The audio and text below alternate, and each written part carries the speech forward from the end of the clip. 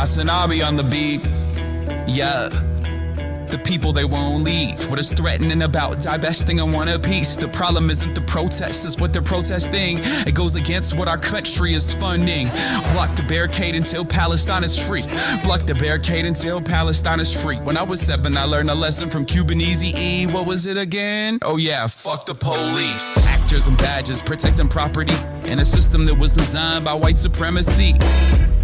But the people are in the streets. You could pay off Meta, you can't pay off me. Politicians who serve by any means, AIPAC, Kufi, and all the companies. You see, we sell fear around the land of the free. But this generation here is about to cut the string. You could ban TikTok, take us out the algorithm, but it's too late. We've seen the truth, we bear witness. Seen the rebel, the buildings, the mothers and the children, and all the men that you murdered, and then we see how you spin it. Who gets the right to defend and who gets the right of resistance? It's always been about dollars and the color of your pigment. But white supremacy is finally on blast, screaming free Palestine to their home at last. We see the lies and claiming it's anti-Semitic to be anti-Zionist. I seen Jewish brothers and sisters out there writhing in solidarity and screaming free Palestine, with them organizing and learning and finally cutting ties with the state that's gotta rely on apartheid system to uphold an occupying violent history been repeating for the last 75. The Nakba never ended, the colonizer lied. Your students intense, posted on the lawn, occupying the quad is really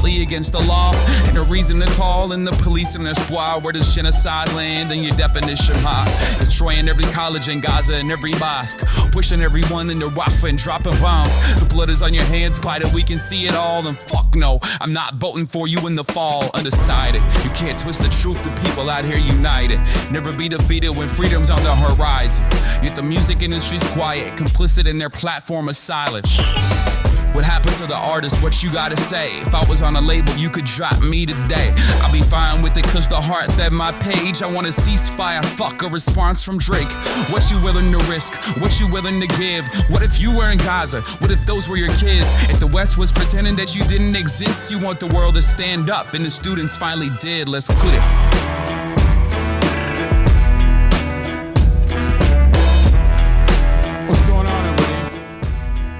Everyone's having a fantastic evening, fantastic afternoon, fantastic pre-noon, no matter where you are in the world. I'm Hasan Piker, and this is the HasanAbi broadcast coming to you live from sunny California, Los Angeles, folks. We're live and alive, and I hope all the boys, girls, and MBs are having a fantastic one, because today's a beautiful day. Today's a wonderful day. Today is Monday, News Day. Ladies and gentlemen, it is Monday, News Day.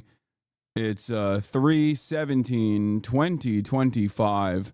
And I am a little late. It's 11:30. Yeah, it's 11:30. So I'm a little late, and I apologize, but I have a good reason for that. But we're live, we're alive, and I hope everyone is hopefully doing a fantastic one, all things considered, even though America is obviously descending into the BURGERREICH on a day-to-day basis as we tumble closer and closer towards fascism. But yeah, it's also shout out to the Irish, you know, happy Ireland Day. I know. I took the day off yesterday, so obviously chat initially is going to be a little wild, I think, a little reckless, as they are known to be when I first come on the scene after taking a day off. I know you missed me. I'm here though, and I have a lot to talk about, obviously. Did you see this? Yeah, did you see that? I suspect that there's going to be a lot of people that are like, why aren't you doing like an IRA thing? Well, it's because there's a lot going on, so.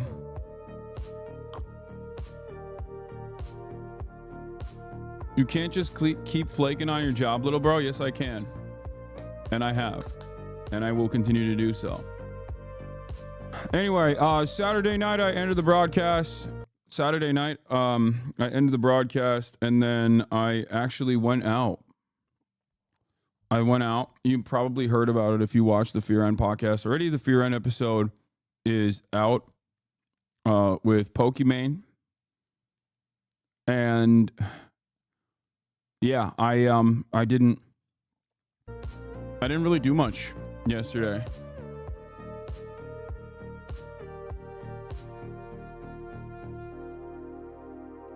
I didn't really do much. I just had a lot of I just had a bunch of stuff that I needed to take care of that I have been putting off for quite some time. And that's precisely what I did. And by that, I mean play Kingdom Come. I played a lot of Kingdom Come.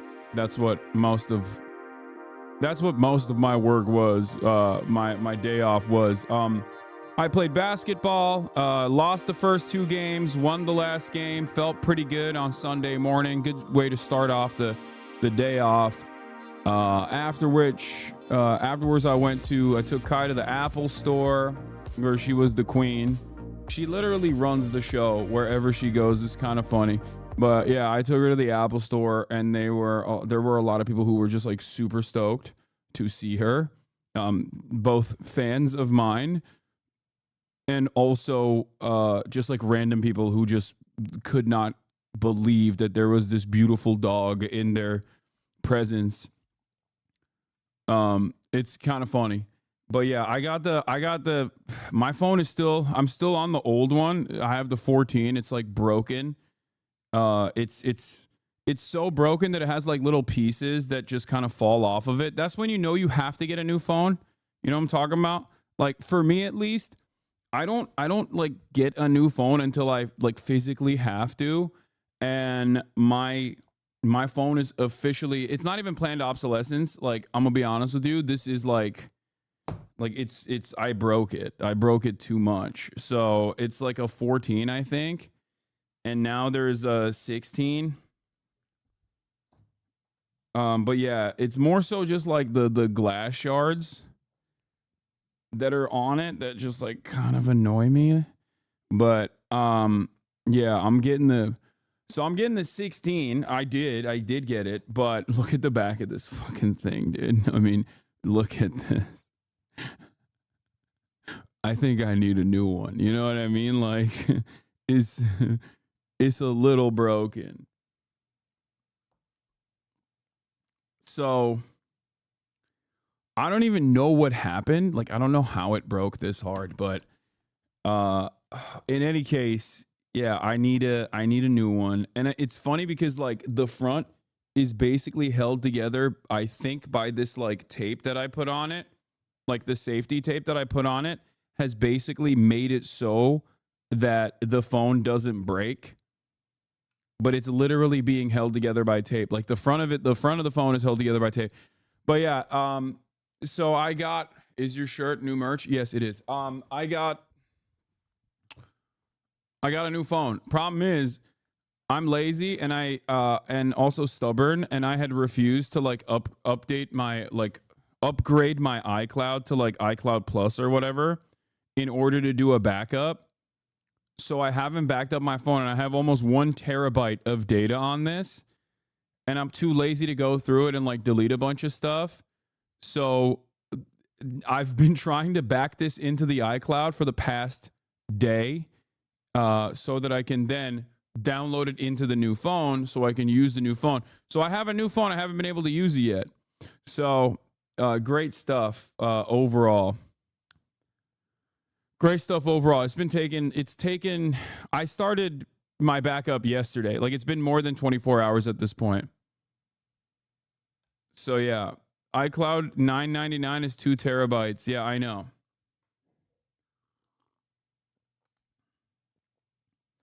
You can back up your phone to your PC. I know. I have the 16. It's fine. Camera is good. I turned all the AI crap off. Yeah, I got the 16 Pro. I know you can transfer directly phone to phone, but I bit the bullet basically because I didn't want my data to perish permanently. You know what I'm saying? I didn't want my data to perish permanently. Like, what if there's an issue? It's a fucking terabyte. Basically, it's 780 gigs of data on this phone. Obviously, in the process of doing phone to phone transfer, that would knock my phone out. That would basically knock my phone out for as long as it takes for the data transfer to happen. And also on top of that, in that process, what if there's an issue and then it's Jover?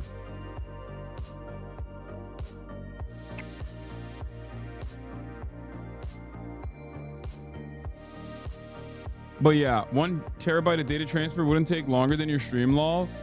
Yeah, it's been taking that long. I don't know why. Dude, what the fuck do you have on your phone? I have photos from like when I first got an iPhone from like 2009, dude. Like, what are you talking about? Anyway, I did all of that. I got a new Apple. I got the new Air Max Pros too, but I haven't used them yet because the old ones are dusty. And I went and I talked to them about my Apple Watch.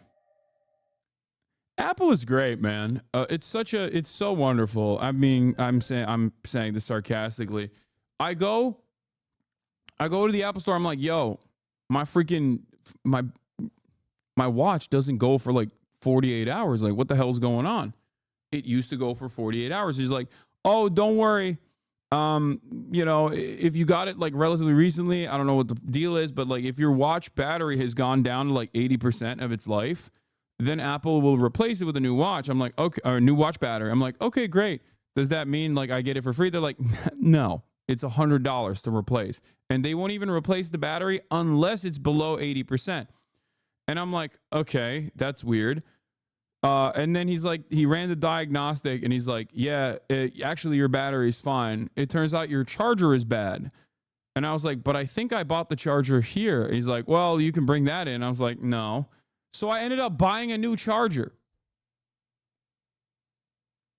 I had to go and buy a new goddamn charger. Anyway, this is all annoying shit that I'm sure everybody deals with. Like, you go in hoping that they're gonna like fix some stuff, and you just end up buying new things that you didn't even know you needed. That's the story with Apple in general. Anyway, so bought a new charger. Hopefully the watch will be a little bit better. Yeah, it's because it's for the environment. Apple really cares about the environment. They put Mother Earth in a commercial played by Octavia. Yeah, that's why they have AI nonsense in their new phones.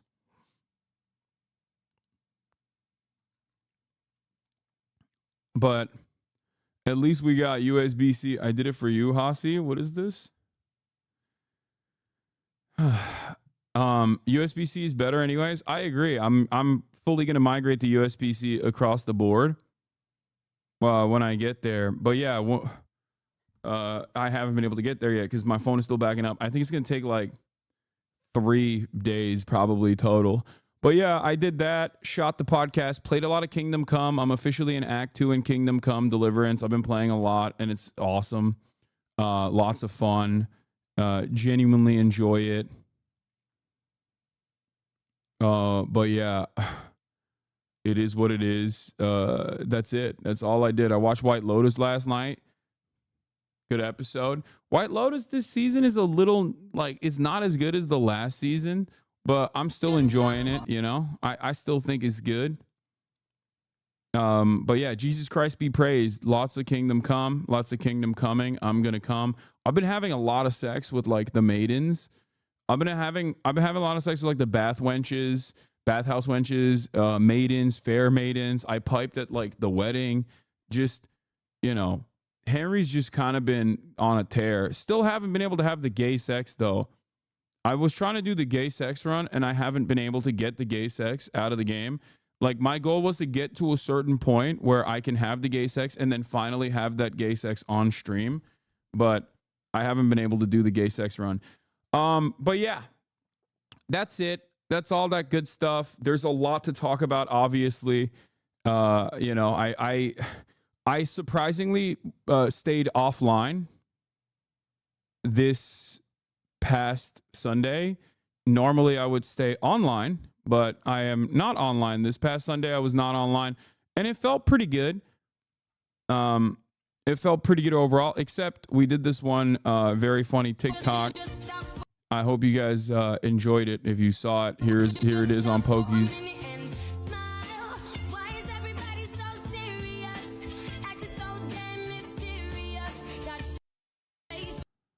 Yeah.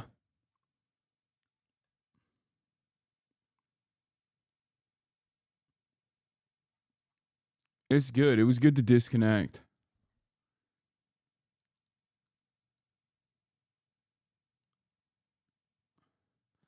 We need George Clooney to arrive at another. Found a very Zoomer core drama video for reacts about how obscenely cringe Elon is. Ooh, I like that. Zoomers think Elon is cringe. That makes me happy. What is this? Put in a token gay sex scene and a token black character, and every liber idiot on Twitch will praise your fucking fashy shit of a game. Dude, I need you to understand something. Okay? I need you to understand something. Kingdom Come Deliverance is amazing. It doesn't matter if there is a token gay sex scene or a token black character in it or not. It's a fucking amazing game. It is an incredibly fun game. It is awesome. Okay? I don't care having gay sex in it, having a black character in it or not. If there was 0 black characters and 0 gay sex in it, I still would play it and I still would tell you it is an amazing fucking game because it is. Okay? Saying it's like a fashy game because, like, first of all, I should be more offended. I should be more offended than you. My people are the villains in this fashy game. Okay? They use Turk as a pejorative. Like, the current character I'm playing with before Henry in the interim is like the priest who literally talks about how he cut off the heads of Turks in Kosovo. Like, they use Turks as a catch-all term, as a barbaric horde of monstrous fighters who are really good fighters, but they're also like really scary. I should be more upset than you. Why are you mad? You're American. Why the fuck do you care about like the 1400s? And I'm not, because it's awesome. The game is amazing. Okay? You're just saying the game is fascist is so stupid. It's a great video game.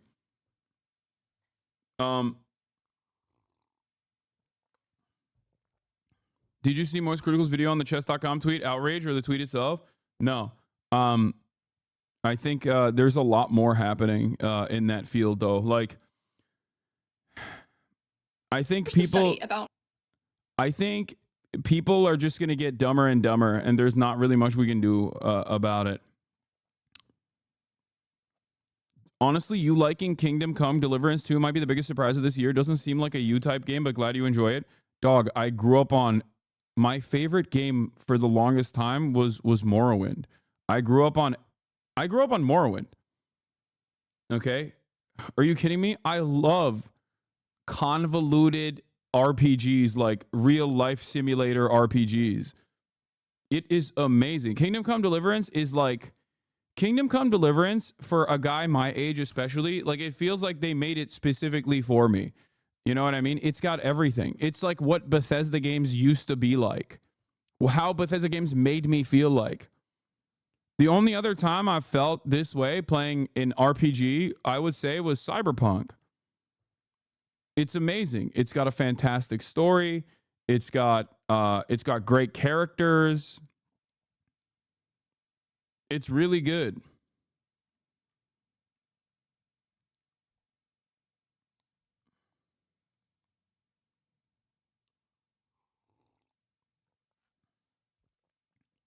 Bro, are you playing AC this week? I think so, yeah. What was I going to say? Boots of Blinding Speed. Did you ever use those? I don't know. Gutenberg is a city is the first time. Cyberpunk and No Regret in Witcher 3. The city felt alive and big. Yeah, I haven't even gotten to that city yet. I'm literally right there, though. I haven't gotten there. If you consider playing Repo, it's a funny horror game with up to 6 players. So much fun, potentially. The mundane historical content is low-key some of the best parts of the game. So immersive, seeing everybody doing all kinds of work. Yeah, it's amazing. Dude, it's so good. It is such a good game. Anyway, I really enjoy it. I don't know why you guys are saying it's fashy. It's also so funny to just like say a good piece of media is fascist, because when you say a good piece of media is fascist, you are handing it to the fascists, basically. Like, even if a good piece of media was fascist, you won't catch me admitting that. Do you see what I'm saying? Because I don't want people to think that fascists can make good art. but it's not, in any case. It's just literally made by a history autist.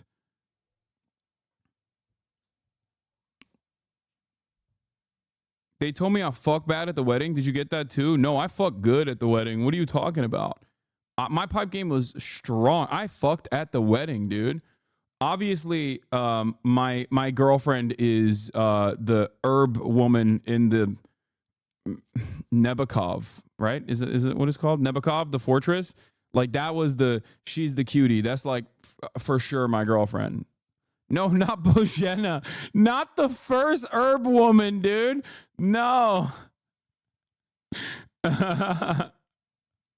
That's funny. Yeah, Bojena. Yo, I can't, dude. I love that granny. Oh my God. She got that granussi.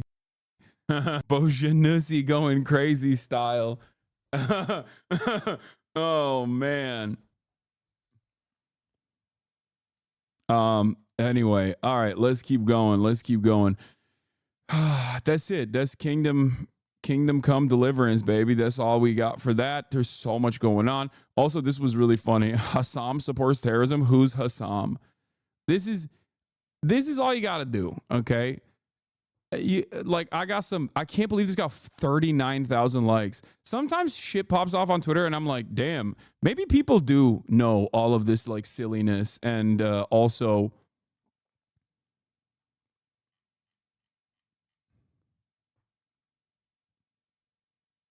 yeah, Hasan.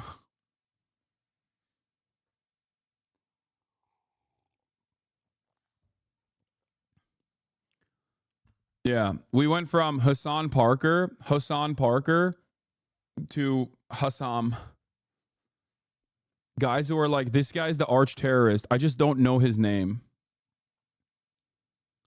Love the majority of the Stan haters have no idea who the hell you are or your talking points. I know. They're just like kind of yelling off into the wind. It's just, you know, the dumber my naysayers get, the dumber their audiences get, and the dumber their talking points get. But it seemingly hasn't stopped. But yeah, whenever I see stuff like this pop off, I'm happy because I'm like, okay, not everyone is so stupid. Like people see this stuff and they think it's stupid as well.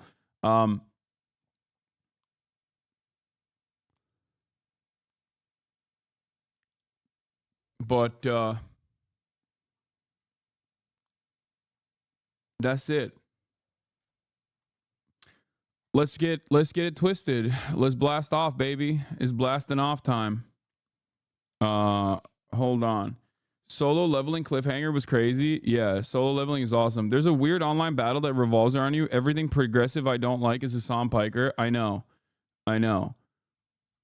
It's just funny. If you're marginally to my left, that means you're a tanky fascist or something. And you must be a Hasan fan and you must love radical terrorism. You know? If you're just like slightly to my left, I hate you more than I hate the Republicans. It's very stupid. You won't catch me doing that, is my point. Like, Bad Empanada, definitely to my left, okay?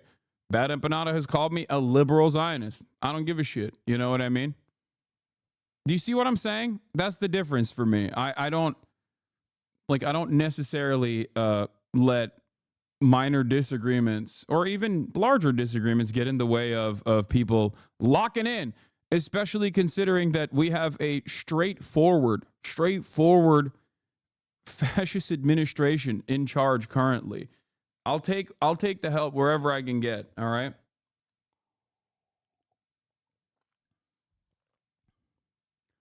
All right, let's blast off and let's do it.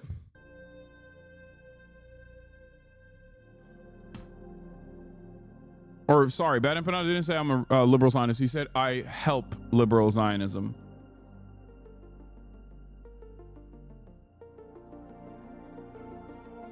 All right. BURGERREICH is here. Trump deports Venezuelans he gave TPS to using Alien Enemies Act in defiance of court order.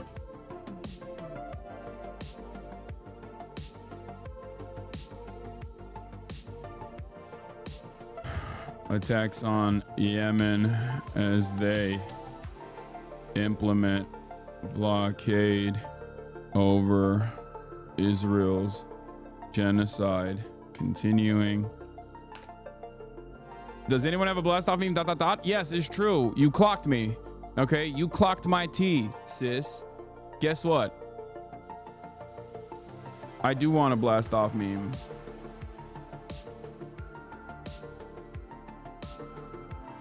What the hell is this? This is the dumbest meme I've ever seen, but I'll use it. The torture y'all do to women on this podcast. Oh yeah, that's the whole point of the Fear and podcast is having female guests on to just exclusively torture them with the most insane things that we can say.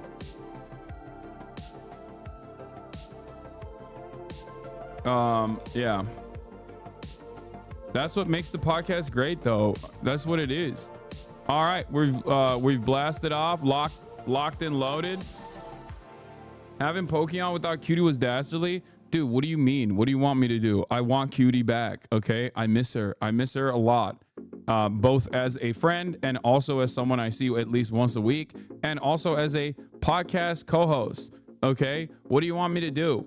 I literally flew out to see her. The fuck do you want? Go tell her to come back.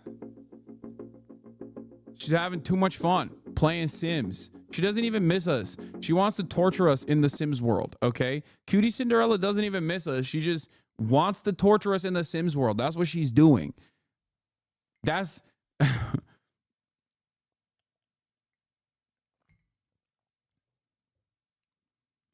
That's what she's been up to. Yeah. But here it is. Here's the blast off meme. The 13 keys, HasanAbi's mansion, eat the rich, tiny head. I don't even know what this meme is. This is the dumbest meme of all time, but fuck it, I still used it. What did I do? You got kidnapped in her Sims last night? Yeah. Oh, that's great. Last time Pokey was on. You're just mad that there's a successful woman in the room. Okay. Are you saying Cutie's not a successful woman? Oh my God, that's not what I meant. I'm not. Oh my God. I am not. I put my foot in my mouth so much. That's so fucked up. Cutie. I'm not. Oh, it's true. Never go back and compare. An adult, you can never go back and compare your penis, right? Yeah. So in my mind, my dad's penis is always going to be larger than mine. I don't know if that's true, but for years I haven't seen it since I was like 8. Yeah, no. When you become an adult. Yeah, we got great stuff. We got great stuff on the last episode of Fear and, okay, on the latest episode of Fear and. Highly recommend it. It was really good. It was really good. Some of Will and Austin's best stuff. Okay. Can you please cover Conor McGregor talking at the White House? He's talking at the White House? That's crazy. What is this Denims video? You guys sent me a Denims clip. What is this? God, dude, that's pathetic. Who sent me the poop sock? One of you fucks thought you were gonna get me. Okay, stop. Yeah, y'all suck. Yeah. Brief note on this also. Motaz spoke out about this too. I didn't even realize I feel kind of bad that he saw this, but I guess he sees a lot of stuff online nowadays. But initially, Ethan and Gila apparently have been talking about sending me to Gaza, and they've made a joke about it. Because I've talked to Palestinian journalists and they've wanted me to come out, and I can't get any security assurances against Israel, obviously, and that's the major reason why it is incredibly dangerous. It's not because of Hamas or anything, and these guys still make a joke about it, and I think that joke plays a very nefarious purpose of making it seem as though it's I think in their minds, they're just basically saying oh, you're too much of a pussy or whatever. But the underlying hidden premise there is that Gaza actually is totally safe from Israeli bombings. And I don't like that. I don't like that because it's basically a thinly veiled threat almost, where it comes across like a fucking pager joke. You know what I mean? It's not a war zone, it's a genocide. It's very different. Okay? You can go to a war zone. It's like almost like an individually crafted, like, I hope your pager goes off type joke. They know what they're doing. It's also funny when they dick ride Israel so hard, but they're also like, go ahead, Hasan, see what happens. Yeah, that's what Israel, exactly. So they had posted People this. want to stand by their principles. They want to be these heroic advocates, but they don't want to risk fucking anything. Hasan. That's such a funny thing to say, by the way, in terms of, like, they don't want to risk anything is such a funny thing to say about pro-Palestinian advocates in general. Not for me in particular. Also, you know, any material financial loss, deplatforming, threats from the federal government is nothing in comparison to like the existence of the average Palestinian in Gaza. So all of that stuff doesn't really matter, but it's a weird thing to say when you're a content creator personally and all you do is yell at other content creators for at least demonstrating a little bit, like a fraction of the fucking moral courage necessary to speak out against Israel at a time when people like Ethan and many others are actively trying to not only deplatform every pro-Palestinian voice, but also specifically get them, like get the Trump administration to pack them up, right? So yeah, like what are you doing? You've done nothing. All you've done is spend every waking moment just shitting on pro-Palestinian voices. Like that's your advocacy. That's where your advocacy ends, and that's where your advocacy begins. But it's crazy that he just like that part aside. It's just genuinely crazy that he's just like, why doesn't he just go to Gaza?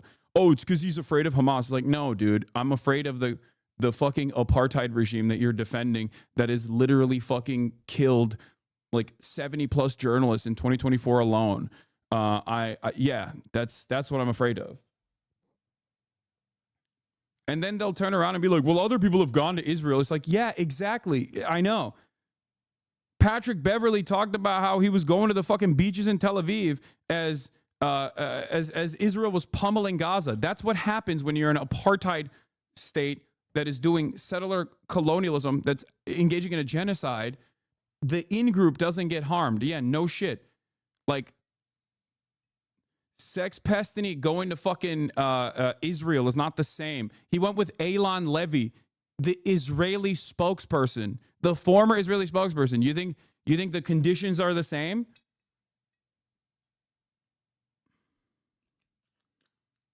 Anyway, yeah, zone of interest. Should go to Gaza. And if he doesn't, he should be severely judged by his audience for being a total fucking coward. I mean, it's part of why I judge him. He doesn't know shit about that conflict. He's never been to Gaza, never been to Israel. He doesn't know shit about it. No, he doesn't. He does not. Yeah. These people said Yoav Gallant was a good guy, by the way, like a couple months ago, and then had to apologize in deep shame because everybody was like, what the fuck do you mean? He's literally a war criminal. Defense Minister Yoav Gallant, who famously said, all of the Palestinians, like, we're shutting off their food, their electricity, and their water because we're fighting beasts.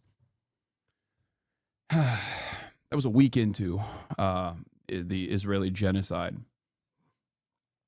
Yeah. Not. But he talks like with such authority. Oh my God. You would think. Yeah. I mean, this is also this is also a ridiculous assessment to make because not only is it an ongoing issue, not only is it an ongoing conflict, but I have had people who have survived it. I have genocide survivors on this stream. And I also talk to journalists who are literally directly in the crosshairs on a daily basis that inform my perspective. So not only is it wrong on that front, it's also entirely stupid as an argument to make. It's like, okay, I know about the Holocaust. I didn't fucking visit. I didn't see it with my own two eyes, but I learned about it. I read about it. You know what I mean? Like, what a ridiculous statement.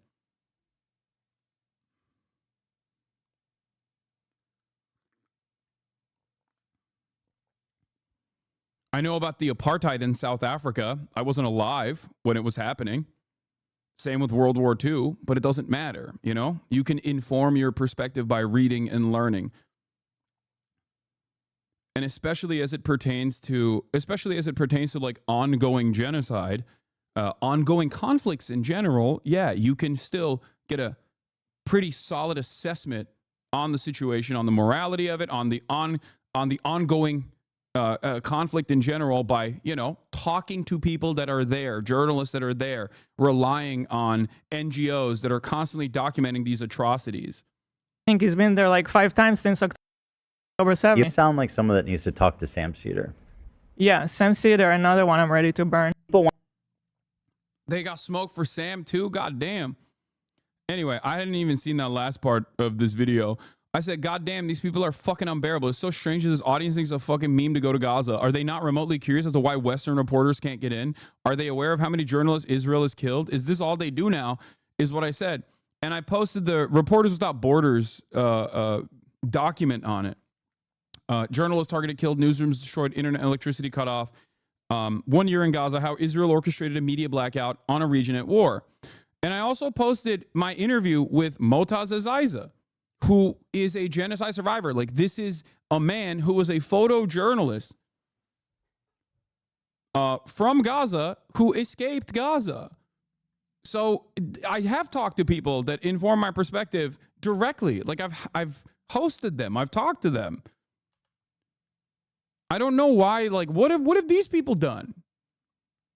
Like, it doesn't make any sense. And Motaz saw it, and he quote tweeted it. He said, I remember my conversation with Hasan Hun when he hosted me in his house for an interview. I saw how much he was moved and wanted to learn more from the people who lived the genocide in Gaza. It's, of course, impossible for Hasan and others to enter Gaza because of restrictions from the Israeli occupation.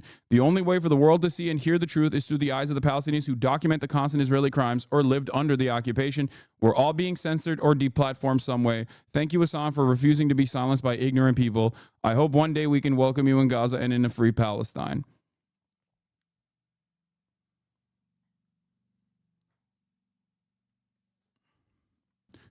Doubt that this will be mentioned on the H3H3 podcast in any capacity, of course. I'm sure that this was not mentioned in their subreddit because that would go against their we're pro-Palestine, but we hate everyone who's pro-Palestine position. You know? It's so gross. It's so fucking gross that this community still acts like they're pro-Palestinian and pro-Palestine, and they just like do this. This is all they do. Their entire commentary around this thing, around this ongoing genocide, is just like talking shit about people who have something to say. You know?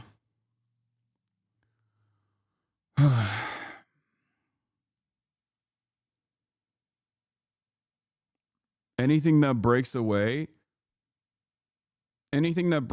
from this like carefully constructed narrative, this hug box that they've cultivated, is considered unacceptable. Like, let's not pay attention to it.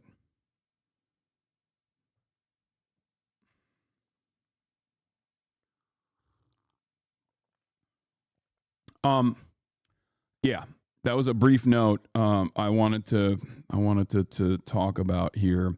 But yeah, there's a new New Yorker article that came out finally. When I was going to the Bradley Martin Zoo Culture Gym, the journalist that was with me for an entire week.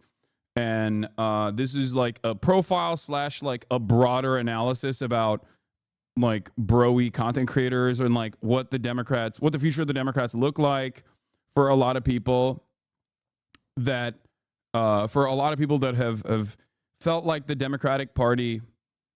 Do you just cover lib articles about you? What do you mean? The New Yorker magazine is a pretty reputable institution. Like, they spent a lot of time and effort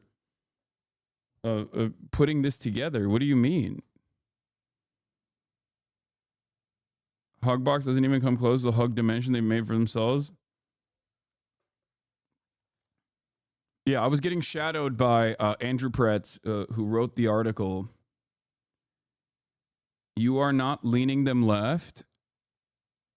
What do you mean? Like New Yorker magazine readers? I'm not leaning them left by a profile? Is that what you're saying?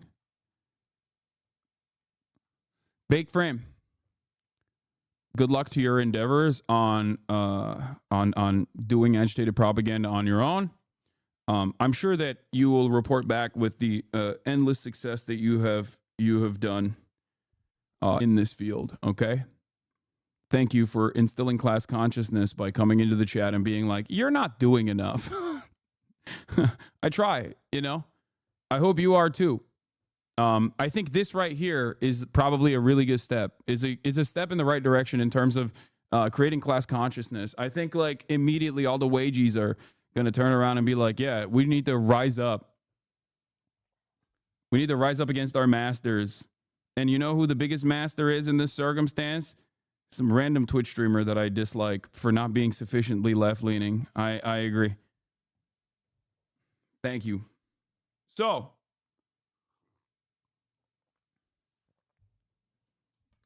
they don't mention you have a huge queer community. It just sounds like a bunch of juiced up dudes. I mean, it's fine.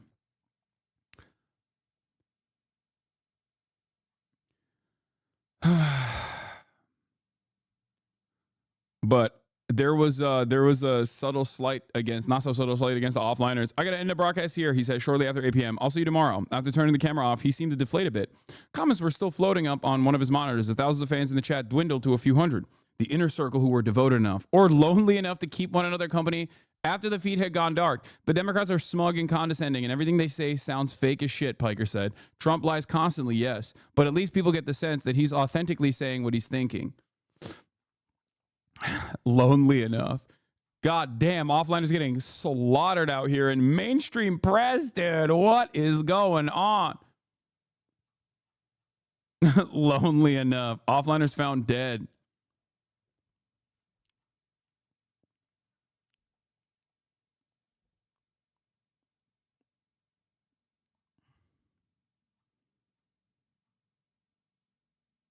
I love this part of the article. What is this?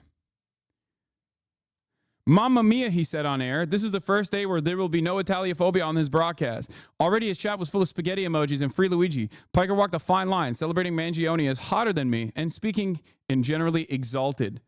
What is this? Sitting in his desk, a screen share of whatever he's looking at on his computer, in his chat where fans supply pertinent links, caps lock shit talk, and puppy emojis, all surging in real time up on the right side of the screen. Stavros Halkias, a comedian and a friend of Piker's, told me he's built up enough trust with his audience that if he's being boring and academic for 40 minutes, they'll stick with it until he starts doing something more interesting, playing a Japanese dating simulator or whatever. It's true.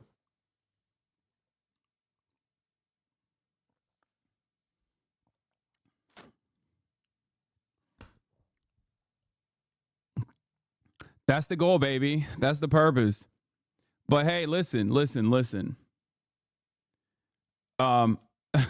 It is funny that that one chatter was like, you're not sufficiently moving people to the left. Not true. Gaming is the most uninteresting part for most. Shut up, socialist pig. Yeah, Jason made it into the New Yorker article, obviously, and so did Bradley Martin. This is pretty funny. Jason made it into the New Yorker article. Twitch stars often appear on one another's streams, hoping to pick up some new fans. One afternoon, Piker headed to Zoo Culture, a gym in Encino, owned by a streamer and fitness influencer named Bradley Martin, to do a collab. It would also feature Jason Wynn, a 20-year-old Twitch star from Texas who goes by Jason the Ween. Bradley's a big Trump guy, and we talk politics sometimes, but mostly we just talk about Jim Bro shit, Piker told me. Jason probably leans Trump, if I had to guess, but his content isn't really political at all. I don't lean towards anyone, Wynn wrote, when reached for comment. I don't want anything to do with politics. Wait, I didn't say Jason probably leans Trump. That's crazy. That was a misquote. Did I say that? I don't think that at all. By the time we got to the gym, Wynn was already there, performing for the camera by flirting with a woman on a weight bench. Is Jason rising right now? Piker asked. No, I think that was a misunderstanding. I was talking about Bradley, who was leaning for Trump, not Jason. Anyway, yeah. By the time we got to the gym, already there, performing for the camera by flirting with a woman on a weight bench. Is Jason rising right now? Piker asked. Martin, who nodded, is it working? Piker asked the woman. She replied a little bit before she left. She gave Wynn her Discord.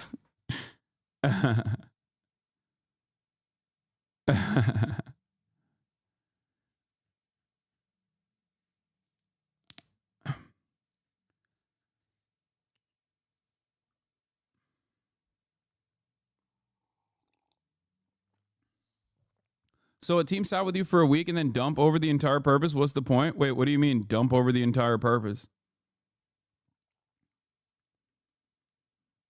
Guys, this is a 56-minute article. Do you understand? Like, looking at a couple snippets here and there, you are not like make you out to be a terrible person. Is that what they did? I literally have not read the whole thing, but I doubt that they did that. I don't think that they did that.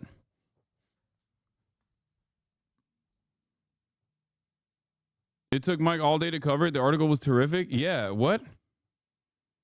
I listened to the whole thing. It's actually not very clear if it's positive or negative on you. Yeah, it's fine. Yeah, not everyone is going to write glaze articles, dude. It's okay.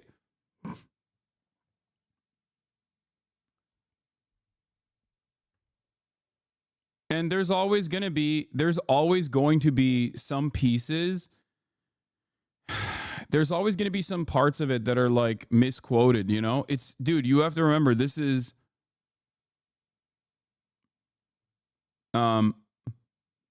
you have to remember, like, this is over the course of like a week. Like, I was shadowed for an entire week.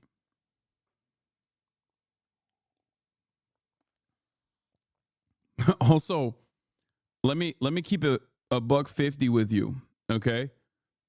When mainstream media writes about me and doesn't call me a like Fox News, I'm good. I'm happy with that.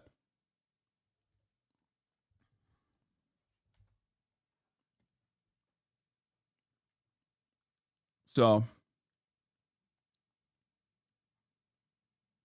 any plans to cover Serbian protests? Yeah, I will. Yeah, you're missing one thing. This article is mainly about losing the white young men voter base. Exactly.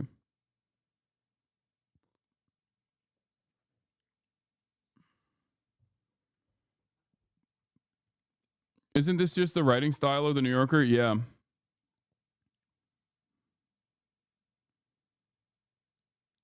Is liberal so they paint you as silly sometimes? Like they say that you sometimes blame everything on capitalism? Yeah, it's... They also mentioned Antisemitism.org as an activism group. It's fine.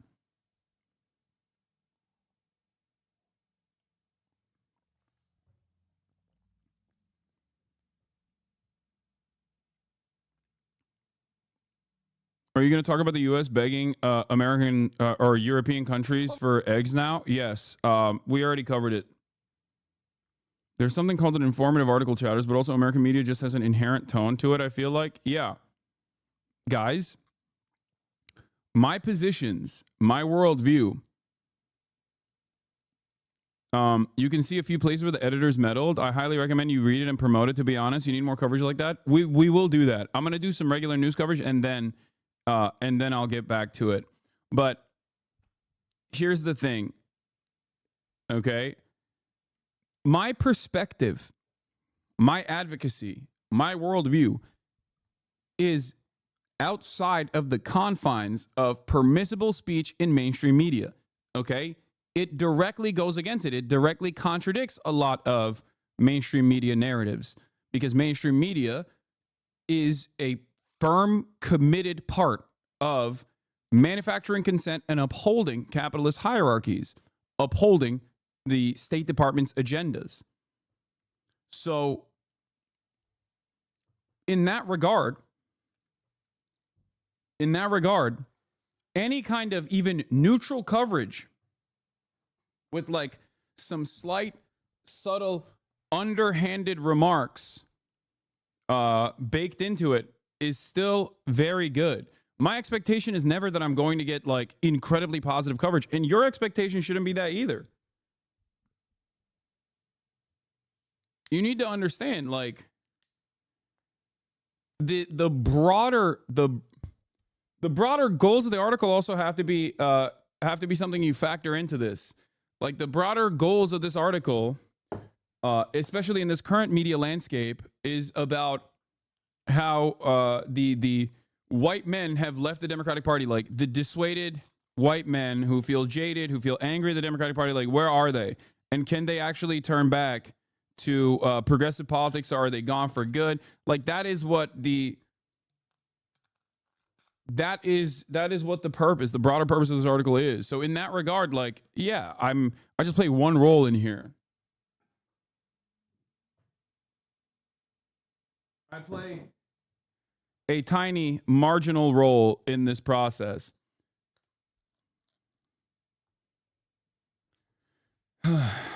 Editors also, yeah, there is a thing called editors that will greatly change the dynamic of an article. It's like kind of thing. An article that might have been written by a fan journalist, for example.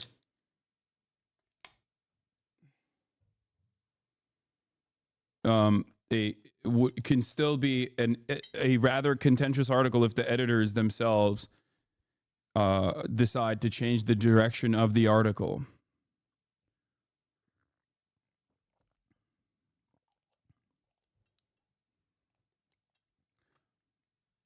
Anyway. Over the weekend, the Trump administration deported hundreds of Venezuelans that it says are gang members. Yeah, we're going to obviously start off on our news coverage with the BURGERREICH. It is upon us. It is here. Very much so. It is incredibly damaging. The Alien Enemies Act is being used for the first time ever in U.S. history when there is no active war happening. This is devastating for many different reasons, but it is one of the darker chapters of American history when we had Japanese internment camps here in the United States of America, as you guys might recall, during World War II. Instead of learning from those lessons and vowing to never repeat them again, Donald Trump has now decided to use that same act, this time against Venezuelans. Venezuelans that he actually brought here. Venezuelans that had to escape Venezuela as a direct consequence of the sanctions regime that he implemented against Venezuela, and then also offered temporary protected status to. Donald Trump was such a fan of TPS that he actually offered an extension on the TPS, temporary protected status, that he had afforded to the Venezuelan migrants coming in from Venezuela, the refugees, on his way out. Now, 4 years after that fact, when he's back in office, he's back with a vengeance. He's now decided that if you are of Venezuelan descent in the United States of America with a temporary protected status, which means proper documentation, mind you, as a refugee, he will revoke it. He will treat you as a hostile enemy combatant, and he will falsely smear you and claim that you are a part of the Venezuelan gang Tren de Aragua. And even if judges decide that this is illegal and try to hit a TRO, temporary restraining order, to stop the administration from falsely shipping Venezuelans, not to Guantanamo Bay this time, but instead to the CCOT facility in El Salvador, which is a direct concentration camp, the Trump administration will still follow through. They do not care. It is a new era of fascism.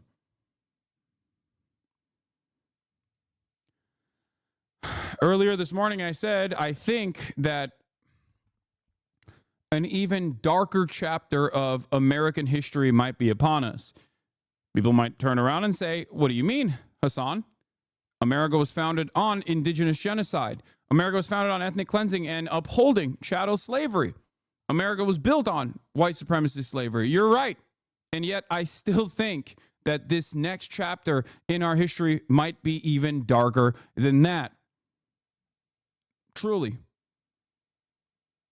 Because it kind of feels like we are moving in to the new fascist movement here in the United States of America, like straight Nazi Germany.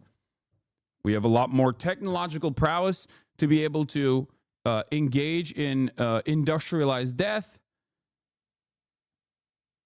And we are officially there. Let's take a look. Over the weekend, the Trump administration deported hundreds of Venezuelans that it says are gang members, despite a judge's order to turn the flights around. The law at issue dates to 1798. A constitutional clash is likely looming. Chief White House correspondent Mary Bruce is tracking the story. Good morning, Mary.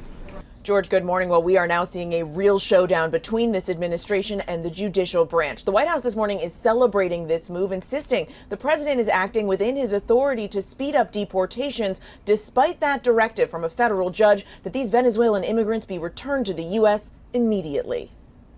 This morning, hundreds of alleged Venezuelan gang members are waking up in prison in El Salvador after the Trump administration rapidly deported them, ignoring a federal judge's directive. This video shared by El Salvador's president shows the... It's sad that we will never ignore injunctions or court orders at the behest of a greater good for the public.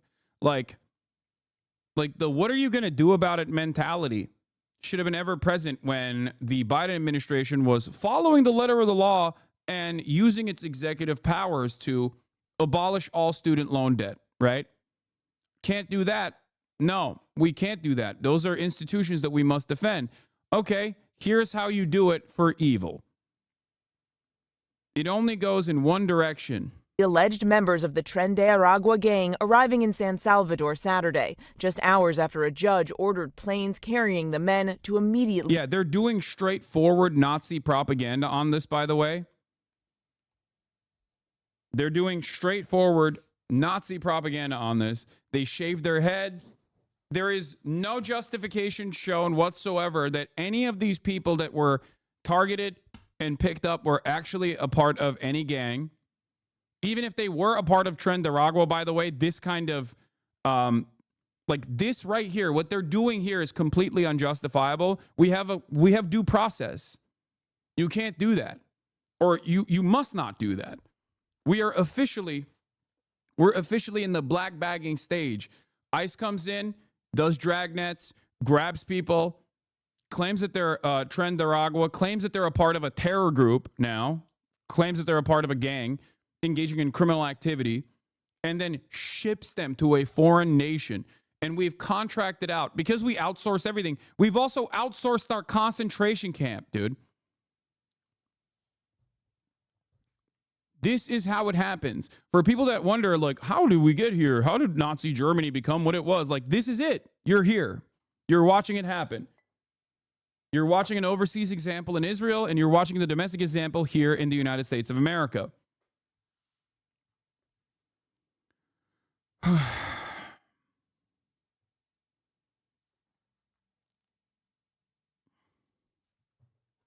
returned to the U.S. Trump over the weekend invoking the Alien Enemies Act, an obscure wartime law from 1798, allowing the government to deport non-citizens with little or no due process. The law last used to play a role in the internment of Japanese Americans during World War II. I'll simply say they never should have been allowed into our country in the first place. It's our... Trump allowed them into the country. Trump is a major role player in why they had to leave Venezuela, okay? It's not just about Maduro. You need to understand something. I don't care what, like, Venezuelans that live here will say over and over again. I don't care what the media says over and over again. Trump and his sanctions regime on Venezuela played a very big role in the Venezuelan economy going tanking even further at a time when they needed aid, okay? They said Maduro's a bad guy, fair, sure, whatever, okay? And use that as a justification to make the economy scream. And the economy did scream. And as a direct consequence of that instability, many Venezuelans escaped Venezuela. They went to Colombia. They went to other Latin American countries. And a lot of them also came to the United States of America. Trump, politically, as he has done in the past, as the American administrations have done in the past with like Cubans who are escaping Cuba, right? Offered Venezuelans temporary protective status. He said, you guys are political refugees. We are anti-communist. You are anti-communist. Come to America. We'll use you, right? That's usually the goal for American empire. They bring in a bunch of reactionaries or bring in a bunch of people who are escaping political repression and use them as a propaganda tool. So that's what we did. The American government did that. And in the process, Donald Trump was such a fan of offering temporary protective status to the Venezuelan refugees that came into the United States of America that he actually extended it on his way out. And then Joe Biden became president for 4 years, and now he turned around and is revoking the TPS in this insanely violent manner. deciding that every single Venezuelan on U.S. soil that has documentation, mind you, documented or undocumented, but virtually all of the Venezuelans on U.S. soil are documented. They have the paperwork. They got temporary protected status. Understand that they have the documents. These are not undocumented migrants, okay? They have the documents, or they're in the process of getting their documentation, as in their court documents. The Trump administration turned around and black-bagged a bunch of Venezuelans that they had actually welcomed into U.S. Inside of the U.S. boundaries, and in a pure political ploy, decided to ship them to the El Salvador Anti-Terror Prison Unit, CCOT. We've watched the El Salvador CCOT prison before on this broadcast because a bunch of right-wing Mexican YouTubers went there and glazed Bukele and also the prison structure and talked about how awesome it is that they're like torturing people there. Lights on 24/7.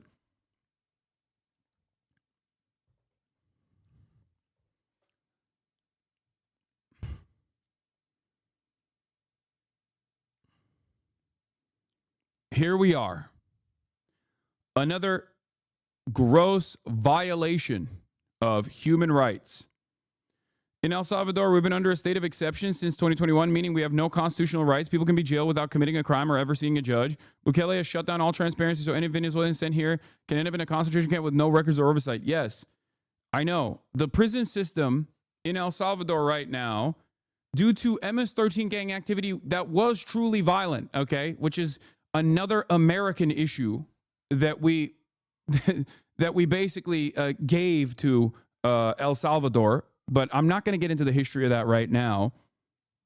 Having said that, because of the massive amounts of crime caused by MS-13, which was born out of the U.S. prison system, where we initially dumped El Salvadoran migrants that became radical in the California prison system. We without telling the El Salvadoran government, deported those migrants to El Salvador, creating a network, a back and forth for MS-13 to operate. MS-13 became this like incredibly powerful gang as a direct consequence of us deporting El Salvadoran criminals from the California prison system, from MS-13 into El Salvador without informing the government, without telling the El Salvadoran government that these guys were MS-13 gang members. You can say, sure thing, buddy. It's just the truth, okay? It's just the truth. I'm not even talking about Venezuelan gangs right now. I'm talking about MS-13 and how MS-13 became a thing, became like this internationally renowned gang. I'm not talking about Tren Aragua. I'm talking about MS-13, okay? Pick up the pace.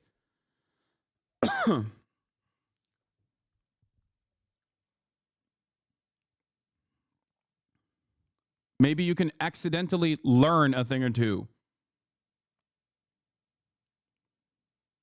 So, Nayib Bukele, who initially came into power with a fairly progressive ticket, okay, who had a fairly progressive background. Nayib Bukele is literally of Palestinian descent.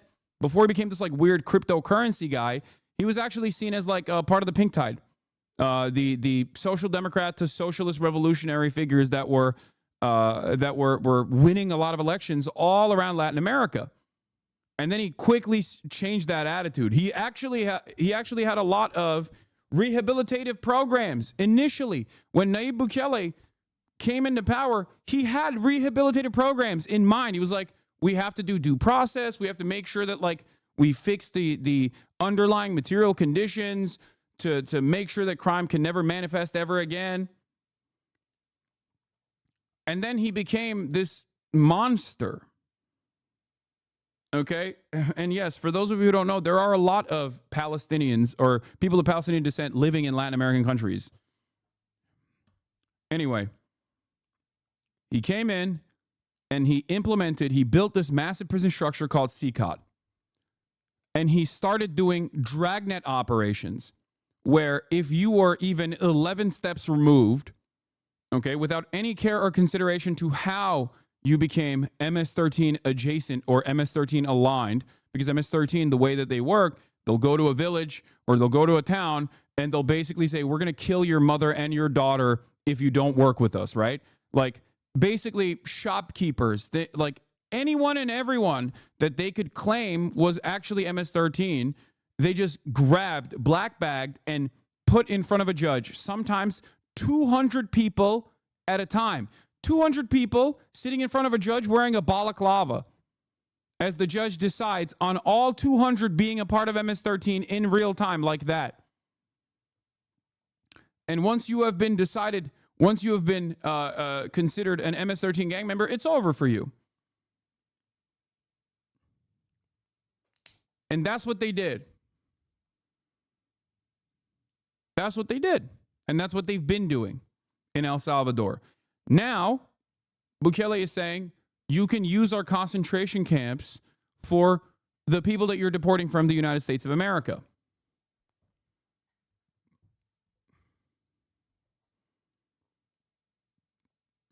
And that's precisely what's going on.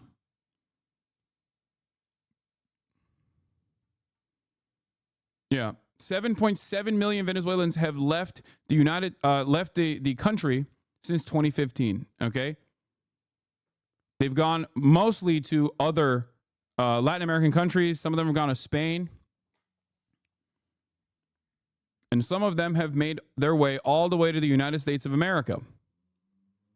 The largest population went to Colombia, obviously, as I talked about before.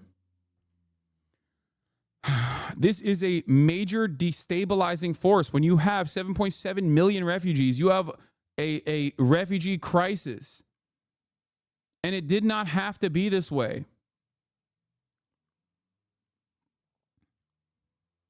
Where is this? I remember reading this article about Bukele a few years ago. They interviewed a mother whose severely autistic son was abducted by the cops, and days after searching for him, found out he was sent to Supermax, where they don't even feed you consistently unless your family pays. Yeah. Even before he started the slave labor business, I could take one look at this guy and guess he was already embezzling from the treasury. Not that we needed the help, but American prestige will crater even further when everyone figures out the obvious here. Yeah. Nayib Bukele, who has been yelled at by Donald Trump, ironically enough, on numerous occasions, which is why I always thought it was strange. Donald Trump would go on CPAC and be like, Nayib Bukele, he sucks. He's dumping out his prisons, like probably because he doesn't know anything about Latin America. He probably thinks El Salvador is Venezuela or something, okay? And he would constantly shit on Nayib Bukele, who's also a crypto guy, is now working with him because it said, hey, it's great. Send us all of your deportees. We'll use them as slave labor in our fucking concentration camps. That's where we're at right now. I need you to understand how insane this is. I'm not being hyperbolic at all.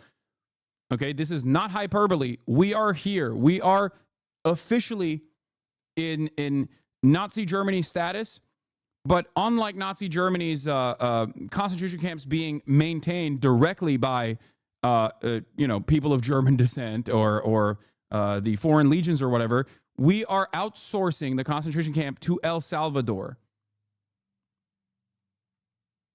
Okay. Now watch this video. Watch this promotional video from Nayib Bukele and tell me that this isn't Nazi shit. Okay. Go ahead. Nayib Bukele says, today the first 238 members of the Venezuelan criminal organization Tren de Aragua arrived in our country. They were immediately transferred to CICOT, the Terrorism Confinement Center, for a period of 1 year, renewable. The United States will pay a very low fee for them, but a high one for us. Over time, these actions, combined with the production already being generated by more than 40,000 inmates engaged in various workshops and labor under the Zero Idleness Program, will help make our prison system self-sustainable. As of today, it costs $200 million per year. On this occasion, the U.S. has also sent 23 MS-13 members wanted by Salvadoran justice, including 2 ringleaders. One of them is a member of the criminal organization's higher structure. This will help us finalize intelligence gathering, go after the last remnants of MS-13, including its former and new members, money, weapons, drugs, hideouts, collaborators, and sponsors. As always, we continue advancing in the fight against organized crime, but this time we are helping our allies, making our prison system self-sustainable and obtaining vital intelligence. They're making their prison system self-sustainable by doing slave labor. Okay? We're doing slave trade shit for Venezuelans who have not gotten any due process whatsoever. Venezuelans that have not, this is a work camp, okay? Arbeit macht frei shit. Understand? Work sets you free shit.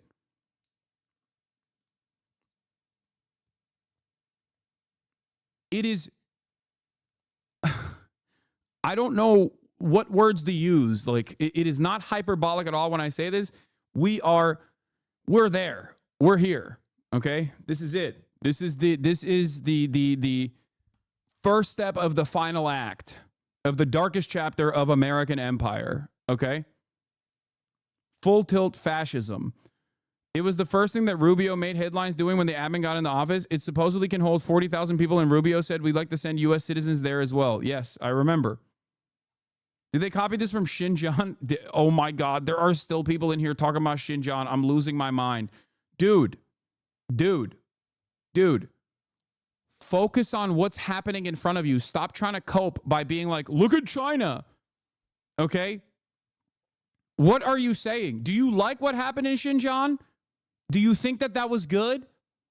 If your answer is no, why the fuck are you saying that right now as a counter in this circumstance? What I'm talking as an American about what we are doing to documented migrants whose documentation we are revoking. Holy fuck.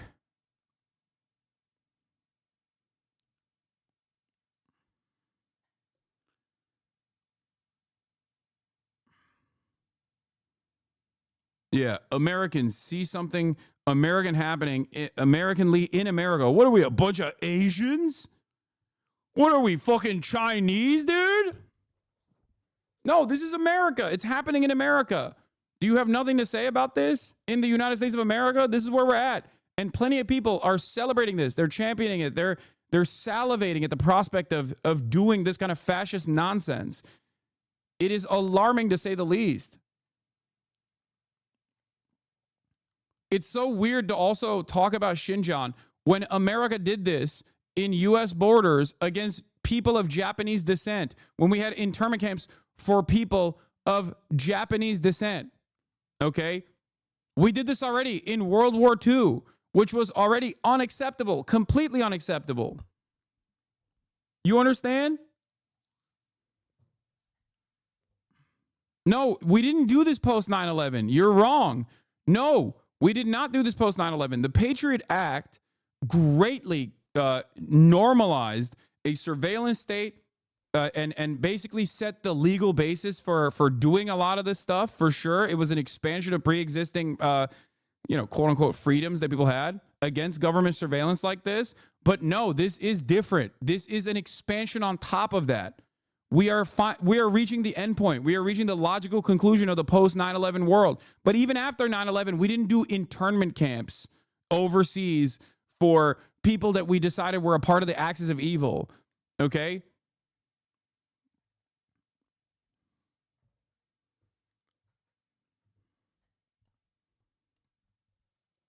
Yes, America did this to Germans too during World War I and II. Yes. America did this during World War I as well, yes.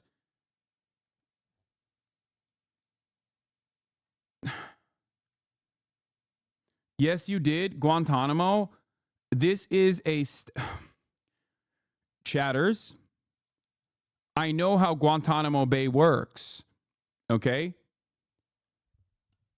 There was still some semblance. This isn't a defense of Guantanamo Bay and the process.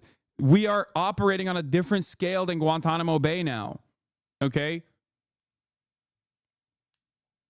Wake up.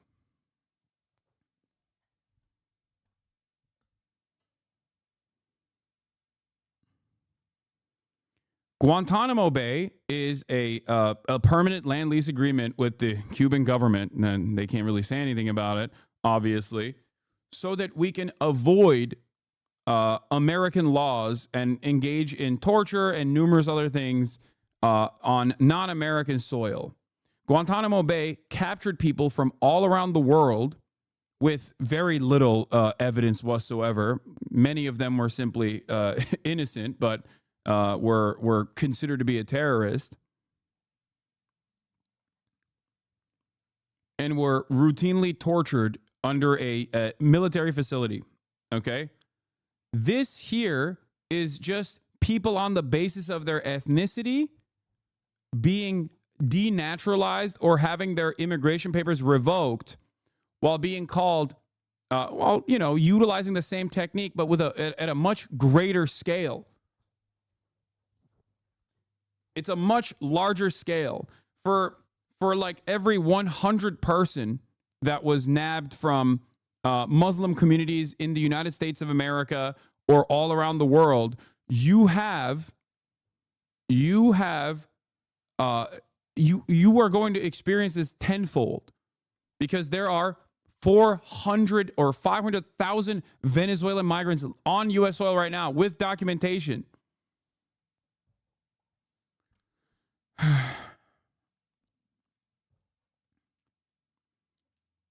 It is a scale that is far larger than Gitmo.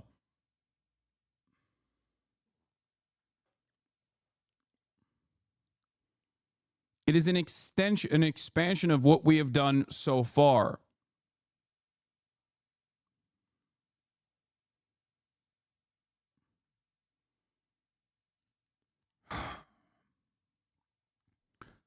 Anyway, watch this.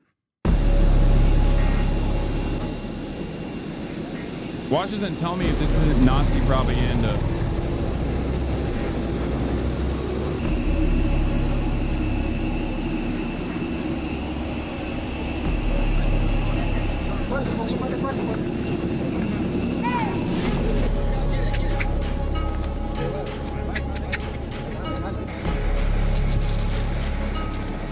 They grabbed a Venezuelan dude for having tattoos. Like that's what they're doing. And they're like, think about it. We didn't use the Alien Sedition Act post 9/11. We didn't even use the Alien Sedition Act post 9/11. There is no war happening right now, and the Trump administration is claiming that it's an invasion, that migrants are invading. How do you not see that this is an even greater expansion of the previous surveillance state? This is not a justification for the previous surveillance state. I have fought against it every single step of the way. Having said that, this is moving beyond that now. This is a logical conclusion.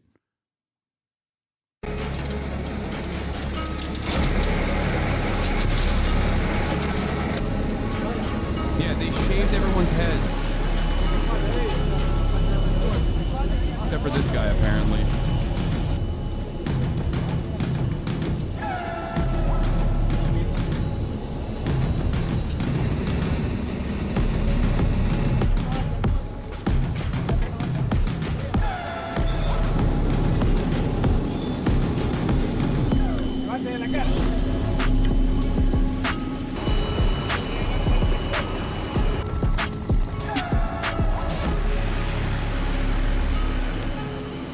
Oh, they shave him in Seacot. Hold on, I gotta pee.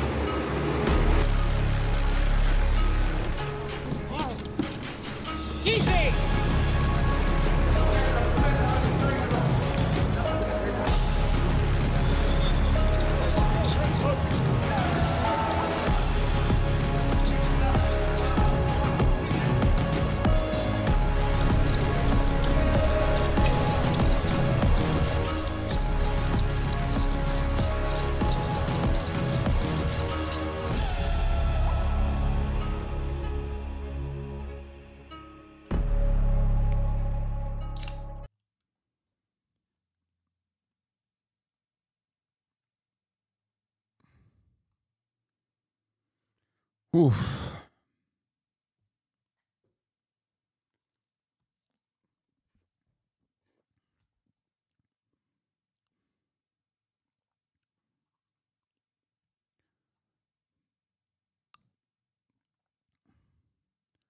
Why are they firing their heads down when moving them? It's all different ways of engaging in like body torture, dehumanization, and to keep them in a state where it's an intimidation tactic. It's a way to keep them as like non-threatening as possible. It's like more difficult to do, more difficult to resist. It's also dehumanizing. It's like when you realize that the cruelty is the point, you will recognize why they're doing all of this. Yeah, human rights organizations have been actively writing about CCOT, actively writing about the lack of due process in El Salvador for almost a decade at this point, since it began, since it opened up. These facilities opened up, half a decade. What? You got fooled? This is El Salvadoran gangs, not people extracted from the U.S. Dog, they're using this as a propaganda piece. They're using this as a propaganda piece to say, this is what we're doing to the Venezuelans. What do you mean I got fooled? That's what Nayib Bukele is saying in the fucking video. What are you talking about? And we already know that the American government did ship a bunch of Venezuelan refugees.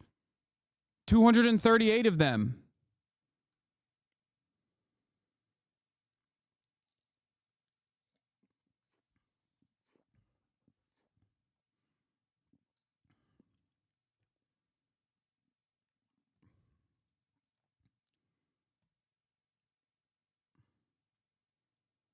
Then why are you showing the propaganda? Dude, why is it that when you're just in the wrong, there's something in you that just says like, no, I'm going to double down and like move. I'm just going to move the goalpost. Like, it's okay, man. It's all right. Like, we get things wrong sometimes. I get things wrong sometimes. You know what I do when I get something wrong? I say, I'm sorry. I was wrong about that. You can do that too. It's a healthy thing to do. All right. It's fine. Responsibility to protect our families, to keep our streets clean and safe. And that's exactly what the president said he was going to do. But after some non-citizens represented by the ACLU sued the administration, that federal judge in an emergency hearing Saturday.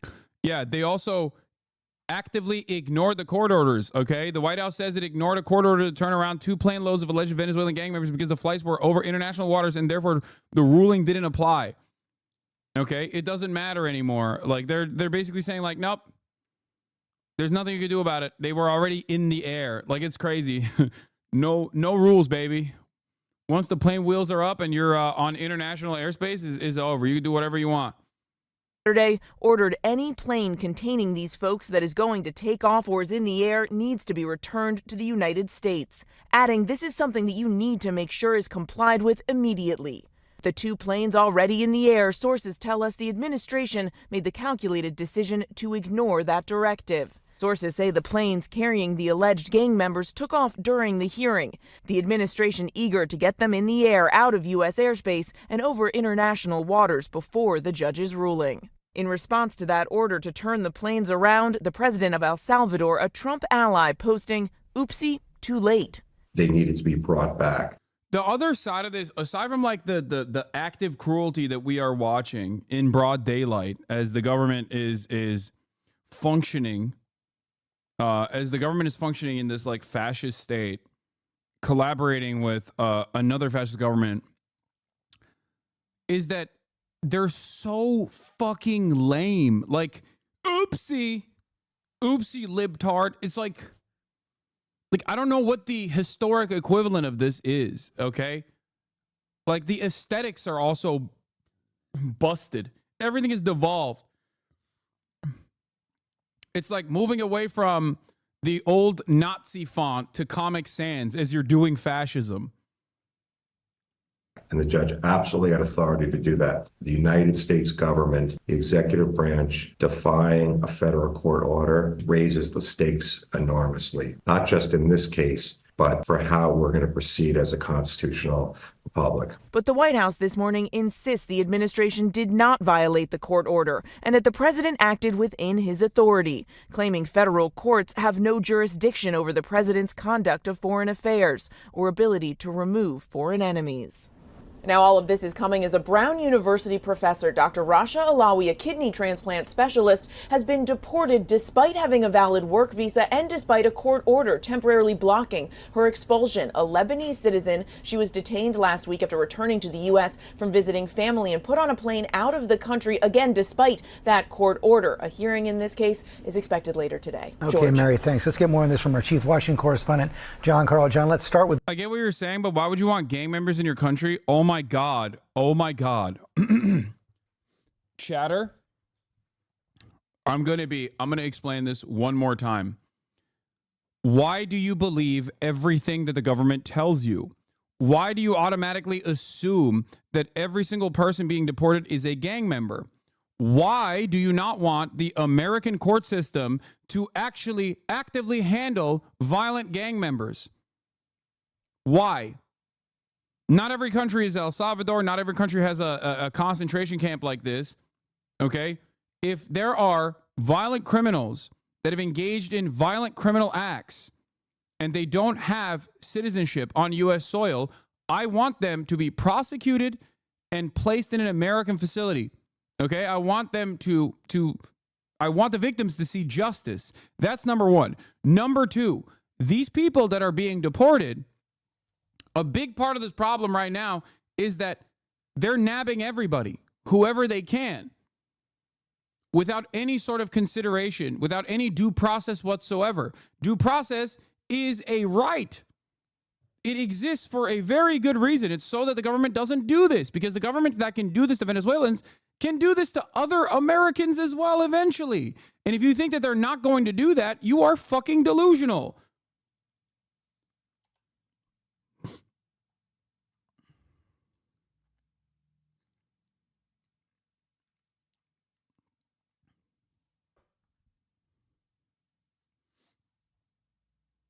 They are lying to you. They're trying to get you to respond by going, I don't understand. Why do you want violent criminals to stay in this country?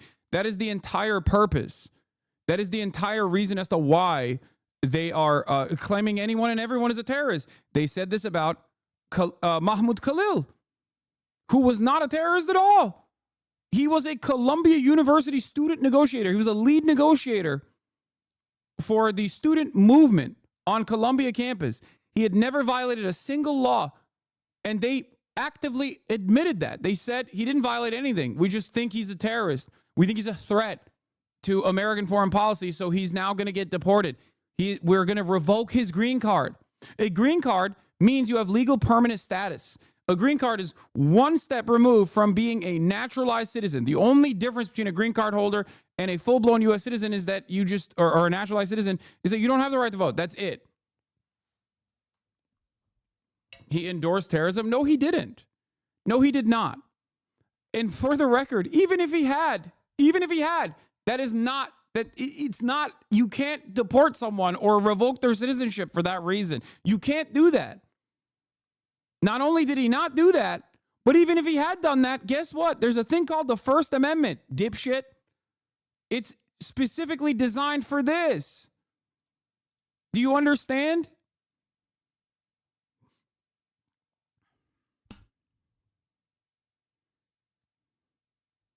It's no different than saying being Jewish, being of Jewish background in Nazi Germany and endorsing socialism, communism, trade unionism makes you a terrorist. It is the exact same principle.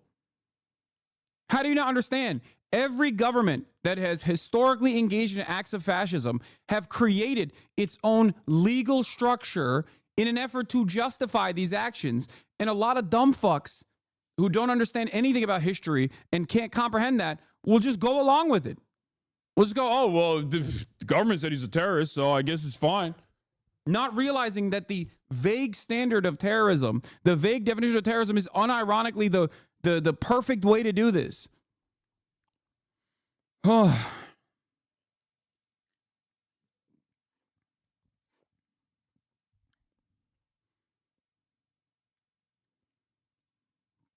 Instantly ban Lamau, W streamer, I guess, Kappa. I unbanned you. So you can keep being stupid in the chat if you want to. But it is kind of funny that you would complain about being banned. You can still watch the stream while you're simultaneously justifying revoking someone's green card. Like, if you think this minor nuisance for you is a major problem, then try to understand, like, putting someone in this torturous condition, detaining them falsely without due process, and trying to revoke their legal permanent residency. A person with an American wife who's 8 months pregnant, like, please.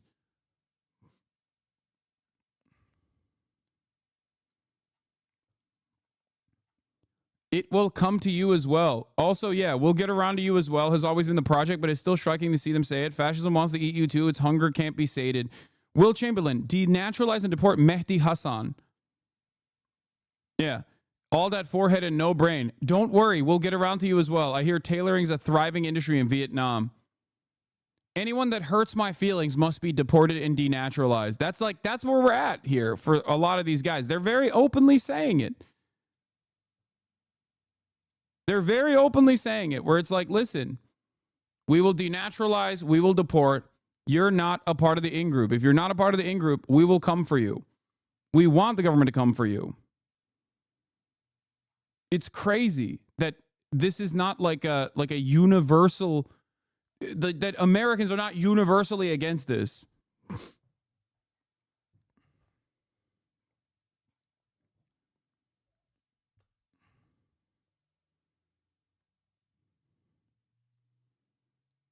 And yet there's still libs and conservatives watching the stream and hesitant to call these people and their sentiments fascist. I know. They will never, they will not realize what is happening, okay? They will not realize what's going on. And slowly but surely, they will be advocates for it. That's it. That's how it goes. And hopefully, if justice is served one day, they'll turn around and hide their head in shame. They'll be like, oh, no, we were always against this.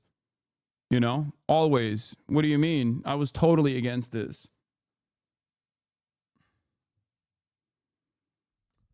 Like, the fact that a judge, a federal judge, put forth a court-backed injunction to stop the deportation process and that the White House simply ignored it is another severe move in the direction of destroying everything. Like, what the last ticker tape, the last piece of ticker tape that held this entire process together is gone. It is perishing in front of our eyes.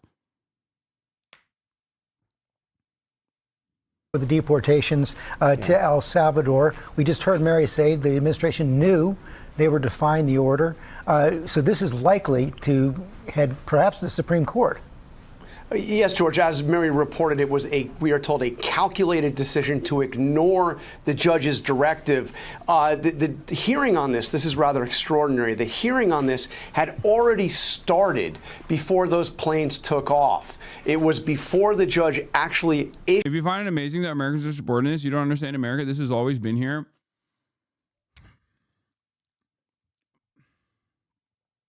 Chatters that come in here to tell me, of all people, okay, that this is their "I told you so" moment. Yes, dude, you wanna maybe take a deep breath and try to comprehend why I think this is an even greater expansion of previous revocations of civil liberties and rights that people had. I'm trying to wake up people who don't recognize what is going on, as it's like slamming them in the head. Okay? Just simply being like, this is how it's always been, is so utterly unproductive and incredibly stupid. Especially because this is not how it's always been. Do you understand? This is not. It's not how it's always been. Every single step that you will point to throughout American history has moved the needle in the direction of this moment, okay? It's always been an expansion. Barack Obama accelerating ICE deportations and giving more power to ICE after the agency was developed when there was a previous agency called INS, okay, for immigration enforcement. The Department of Homeland Security is invented after 2001. ICE is a part of that. Obama greatly expands ICE's power and lack of jurisdiction, really, where they can just like operate everywhere. Trump comes in, also does the same. No one reins it back. Joe Biden doesn't rein it back. Trump comes back in, and now here we are.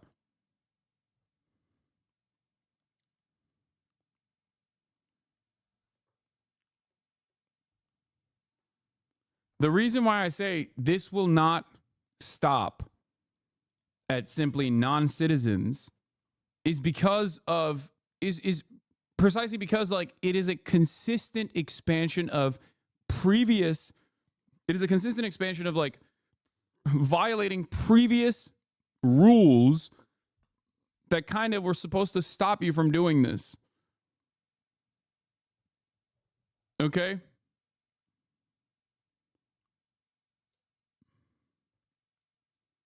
Issued the order, but it was after it was quite clear the judge was skeptical of the use of this 1798 Aliens Enemies Act. By the way, that is an act that has only been used 3 times in all of American history. So the judge was clearly skeptical of it. And then when the order came, the order was clear that even if the planes had taken off, they were to turn around. Let me read you what the judge said. You shall inform your clients of this immediately. Any plane containing these folks that is going to take off or is in the air needs to be returned to the United States. Now, the White House says that this is an order that was an extraordinary imposition on the executive branch, that the judge simply had no authority to interfere with the president's conduct on national security and foreign affairs matters. But as you also heard Mary point out, this has huge implications for the other court cases working their way through right now on other actions by this president. Which is why it's likely to go to the Supreme Court. And the Brown University doctor had a valid work visa. So what authority did the administration use to deport her? Well, her attorneys say she had a valid H-1B visa to be an assistant professor at Brown University. By the way, she's educated in the United States, Washington University, Yale University. We'll find out more on this at today's hearing. Meantime, the president also claimed overnight that the pardons issued by former President Biden are void for the January 6th committee members, but the pardon power in the Constitution for the president is absolute. Oh, no. Oh, no. He's going to lock up Liz Cheney. He's going to... Oh, no. Democrats will maybe get animated now. When Joe Brandon is in the crosshairs, Democrats will finally get animated.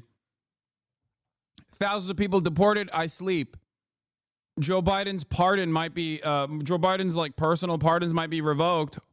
This is the greatest threat to American, to American civil liberties.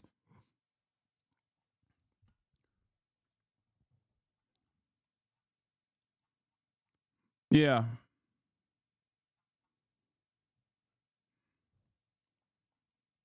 Yeah, maybe they'll spring into action now.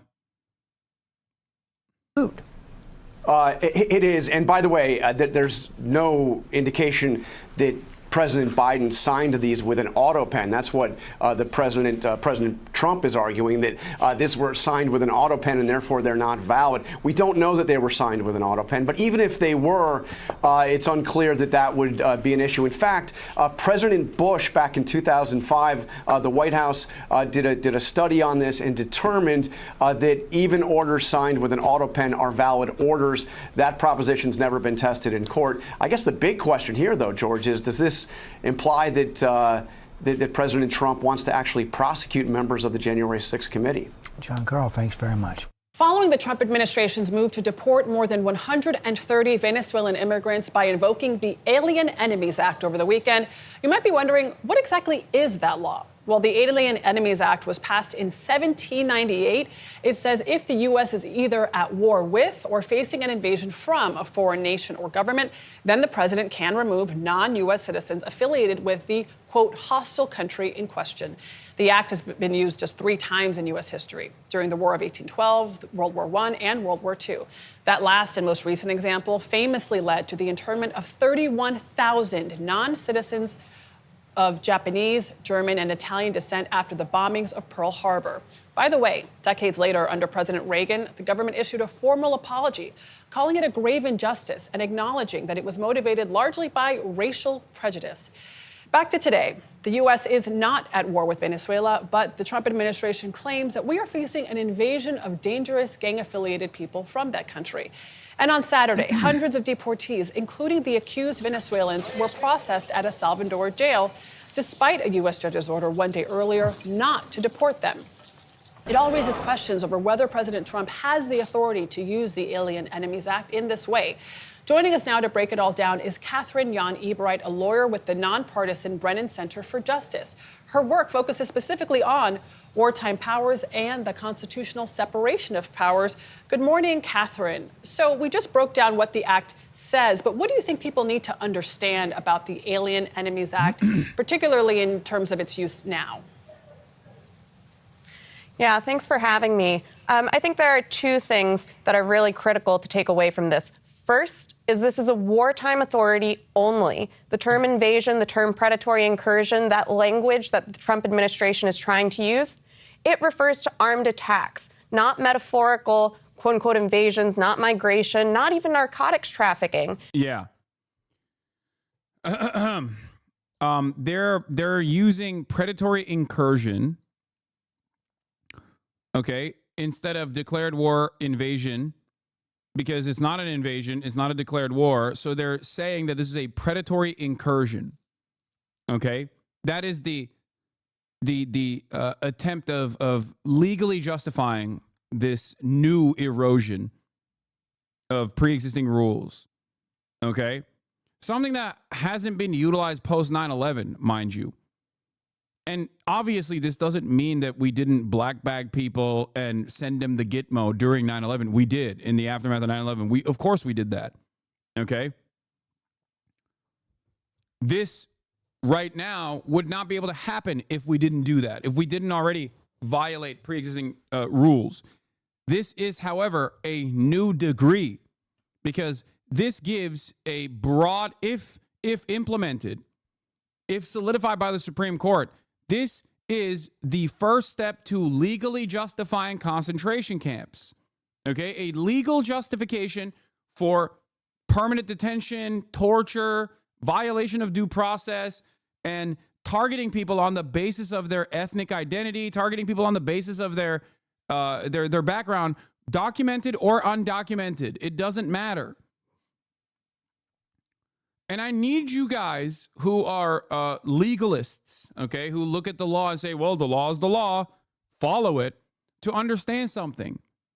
The Nazis did something similar as well. So did the apartheid South African government. So the government during segregation or during times of slavery. Every single government that does horrifying acts like this, that we now understand with the benefit of hindsight was horrifying, doesn't just go around being like, we're evil and we're doing this because we love violating the law. No, they create a legal justification for it. That is precisely why I always say slavery was legal. Freeing slaves was illegal, okay? Sheltering Jews was illegal in Nazi Germany.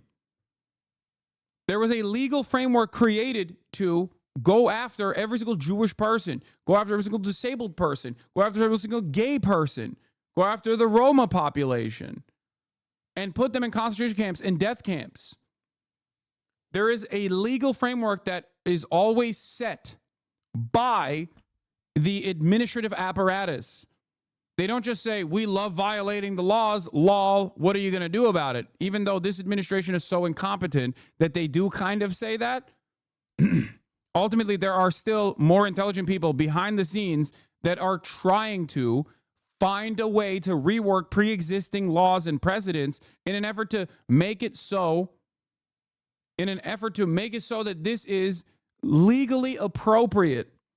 It's above board. Or change pre-existing laws if necessary. That's not to downplay the seriousness of crime, but it is to say that a wartime authority cannot be used for peacetime immigration enforcement. The other thing to note is that using this law is an attempt to bypass due process, which is a constitutional right that even non-citizens have. And so these men who are being accused of being members of Tren de Aragua are not receiving real hearings. There's no real evidence that would stand up in a court of law or an immigration proceeding. And so we don't actually know who we're deporting. So there's limited precedent here. It's just been invoked 3 times in the past. I need you guys to understand something, by the way. Even though the administration is coming out now and saying, well, we actually think the court order is patently unlawful, that's not the internal conversation that took place. The internal conversation behind closed doors that took place was not whether or not the court order was unlawful, because it's not. It is a lawful court order. And actually, what they're doing is violating the law. The real conversation that took place behind closed doors was, what are they going to do about it? Can we get away with doing this? And they decided, yes, we can get away with doing this. We can get away with just not listening to the courts. This actually shakes the foundation of the judiciary in a very meaningful way. Okay? This is a huge, huge erosion of the checks and balances that are supposed to exist in this country that obviously have been neutered. Like, the legislative body is completely ineffective. It is completely neutered. But this is a constitutional crisis ready to explode, okay? This is 2 months in, and we are officially saying bye-bye to the judiciary. You need to understand how damaging that is. You need to understand how devastating that is. The last set of checks is now being eroded, shredded. Americans, I think, due to the comfort of living in the imperial core, cannot comprehend what it's like when a fascist dictatorship overtakes your government. An authoritarian leader comes in and just starts violating all of the previous, like, remaining institutions and just does whatever it wants to do. You guys don't see it because you're not used to it. You've never experienced it. You don't understand. Coming from Turkey, okay, I know exactly what the fuck is going on, and I keep ringing the alarm bells, but people don't see it.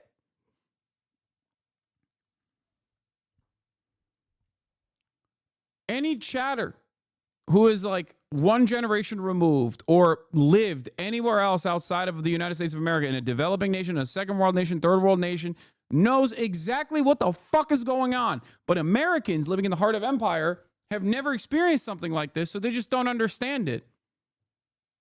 And as long as, you know, jalapeno poppers are $5 still, they're like, yeah, it's fine. Some are looking at this and going, it's based.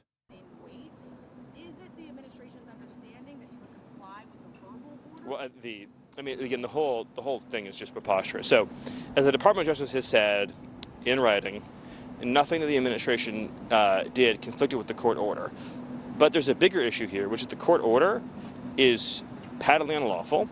And if we got into a place in this country where district court judges could, for example, help is the wrong word, could interfere and direct specific targeting or non-targeting in, say, Houthi-controlled territory, could direct which general on the battlefield is going to be in charge of making which decisions, could direct, for example, we can send this military asset to this country, but not this country, could direct what intelligence we could share with Israel versus with Saudi Arabia. If a district court judge can be involved in the conduct of our foreign policy, under no definition do we have a democracy in this country. I mean, a democracy is when the Trump administration gets to do whatever it wants and violate constitutional rules like that were set ahead of time. A democracy is when Donald Trump single-handedly with his administration can just like destroy the judiciary. Like it's just over. It's done. It's game over for the judges. Throw them out. Throw the courts out. The only time that they're actually of use is when they're of use to the administration's goals. You know, when you can ship someone like Mahmoud Khalil to a Louisiana detention facility because you know there's a judge there that's going to expedite the process of deportation without any care or consideration for constitutional norms being violated, First Amendment rights being violated in this process. And when we get to a constitutional crisis, when we have a supermajority Supreme Court that's conservative, that might actually decide against Donald Trump, this still probably is not going to stop the administration. Do you understand? That's where we're at right now.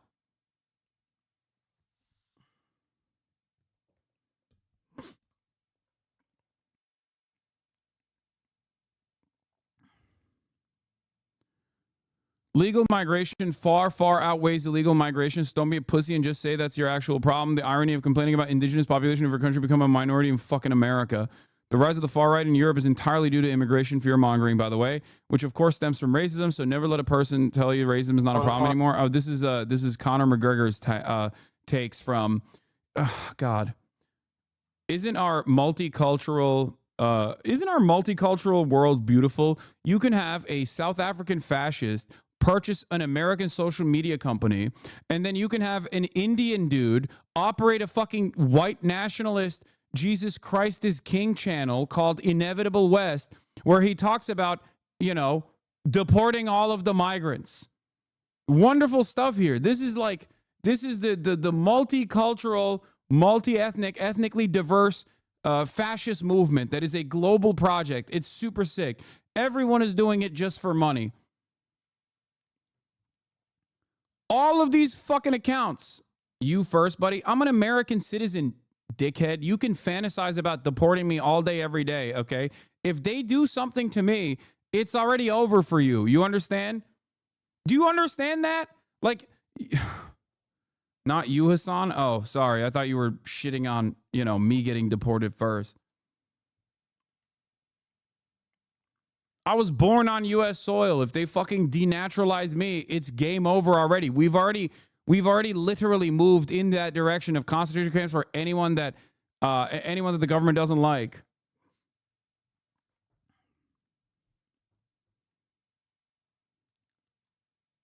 But talk to us about how past uses of the Alien Enemies Act, especially during World War II, what that says about its use today. Yeah, so the only time that this law has ever been used in response to a quote-unquote invasion or predatory incursion was in response to the attack on Pearl Harbor. The War of 1812, World War I, that was in response to Congress's declaration of war. And migration, narcotics trafficking look very different from an armed attack with armed aircraft, armed submarines on a U.S. naval base and other Pacific holdings. And so that's to say that this is not the kind of invasion that we saw in Pearl Harbor. And also, of course, as you just said, the internal... Also, that wasn't chill either.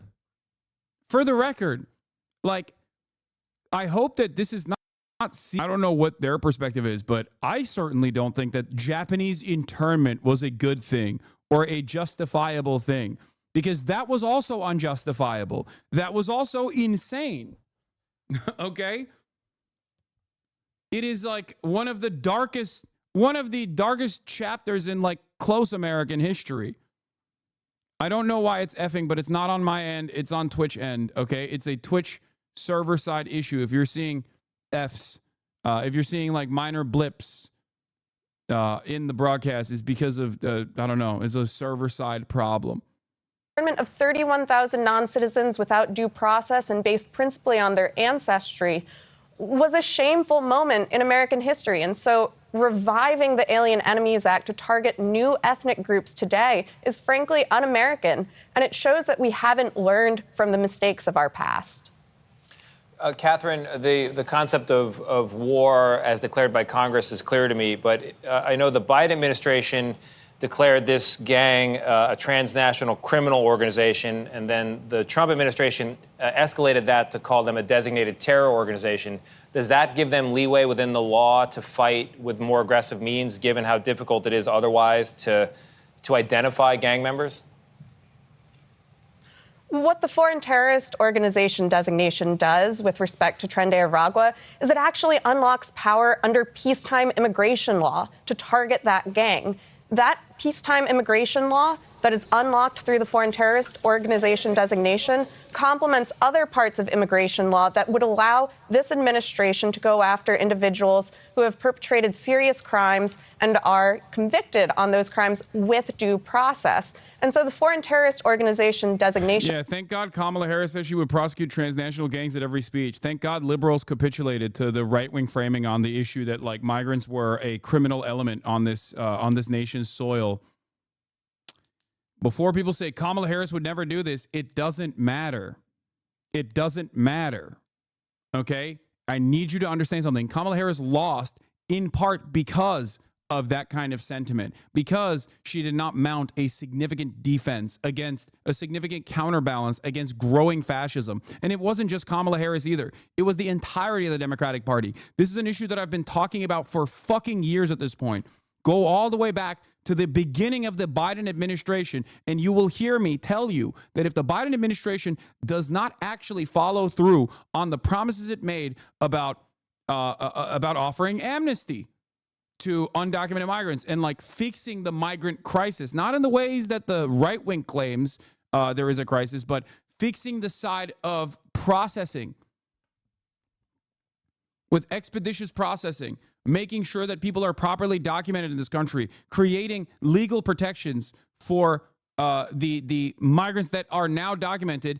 This is going to move in only one direction, and it did. And it did, and we're here now. They won't deport you, but maybe they won't let you back into the country when you travel abroad. No, dude, what are you talking about?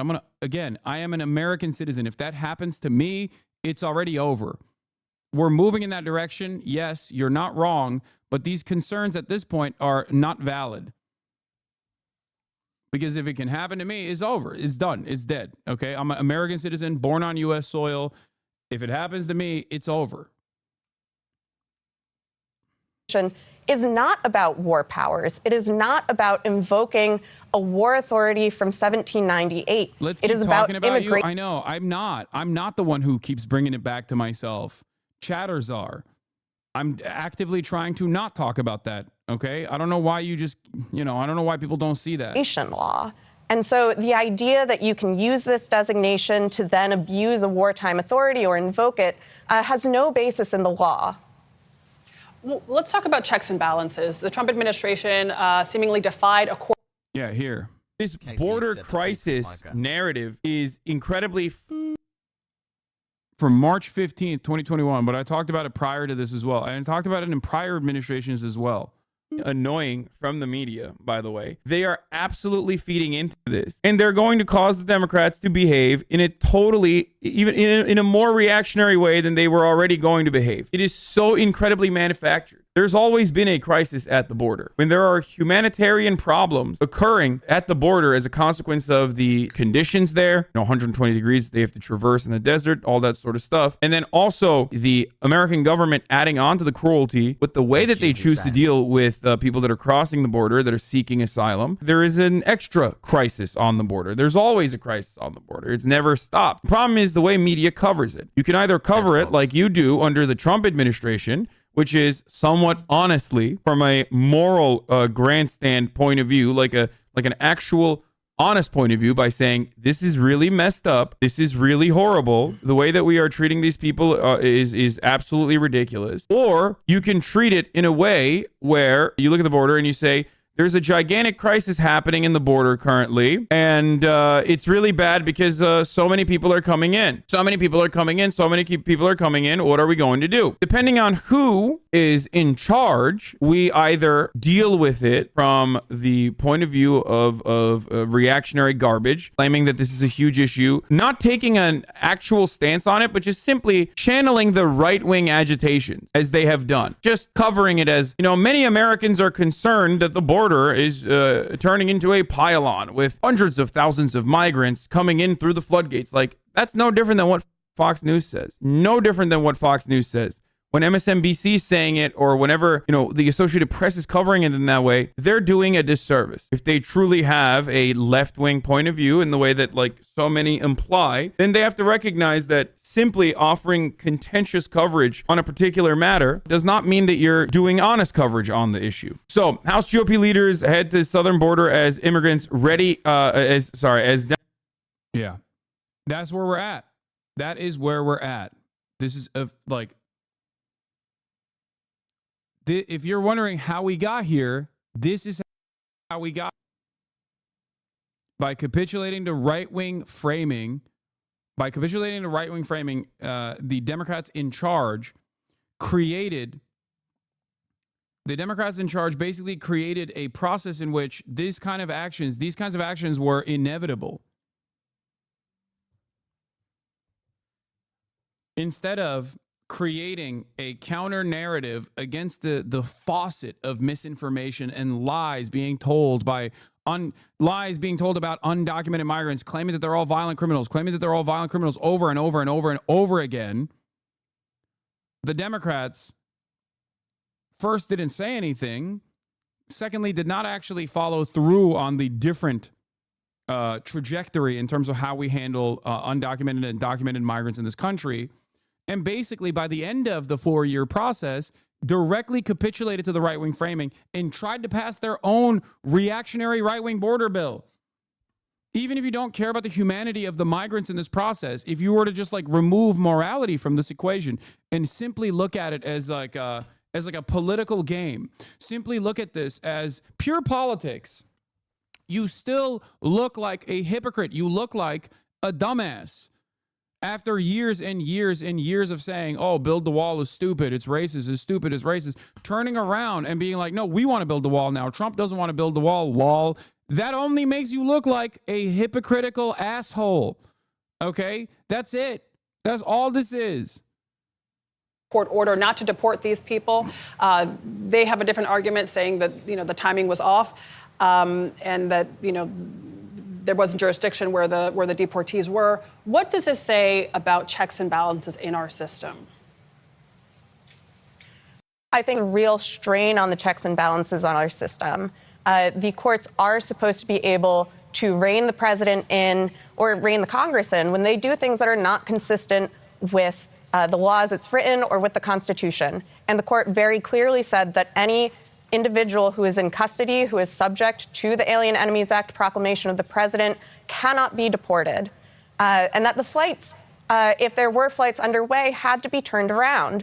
And so this was defiance of a court order. It is concerning, and it is a strain for our democratic system with those checks and balances. But I think the real question is, what does the non-compliance or compliance with the judge's order look like moving forward?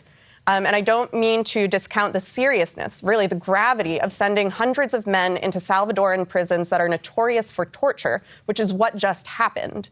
But at the same time, in terms of upholding rule of the United States, it is really critical in the coming hours, days, weeks to see what the administration does in following or disobeying the judge's orders. Catherine, I don't think any American would want to see an innocent person, even if they cross the border illegally, sent to a prison they don't belong in. But at the same time, the reason this is happening politically is because there is concern about the power of this gang, what it's done to other countries. Dude, oh my God. Oh, come. Bro, that is crazy, dude. He immediately is just like, but there are valid reasons for just black bagging people,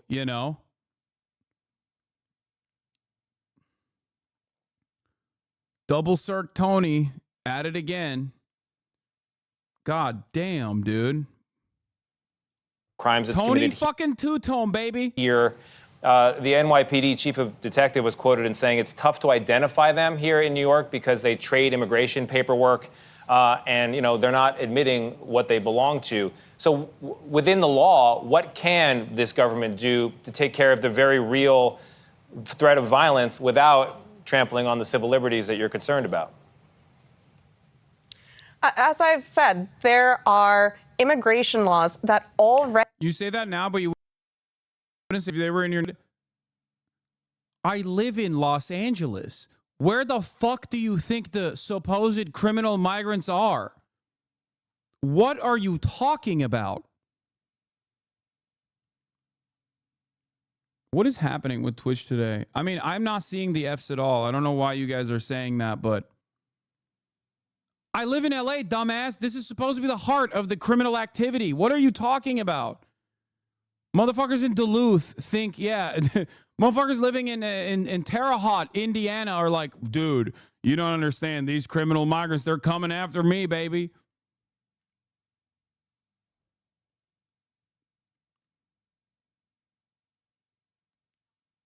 Like, what are you saying?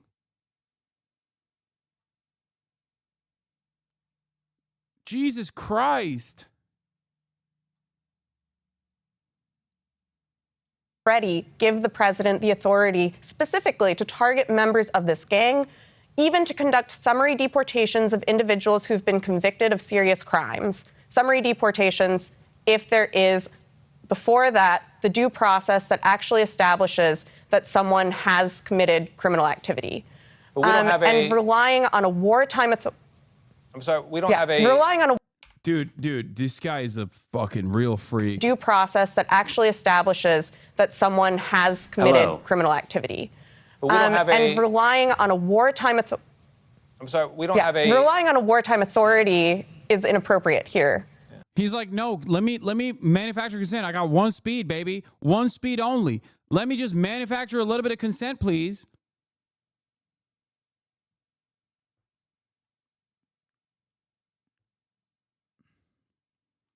What a freakish way to operate here. Oh, God. You can only say this if you have no care or consideration for anything, okay? We've moved beyond care and consideration for the humanity of migrants, okay? Documented, undocumented alike. But you officially don't care about, like, an administration that could also just as easily violate your due process. It doesn't make any sense. You're so horny to justify the violence that undocumented migrants are being subjected to that in your mind are like, in your mind, they're bad, they're evil, they're criminals, right? So you're so horny for that violence to be dished out to them that you have no self-preservation remaining. This is a real, you know, chickens for KFC moment, okay?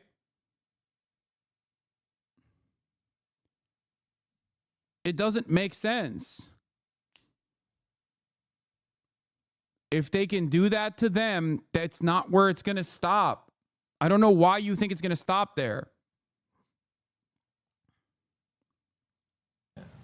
I don't want it to be a situation where they have to commit a crime here first before, like, why should an American suffer a violent crime before the investigation can happen and they can be removed? It's a catch-22. No, it's not. Oh, my God.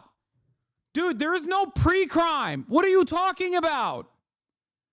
He's literally justifying the Lake and Riley Act, by the way. Oh, my God. That's not how this works.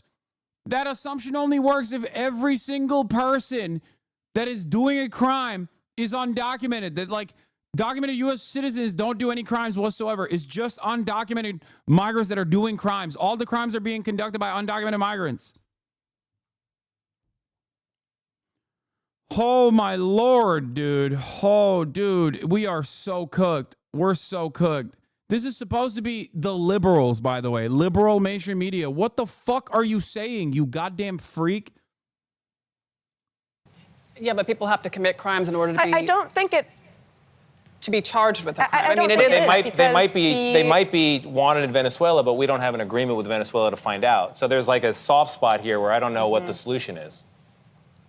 Yeah. Immigration law already gives, based on the foreign terrorist organization designation, the president the power to pursue people based on membership in Tren de Aragua.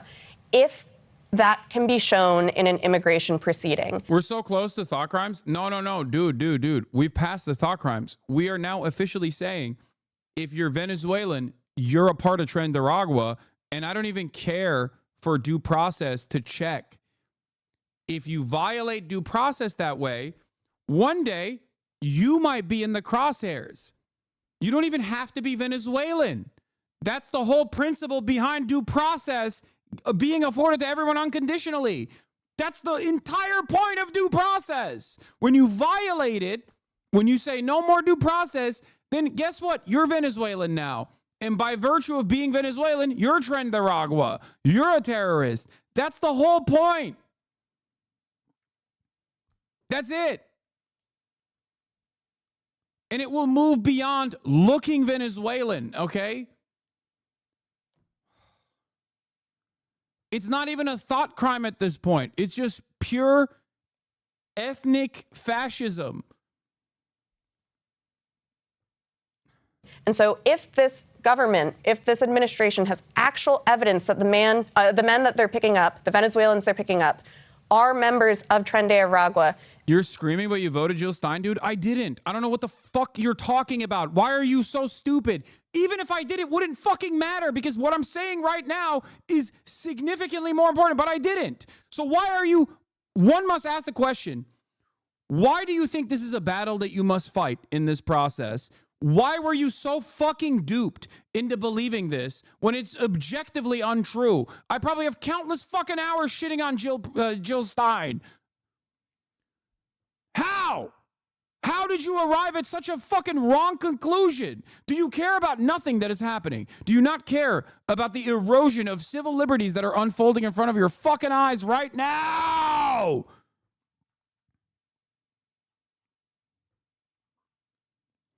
What should she have done differently? Can you say what her campaign should have done differently?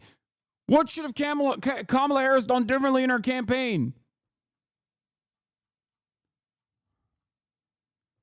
Polling says that border immigration issues are the most popular issue for voters. Yep, there you go. That's how you know, dude.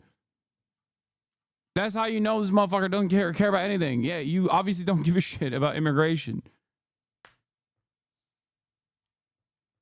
Did you stunt for Kamala? Oh my God. I can't help someone if they refuse to help themselves, okay?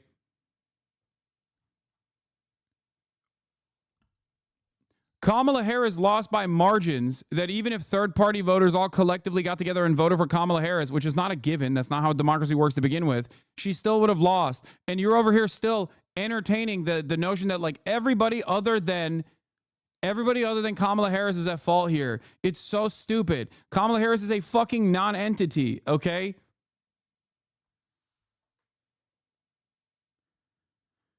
She lost because she ran a bad campaign. Virtually everyone now recognizes that.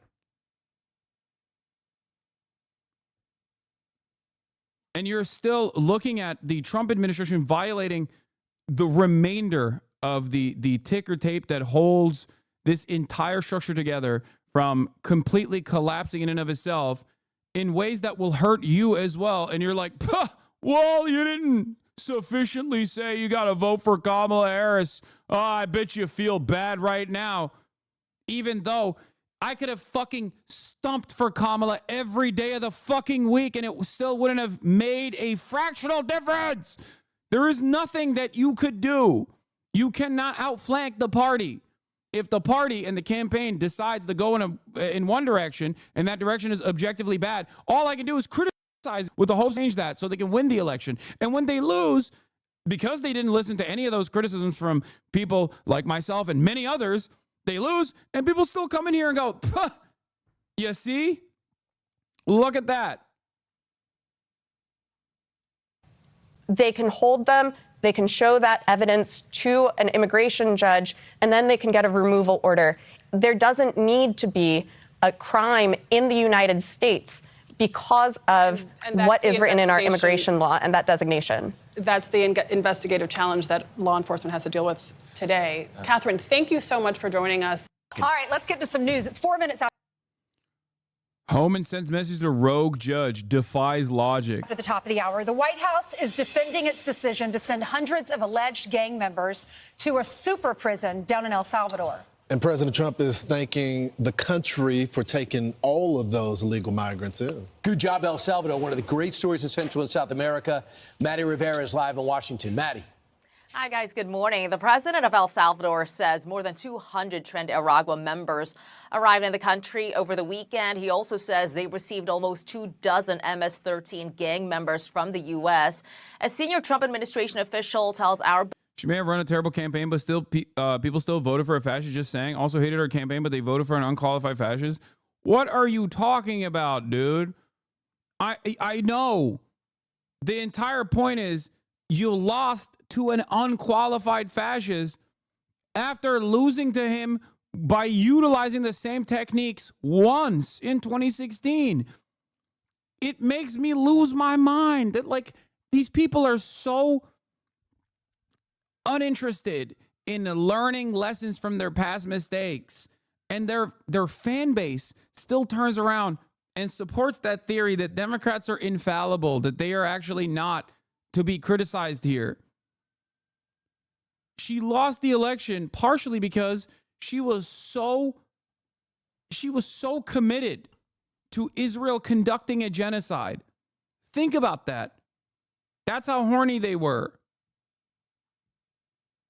Here is the Democratic leadership, high-ranking Democratic leadership officials. Chuck Schumer, the highest-ranking Democrat in office, says Israel can't possibly be committing a genocide in Gaza because it was provoked.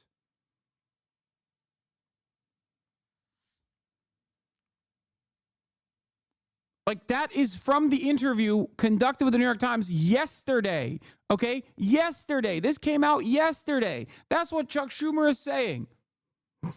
After refusing to do anything about Donald Trump getting broad powers from the legislative body because Chuck Schumer refused to fight. And this is what he's doing in that interview. Genocide is described as a country or some group tries to wipe out a whole race of people, a whole nationality of people. So if Israel was not provoked and it just invaded Gaza and shot at random Palestinians, Gazans, that would be genocide. That is what they're doing! In fact, the opposite happened, and Hamas is much closer to genocidal than Israel. Bro, these people do not live in the real world. We are so cooked. God, he is such a piece of shit. I hate this monstrous piece of shit. God damn Illusion, it. 261 illegal aliens were deported to... Yeah, Chuck Schumer's book that he's touting is Antisemitism in America, book launch with Michael Solomonov, and he can't even do the fucking book release events now. Okay? This is his new book, Antisemitism in America, A Warning. He can't even do his book release now because wherever he goes, people are going to be protesting against him.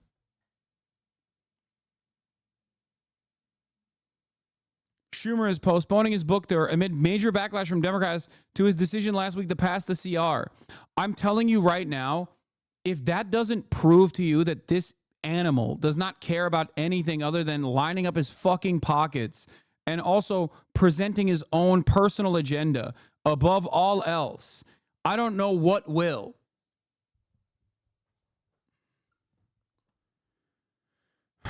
Yeah.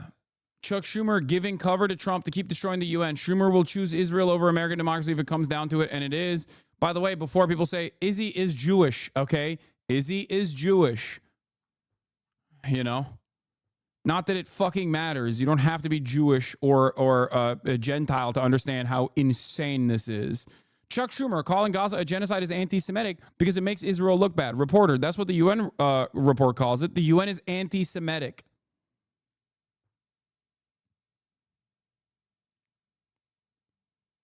Chuck Schumer, the leader in the Senate Democrats, the leader of the Democratic Party in the Senate, saying, it's a UN special committee has used. Please, the UN has been anti-Israel, anti-Semitically against Israel.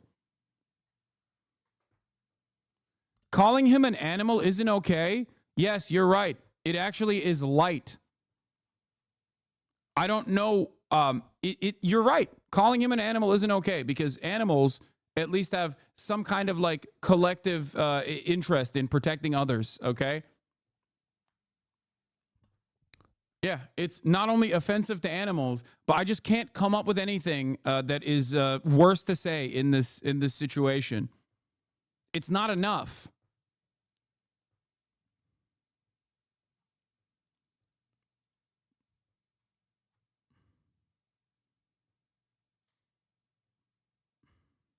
El Salvador. In total, 101 were Venezuelans removed via Title VIII, and 137 were deported through the Alien Enemies Act of 1798.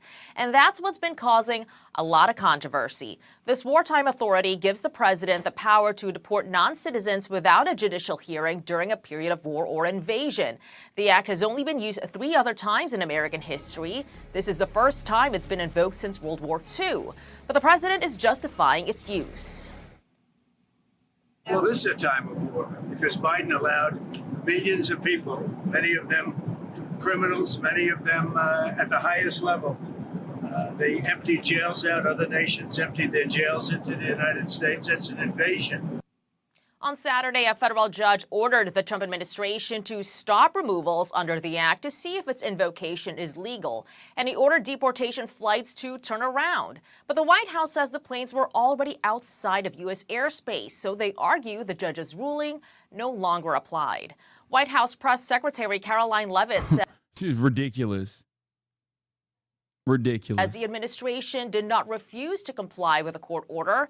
Leavitt goes on to say federal courts generally have no jurisdiction over the president's conduct of foreign affairs, adding a single judge in a single city cannot direct the movements of an aircraft carrier full of Aryan alien terrorists who are physically expelled from U.S. soil. The temporary restraining order is in effect for 14 days. A hearing is scheduled on March 21st. Lawrence Ainsley and Brian. All right, Maddie, it's incredible. Thank you so much. When you look at their rap sheets, it's hard to believe that some judge was saying, keep them here in America. Because they're alleged gang members and their rap sheets are long. These are career criminals that were in America, in this great country of El Salvador. The president there, working hand in hand with Donald Trump, decided they can come here. And you see in the video, their heads were being forced down. They're being transported one by one. They're getting their heads shaved. They're walking with their hands behind their necks. And this is all at a detention center, the El Salvador Terrorism Confinement Center. And the president down there says they will stay for at least a year. Yet again, I find myself amazed with the Democratic Party and even some of the members of the media.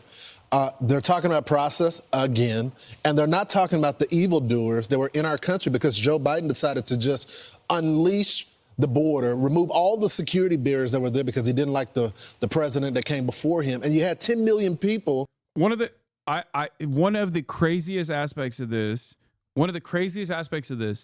is quite literally the fact that it was actually Donald Trump that saw big periods of migration from Venezuela. Like, I don't have an issue with Venezuelan migrants coming into this country. I don't have an issue with any migrants coming into this country. Okay? But the notion that like these criminal elements were brought into the country by Joe Biden, it's ridiculous. Donald Trump not only offered Venezuelan refugees temporary protected status for political purpose, he actually extended it on his way out. Okay? And big periods of migration from Venezuela to the United States of America happened as a direct consequence of the sanctions regime implemented by the Trump administration on Venezuela, continued by the Biden administration on Venezuela.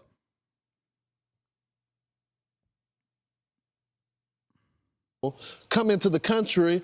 We didn't vet these people, and some of these people right here were the ones that came into the country. Rapists, murderers, people that committed assault as well. And so you have this unifying message. 80% of the country, over 70% believe that we should have mass deportation of these people. Yet they defend the actions of these criminals. So the way I understand it, a couple of days ago, I think it was Friday, where the president enacted the 1798 era Alien Enemies Act. And he said because of that, he was setting the table to get rid of TDA, MS-13, and all these criminal gangs that have come into our country. Next thing you know, we have lined up, 21 of the most wanted El Salvador MS-13 guys, 250 alien enemy members of TDA. I'll give you an example of what's going on right now, okay? A personal example for an immigrant rights attorney. All right? Here.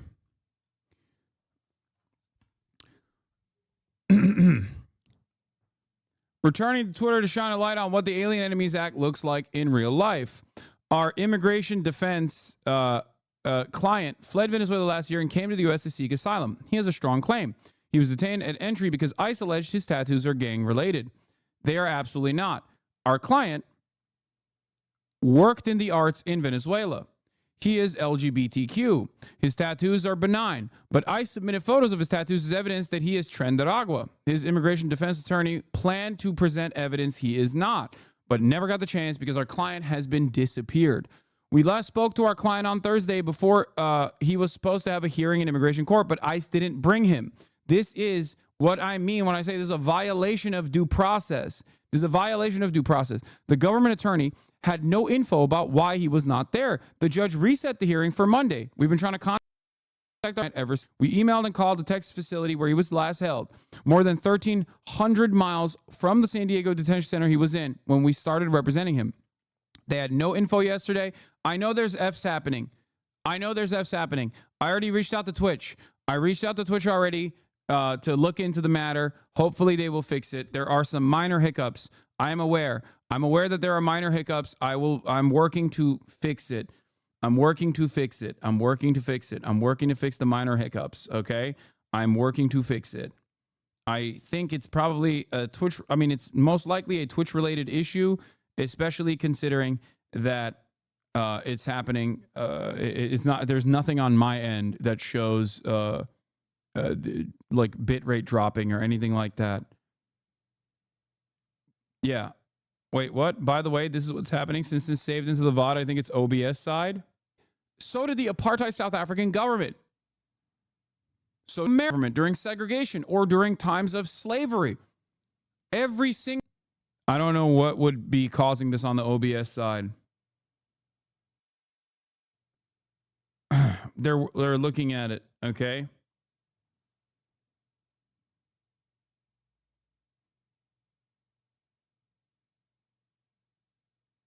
I have updated my OBS. My OBS is updated.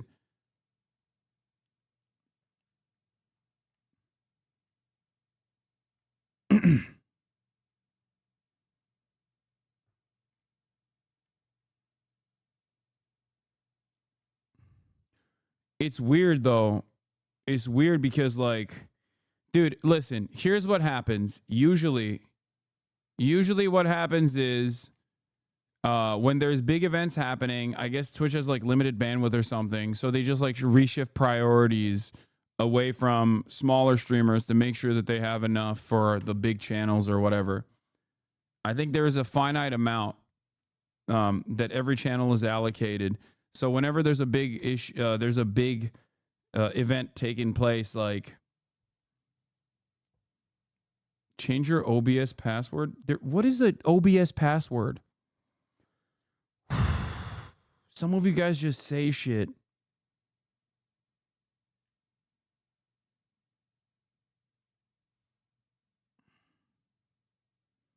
I'm probably getting throttled. It's happened before.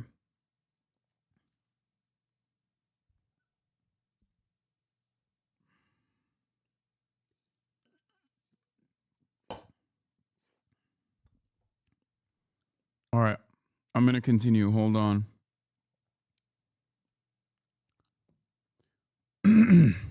Anyway. They had no info on their client, and yesterday told us he was no longer there. This morning, he disappeared from online detainee locator. Our client came to the U.S. seeking protection, but has spent months in ICE prisons, been falsely accused of being a gang member, and today he was being forcibly transferred, we believe, to El Salvador. We're horrified tonight thinking of what might happen to him now. The Alien Enemies Act would allow Trump administration to remove people from the U.S. based on an accusation alone. The accusation could be, as it is for our client, completely baseless, but they would remove them anyway, despite the dangers, despite the lack of due process. What happened today is a dark moment in our history. One bright spot in this madness that I see are the many lawyers and advocates across the country who spent their Saturday fighting like hell to preserve justice in the face of horrific cruelty, and we will keep fighting. Libs treated citizens the same during COVID, but are up in arms about illegal immigration. Two-faced, if you ask me. Yeah, luckily nobody asks you for anything because you are a fucking moron. Yeah, dude. Oh, you couldn't get your jalapeno poppers without putting a face diaper on? That's probably the same as like being forcibly removed at gunpoint from this fucking country for no reason other than the fact that you're brown. God, American conservatives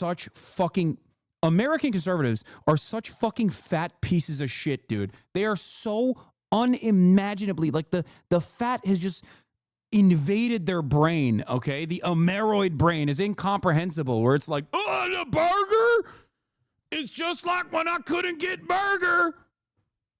Yeah, dude. Sending your ass to a fucking foreign concentration camp, like outsourcing a fucking foreign slave labor camp because you just don't look the part with no due process whatsoever is exactly like when you walked around and someone maybe once in your shit-ass fucking neighborhood told you that you should probably wear a fucking mask because you were coughing in their fucking face. It's exactly the same. You treat the right piece of shit. Every time I see Donald Trump doing tariffs and the egg prices skyrocket, on the one hand, I'm like in awe of you know, how much Americans can just like eat cruelty as long as it's being done by a somewhat charismatic figure that they're sympathetic to.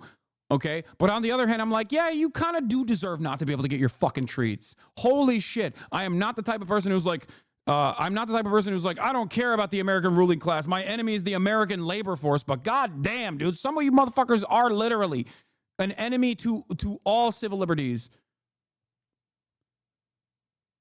Oh my God. Disgusting little piglets, dude. Squealing. Don't enter illegally. Oh no, Fafo. Bye-bye. Deport Hasan. Hasan likes little boys malding. Haha. I'm an American citizen, dipshit. If they deport me, you're cooked.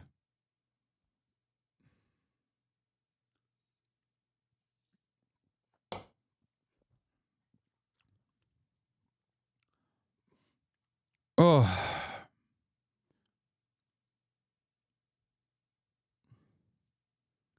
Oh my God, is this guy a fucking liberal? What the fuck? I love being an elitist. I think my lucky stars I'm better than the chuds. Shane isn't right wing. They literally can't. Okay. I guess this is just like a liberal who has just become full blown right wing. They were all decided because I think Marco Rubio worked this out with the El Salvadorian president to open up their prisons. What did he say? You support workers' rights, but also support illegals. Don't get the disconnect. Hashtag deport Hasan. Please, admins, please deport this guy. I can't stop watching him. Please, Fucking loser. They cleaned up their country by putting them all in jail. And they said the ones who came into America, we'll take them back. We pay them, but it's going to save us money to put El Salvador, keep them in a complete lockup for at least a year because we do not have the confidence that Venezuelan will be able to hold them. So a judge decides, wait a second, I don't think you should be able to do the 1798 Act. Turn the plane around. No way. Turn the plane around. No way. No, we're already out. And in turn, Congressman Brandon Gill of Texas has announced plans to impeach the judge for trying to assert himself in this process. And it's James Boasberg. He wanted a 14-day hold to examine this. Forget it. And okay, Democrats, go ahead. You go stick up for these guys. You run on this. You said that Tell Barack that to Obama, the nunnery family. This judge is a Barack Obama Yes. appointee. And Donald Trump said, too late. You decided this. They're already out of U.S. airspace. They're flying down to El Salvador now. The migrants are already out of U.S. airspace when that judge ordered the planes to return. And he said the order came too late.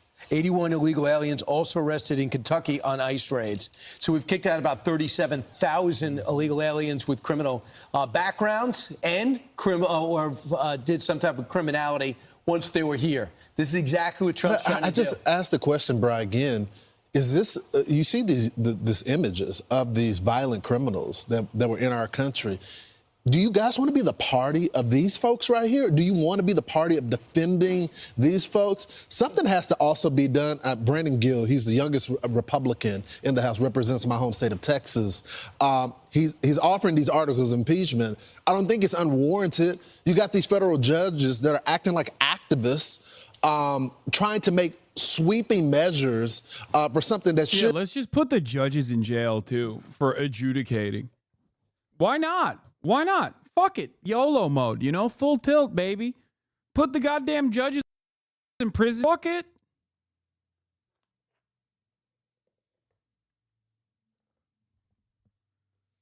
That's how it should be.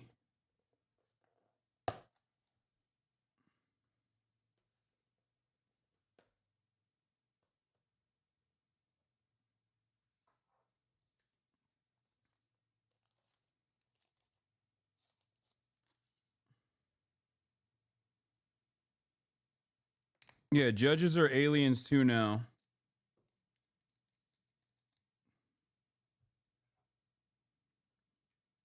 That the president has the authority to do. Right. So think about this. If you're Laken Riley's family and you find out the Democrats and this judge is saying, turn the plane around, bring it back to America, you know how many crimes that they would have perpetrated had President Trump not won the election and led the charge, but Tom Homan, the executor of these plans to get rid of these people right away. So I just think overall it's a great message. This is what they keep telling me. Like Henry Quayle was the first to say it. It is so valuable to show the world the video of people being turned around. Don't just tell me numbers. Show people being turned around because it bridges languages. They go, it's not worth it to sell my mud hut and come here with all the money I have to get into America. I'm staying. So this morning, hundreds of illegal immigrants, some with a... My mud hut. Fucking gross racist freaks, dude. Oh my God, I hate these pieces of shit so much. Gang ties are no longer in the country. The Trump administration deporting them to an El Salvador mega prison. It comes as an Obama-appointed judge temporarily blocks the president from using a wartime act for deportations. White House border czar Tom Homan joins us now. So, Tom, this is a promise made, a promise kept, but it looks like a judge is trying to stop this. Why?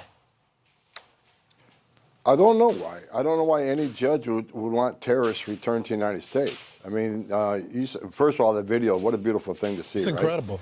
Look, the President Trump, by proclamation, invoked the authorities of the Alien Enemies Act, which he has the right to do, and it's a game changer. And we removed over 200 violent criminals from the United States, just not TDA, but also MS-13. The actions of President Trump made this country safer. Every criminal alien, every criminal public safety threat and national security threat removed from this country makes this country safer.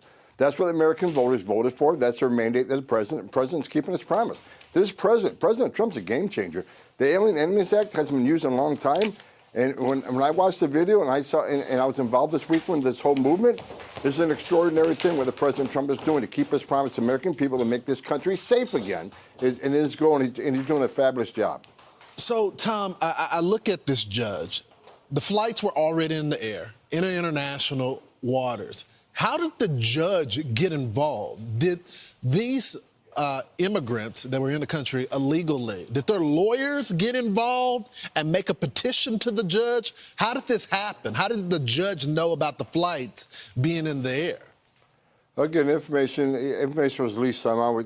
I don't quite know how it got leaked, but there was a emergency court hearing on five people that were on schedule to be deported. The judge had a written order that said these 5 people can't be removed right now. It wasn't until this flight was already in international waters, heading down to El Salvador, that the judge made some comment about returning the flights. We're already in international waters. We're outside the borders of the United States. I'm the border czar. Once you're outside the border, it is what it is. But they're in international waters, already on the way south, close to landing. You know what? We did what we had to do. Remove terrorists, significant public safety threats from the United States. By the order of the proclamation by the President of the United States, we did the right thing. Tom, you say that it was 5 that were on there where this emergency hearing was coming. So why is the judge asking for the entire flight to be returned? Your guess is good as mine, Lawrence. You know, you got some radical judge who makes a decision. This can't happen. You know, that just defies logic.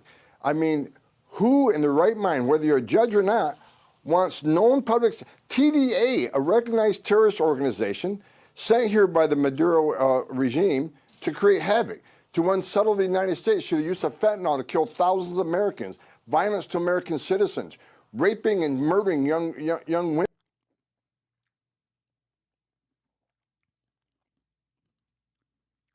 People that have not seen their day in court cannot be decided on by Tom Homan or whoever and be branded as like criminal terrorists and deported. There has to be due process. It's ridiculous. Women in this country. They are enemies of this country, and President Trump treated them as enemies, and we did exactly what we should have done. Again, President Trump is going to make this country safe again. He's going to do it one illegal alien at a time. And this weekend, we did 261. So, Tom, what's next? Because I'm getting a little worried about the manpower. These guys they have to be tired. You got 30 guys in the stack going on different busts every single day. You're going to run out of money. It doesn't look like you're getting support from the Democrats on this. You're going against the judges now. What's next? Another flight. Another flight every day. The teams are going to be out there every day. Every day, the men and women of ICE are going to be in the neighborhoods of this nation arresting criminal, illegal alien, public safety threats, and national security threats. Lawrence, you're not going to stop us. We made a promise to the American people. The President Trump has made a promise to American people. We're going to make this country safe again. I wake up every morning loving my job because I work for the greatest president in the history of my life, and we're going to make this country safe again. I'm proud to be a part of this administration. We're not stopping. I don't care what the judges think. I don't care what the left thinks. We're coming. Yeah. I just love seeing you going through these protesters just crunching on the apple as their liberal tears just flood the hallway. Tom Homan, thanks so much for joining the program.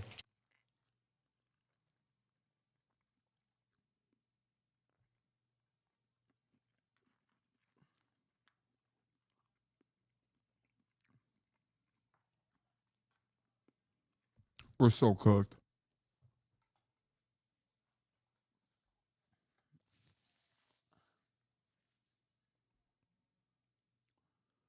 Hell yeah, dude. That right there is perhaps the greatest demonstration of how these guys operate and why, like, Asmongold's commentary is so successful in comparison to like a Ben Shapiro. You just sit there and you say based, libtards are getting owned. And that's it. I mean, that's Fox News doing the same fucking commentary. That's where we're at. Oh, dude, a severe violation of constitutional norms, like a severe violation of due process. The complete abolition of the judiciary. Fuck it. Who cares? Libs are owned, baby. You got a federal law enforcer saying, I don't give a fuck what judges say to me. I'm going to do I make my own rules.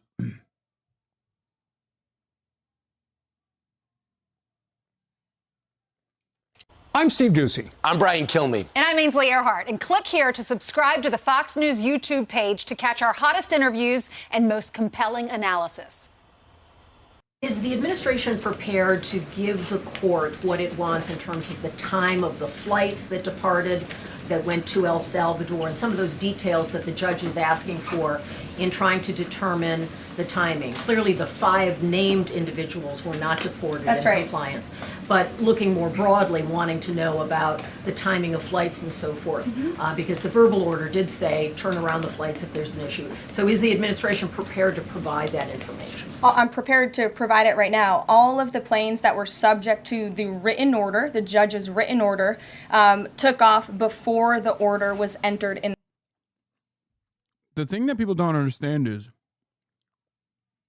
if you can violate someone, if you violate due process because you've decided that this person is non-citizen, that means someone can say you're a non-citizen. You have no protections. Okay? What are you going to do? Go to court? You're not going to court. You can't prove that you're a fucking citizen without due process. But they don't understand that. Like, people are too stupid to recognize that.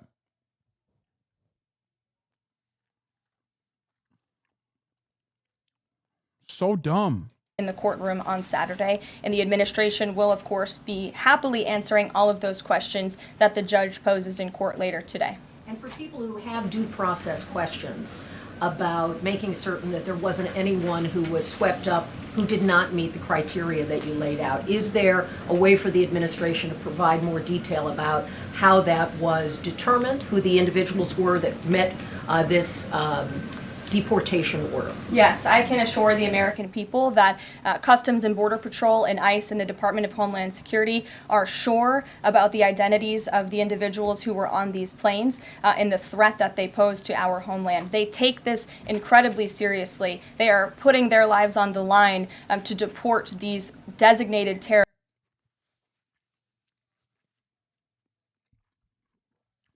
That's not how this works.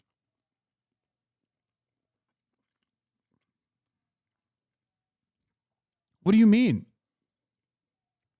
Some fucking moron without a GED doesn't get to make this choice on their own. Like, what are you talking about? Oh, well, they're sure that these guys are bad. Oh, okay, my bad, dude. Shit. Oh, the Gestapo is sure that these guys are bad? I guess, like, fuck the courts then. That's the question, dumbass. The entire question is how, like, the entire question is, where's the evidence? And will you reveal the evidence? And also, simultaneously, why did you not go through the proper process? There's already a proper process in existence for doing deportations. You can't just fucking decide, well, this guy looks weird. He's done. I think he's a terrorist criminal. The question is directed very specifically towards Caroline Leavitt and this administration to be like, hey, kind of weird that, you know, there are some of these guys had court cases, like active court cases, and you just like remove them without a judge seeing whether or not they're actually fucking terrorists. Terrorists from our country, and they should be trusted to do that. And that's exactly what the American people elected this president to do.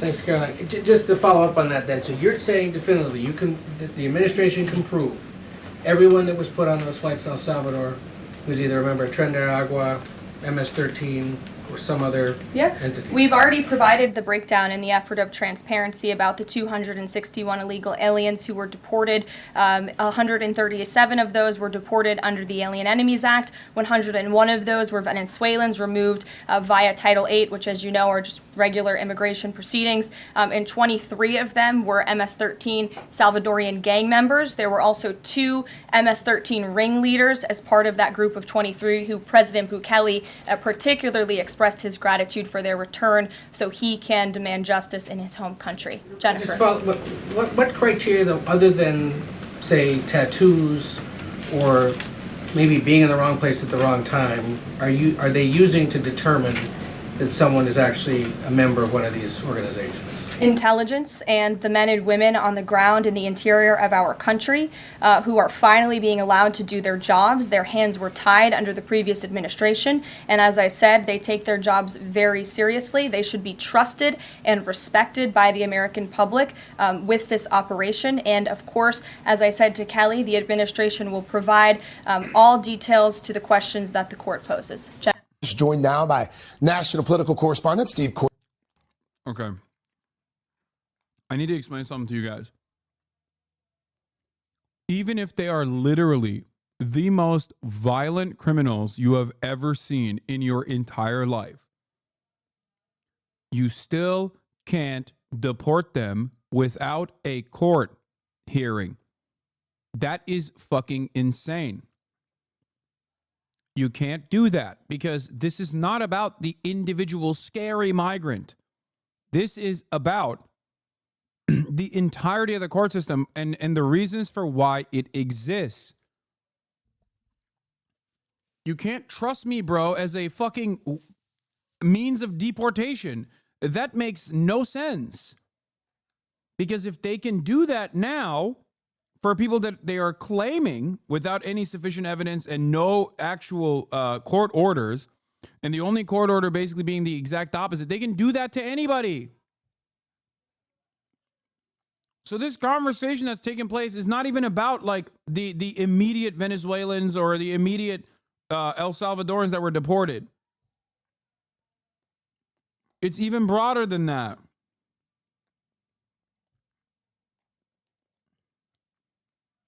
Kornacki here to break down our brand new NBC News poll on the president's first 50-plus days back in office. Always good to see you, Steve. So here we are, 8 weeks in. President Trump, voters responding to some of his policies. What do the numbers tell you about where the president stands right now? Yeah, it's interesting, Craig. A lot of activity these past 2 months. Here's the approval rating for Donald Trump in our new poll. 47% of voters say they like the job he's doing. Now, put this in some context because I think this is the interesting part. Historically, these are all the modern presidents at this point, after just coming to office. Obama, George W. Bush. You can see at the bottom of the list would be Donald Trump at 47%. So historically speaking, this is low. However, if you compare it to Donald Trump's first term in 2017, this is actually about as good as Trump has done, a 47% approval rating in our poll. Also, what it suggests is that since the election, he hasn't grown his support, but that coalition that elected him still for right now does seem to be with him. Hasn't lost the support either.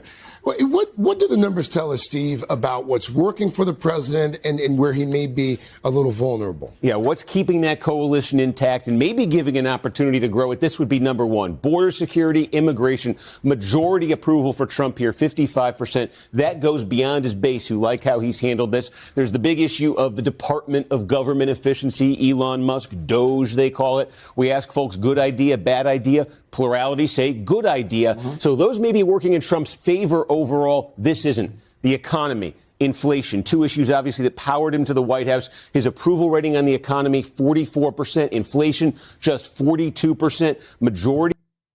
Dude. This to me shows that these guys are incapable of seeing what's in front of them too. Like his support hasn't even diminished on the issue of the economy, as the economy has continued on the same trajectory, if not gotten worse.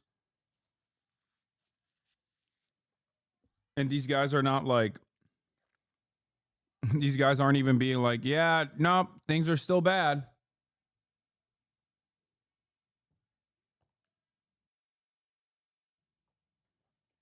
Disapproval on both. And I'll tell you, in his first term, the economy was his one strong suit in polling. And right now, these are some of his worst numbers. Economy, inflation, two very important issues to Americans. Have Democrats been able to capitalize at all on either one of these, the economy or the inflation? Yeah, so logic would tell you if something is going south for the president politically. No, they have not. No, they have not. Part of the problem with what's going on with Trump's approval rating and how unshakable it seems is because there's no counterbalance against it. There is no response coming from the Democratic establishment that actively communicates why people are feeling this harm and how Trump is fucking their lives over. It's great. Wonderful stuff overall. It should help his opponents, and yet take a look at this. We ask folks their opinion of each party. It's not great for either one, positive or negative, but holy smokes, look at this, 27-55. They are 28 points, the Democrats, underwater on this, more negative than positive. And put this in context, the history of our NBC poll asking about the two parties. This negative 28 for Democrats is the worst ever recorded, and this is what's happened since the election. It's just fallen off a cliff for them. The worst ever recorded? Yes, for a party in our poll. Yep. Hey, thanks for watching. And don't forget, you can catch.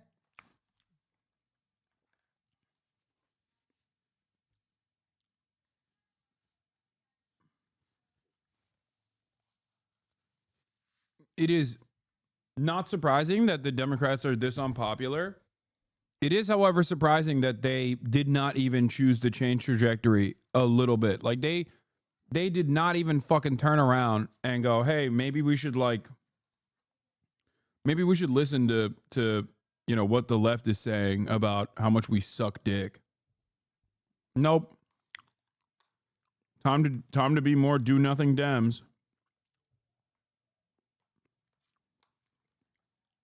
They can't even fake it anymore. Like, at least during the first Trump administration, they faked it. They faked being angry in an effort to fundraise and stuff. Now you can't even get him to fake it.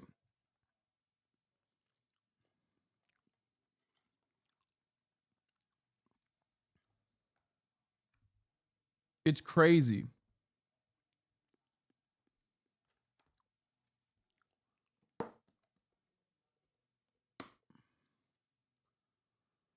Oh.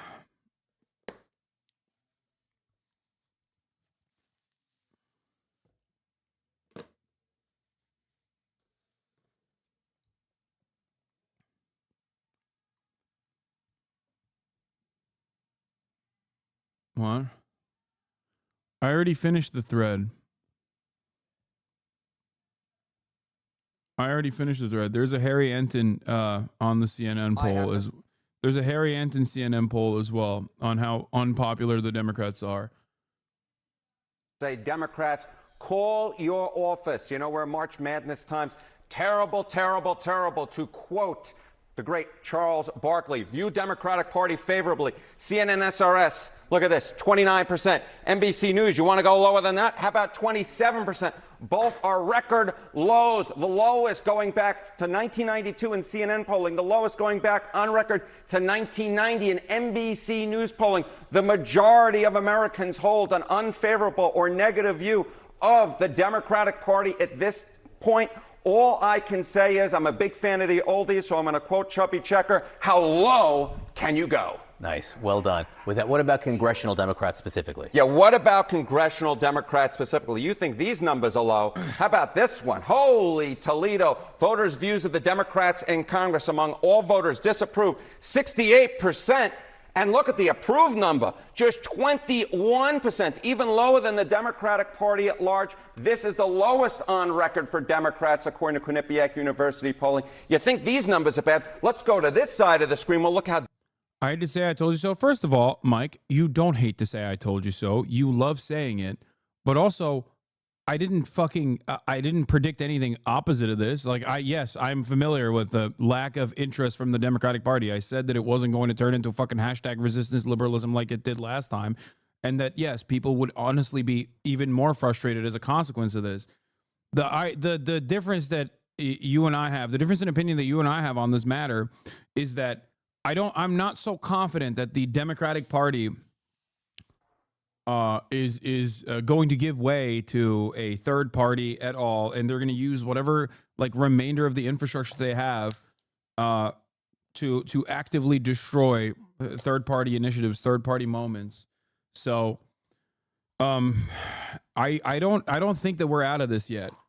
You know, I don't think that we're out of this at all. I don't know how we get out of this to begin with, but. Like, yes, I am also aware and said that this was most likely going to happen, and it is happening. The problem is, I don't even know how to get out of this. Like, I don't know how to get out of this situation with or without the Democratic Party. We're fucking cooked. Like, decentralized movements are not always they're not going to be successful. That's one aspect of this conversation. We have, this is like the Democratic Party is weaker than it's ever been. I don't know. I don't know where we go from here. I don't think Bernie Sanders is going to launch a third party initiative. And without any sort of popular momentum from a well-established figure outside of the confines of the existing duopoly that still gets like a warm reception from the pre-existing duopoly, like a Bernie Sanders figure who is entirely too old at this point. The Democrats third-party initiatives will be foolhardy and will go the way of the Green Party. In any case, I've been saying this over and over again. Like, the Democrats are slowly but surely refusing to listen to the wishes of the largest subgroup of voters at this point. Like, they're basically treating everyone now like they did during the campaign if you were like in any way, shape, or form anti-genocide, where they were like, la, la, la, la, I don't want to hear you. You're fucking woke. Shut the fuck up. Right? That's how they campaigned during the campaign, and that's part of the reason why they fucking lost. Now, they make it seem like these groups that are firmly within the Democratic Party's ecosystem, like these groups that the Democratic Party relies on and their own base of support, like, 65-year-old Deborahs and Barbaras who are actively saying, please fight back against the Trump administration. We're scared. What the fuck? They're calling them, pro-Palestinian advocates at this point. They're treating them in the same way that they did people who were like understandably angry that the Democrats wouldn't do anything.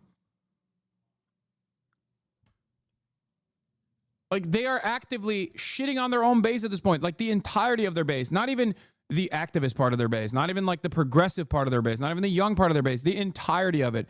Once you're yelling at like 55-year-old moms and 65-year-old grandmas for telling you, like, do something, anything against the Trump administration, you're done. You have no support. You have no base of support whatsoever. You can't fucking treat every single person like they are, climate justice sunrise movement protesters. You shouldn't treat them that way either. But the Democrats have gone far too long mistreating its own base of support, the most active part of their base, and all of these grassroots movements with so much ire, with so much disdain.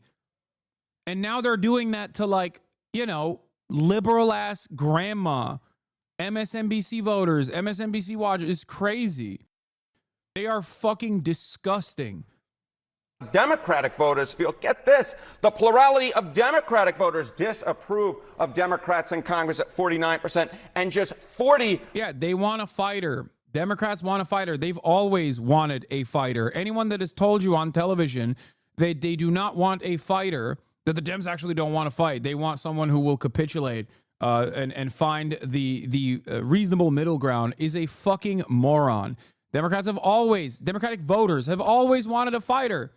There's no better living, breathing, microcosmic example of this than me going on the Pod Johns and basically saying the exact same things that I always say, but in front of an audience that seemingly had never heard this perspective before, where they were like, oh my God, I didn't fucking realize that there was like a different way possible. Like there was some different serious commentary, serious criticisms launched against Democrats that I agree with. They were shocked because they've been kept captive almost by MSNBC.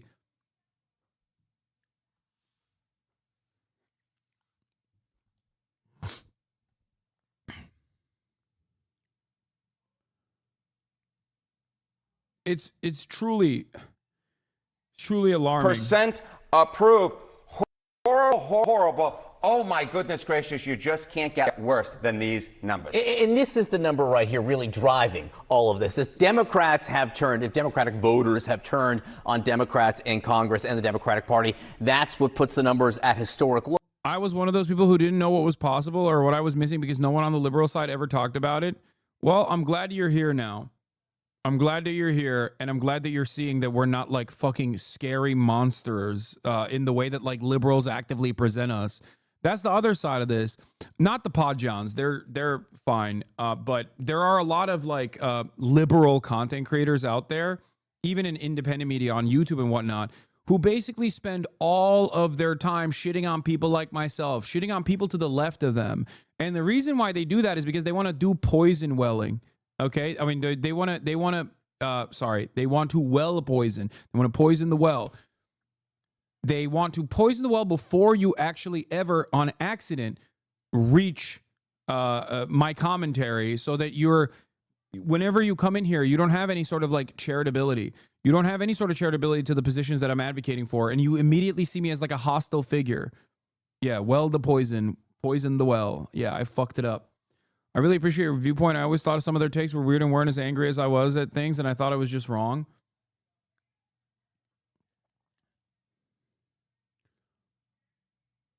Poison Wellington.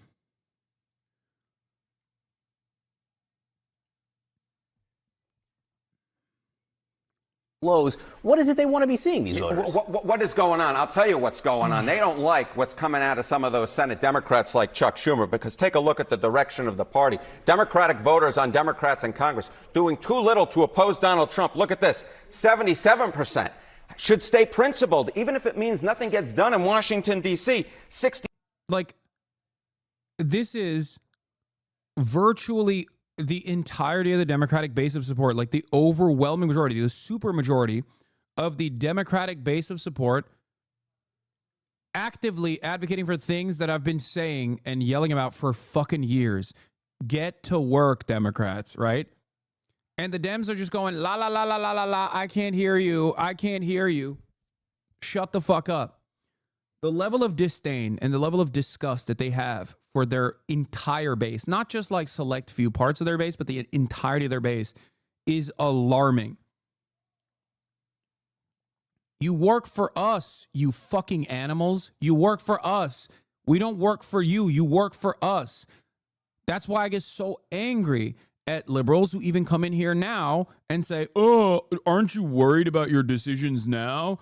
Kamala would never do this. It's like, dude, you are such a fucking moron. Democracy is not about team sports. You got to vote for one team over the other because the one team is going to be marginally better than the other. That's not how democracy is supposed to work. Democracy is about extracting concessions from your elected representatives. Okay? It's not team sports. What the fuck is wrong with you? The notion that like it's not, they didn't lose on their own merits or lack thereof, and it was actually because the voters failed the party, not the party failed the voters, is so insanely backwards.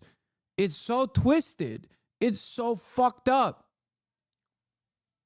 And these are supposed to be the educated voters who are, who at least statistically have like a college education. They read the newspaper, right? They don't believe in fake news. Like, these are the liberals. And they have, they've destroyed their brain over and over. They're smoothing out their brain by watching too much MSNBC.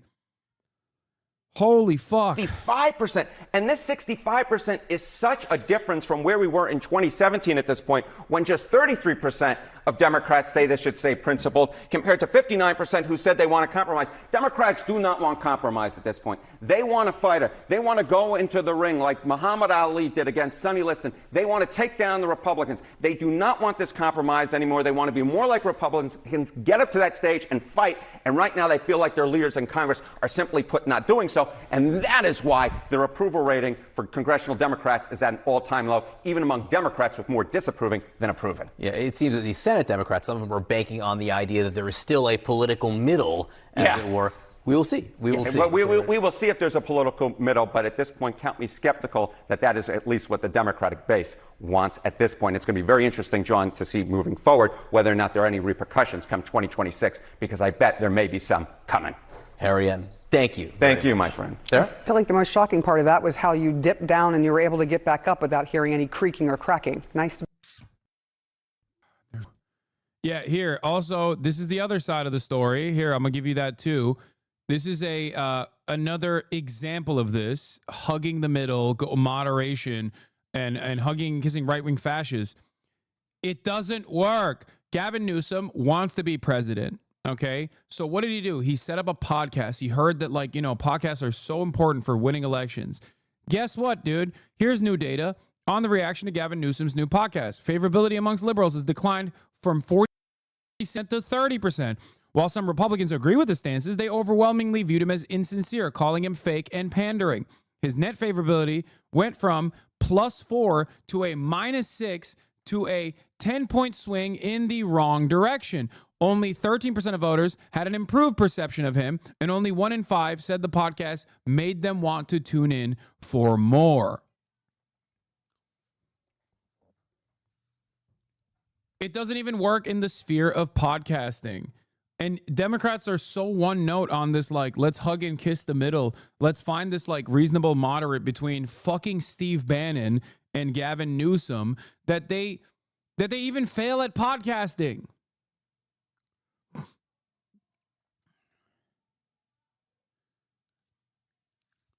I don't understand what these guys are doing. It feels like they just look to some of the most historically unpopular figures like Kyrsten Sinema or Joe Manchin within the Democratic Party, and they're like, we need to be more like that.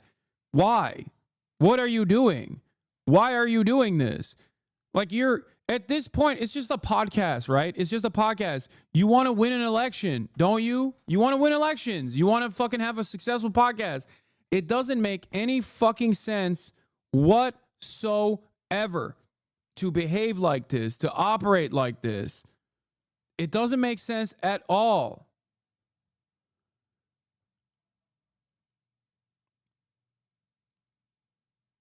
Jesus Christ. They're eroding. Looks like Democrats are saying we don't want to hug the middle. New NPC poll shows 2-1 Democratic leaders to fight back, even if it means partisan gridlock.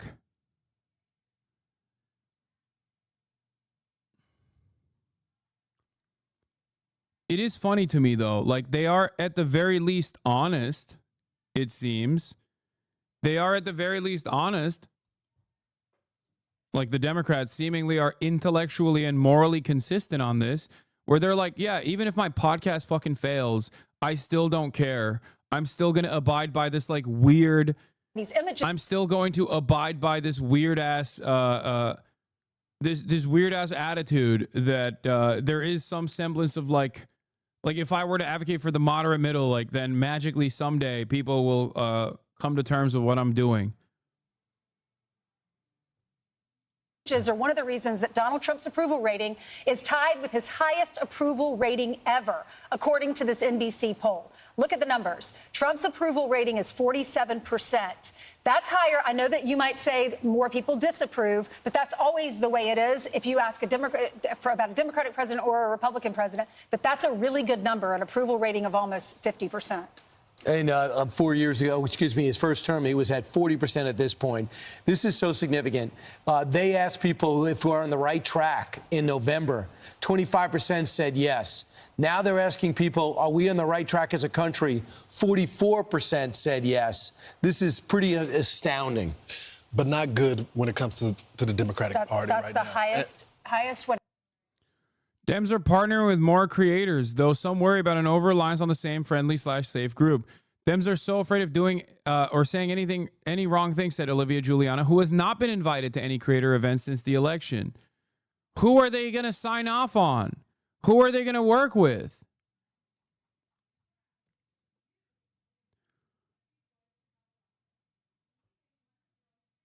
They're trying to do it themselves, too. That's the other side. Dude, that's so funny that fucking Olivia Giuliana is not considered safe enough. That's amazing. Oh, that's so awesome.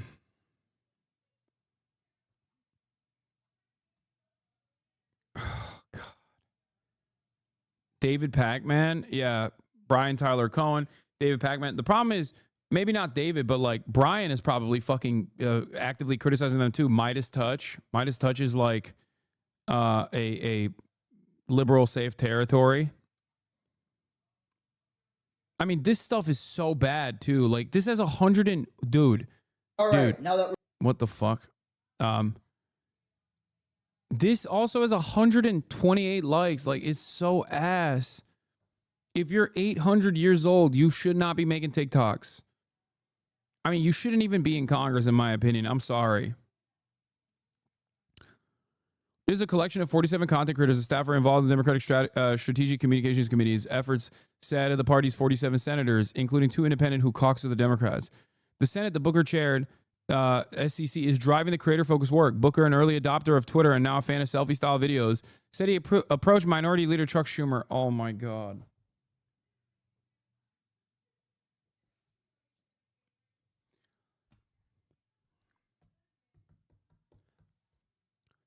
There's 2 categories in my analysis. Whenever I look at the actions of the party, I look at 2 categories. Is like, is this malicious and they are controlled opposition? Or is this because they're fucking stupid? This, to me, is the fucking stupid camp. This is not like malicious controlled opposition camp. This is fucking stupid camp. In most circumstances, it's both. But this is like an entirely fucking stupid camp decision. Like they want to do something, but they're too stupid to figure it out. That's what this is. They want to do something. They saw the podcast popping off. Tried to warn people as much as I fucking could in this entire process. Mainstream media was coming out and interviewing me like, oh, who's the Joe Rogan to the left? You're the Joe Rogan to the left. And I kept saying, you can't podcast your way out of this problem. You can't podcast your way out of this problem. The party has to change its policies. The party has to communicate earnestly about changing people's material conditions for the better. And they were like, okay, nope, we're going to try to podcast our way out of this problem. Good luck. Oh my God.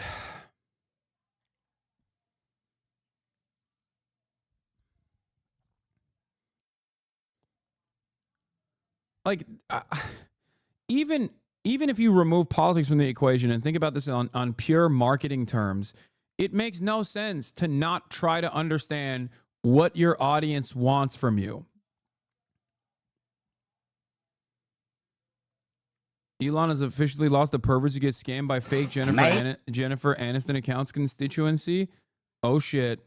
Elon poor again. MEPA. Or make Elon poor already. MEPA. Why is this hermit so angry at Elon Musk? Make Elon poor again. MEPA.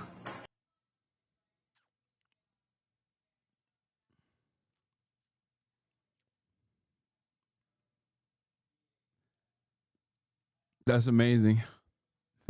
Young Chomsky. Yeah, that's Noam Chomsky.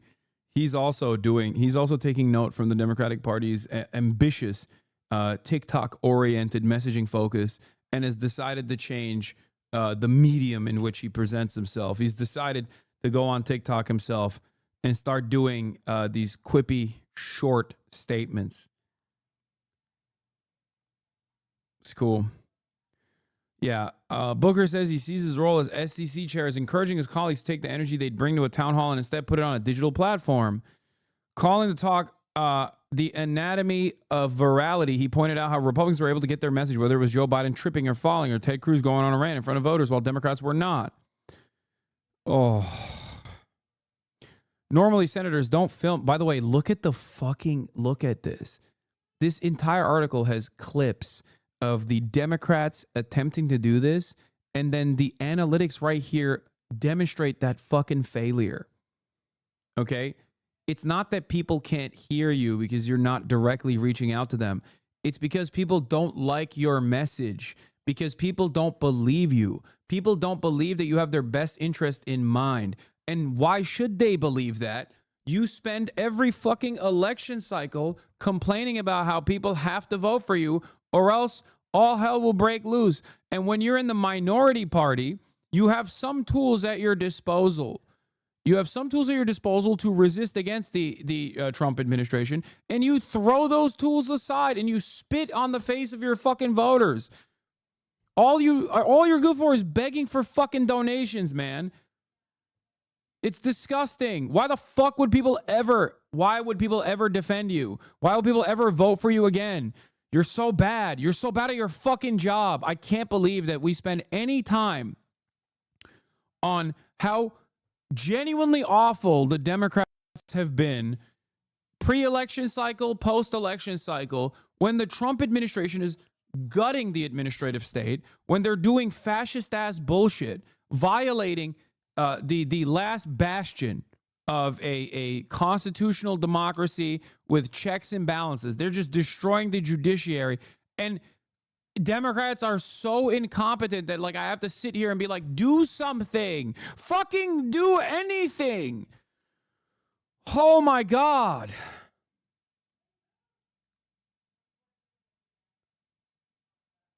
While the videos did draw attention from the right, many Democrats, including Congress, questioned whether it was a smart move.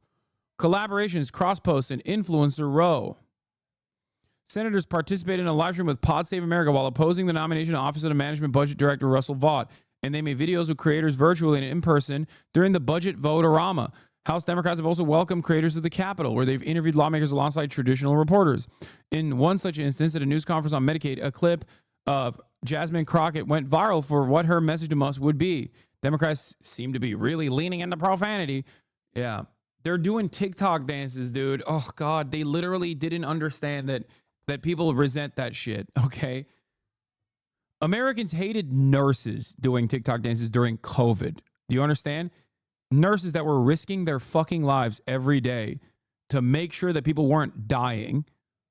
Americans despise that shit. They literally like, oh fuck, why the fuck are you dancing? How dare you dance? It's COVID time and you're over here dancing. Now the one group of people that are the least popular people in America are running around and doing TikTok dances. What the hell are they doing? Yeah, this is a great question. Do you think Bernie was popular on the internet because he was doing TikTok dances, or was it because he was saying policies young people were excited by? They will never change, man. No, I know. Yeah, Bernie famously is a big TikTok dancer. That's why they like him so much.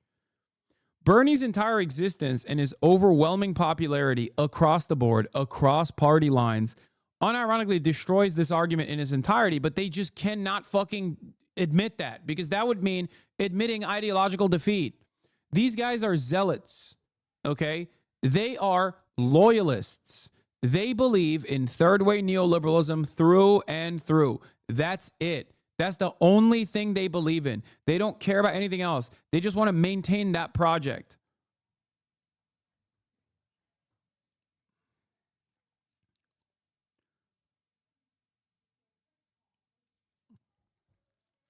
I could scream from the rooftops at every single Democratic representative to just do Bernie. Just fake it. Just do Bernie. Just do Bernie. Just do Bernie. And that's it. Yeah. Angela I'm no longer accepting the things I cannot change. I'm changing the things I cannot accept.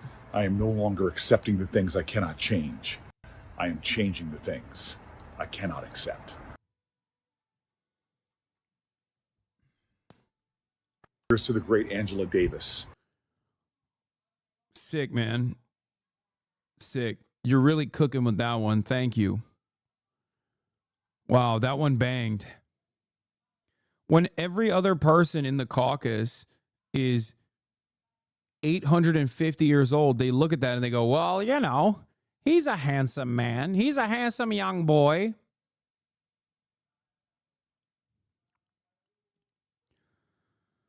For the joint session, Democrats brought 40 creators in to meet with more than 150 members. Sully Jessica Wu, an influencer known as Bento Box Queen, who built an audience of millions while making lunch for her daughters, was invited to the Capitol by Chorus, a new collective that supports creators advocating for democratic causes and policies. She's the influencer behind the viral Choose Your Fighter video. That's who made that video? The Choose Your Fighter video? Oh, no. Oh, my God. Oh, no.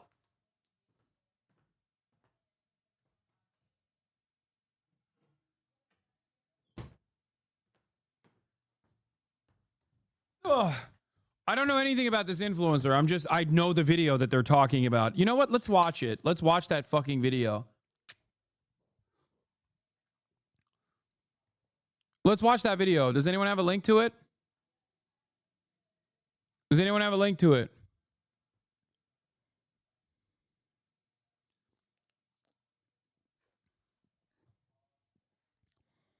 Oh no, M. HUD. I broke up with Sleep last night, and I'm dating Coffee this morning. I appreciate her warmth and stimulating company. Sleep and I broke up. I'm dating Coffee now. She is hot. Sleep and I broke up. I'm dating Coffee now. She is hot. Unfortunately, it happened again. Sleep and I broke up. I'm back with Coffee. I thought I told you. Sleep and I broke up. I'm dating Coffee now. She is hot. I had another fight with Sleep. We broke up again, so I'm back with Coffee now. She is hot. A far, far more worthy love than Coffee.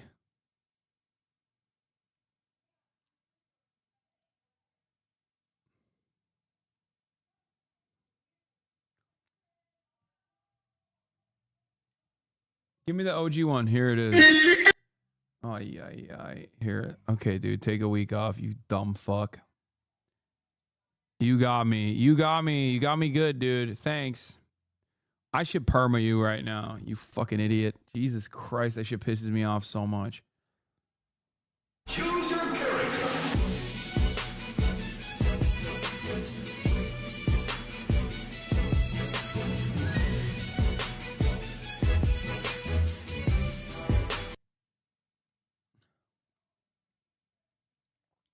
I'm just going to keep running this on repeat.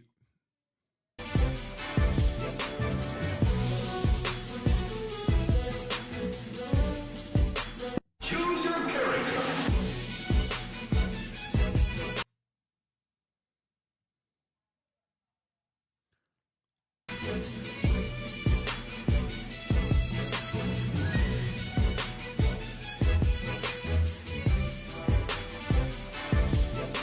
Like, this is the thing that people don't understand. Look. Representative Catherine Clark, House Minority Whip, Massachusetts 5th Congressional District, not into hair dye. I don't care. I don't care. Nobody cares. Don't try to make these people into fucking influencers. I don't give a fuck. The only reason why people would care about their personal background of these people and like develop parasocial relations with them is if they like what they're advocating for and believe that they're earnestly on board with making their lives better. That's it. Bernie Sanders. Okay, this one's even worse. 6-month subscriber. Take the perma. I hope you enjoy it. I'm going to be perma banning every single person that tries the poop sock going forward. Yeah, your poop socks are perma now. Public defender attorney, not a morning person. Like, no one. This is aping Trump, to be honest, the liberal version. Him going on talking about whatever the fuck. Yes, but the problem is, there's two problems there. One, Trump is a fucking television personality. He already had an audience. He already had a level of prominence. And he's telegenic. And not only that, but he tapped into the things that he successfully perceived as his base caring about, even if he personally doesn't care about them. You understand? Like he's so actively, he talks about how he talks about trans people all the time now, right? All the fucking time. If you recall, a couple years prior, even when he was running for president in 2016, he was like pro-trans, openly pro-trans. A couple years ago, when he announced his candidacy, he kept saying, yeah, you guys care about trans people a lot. You care about it more than you care about tax cuts.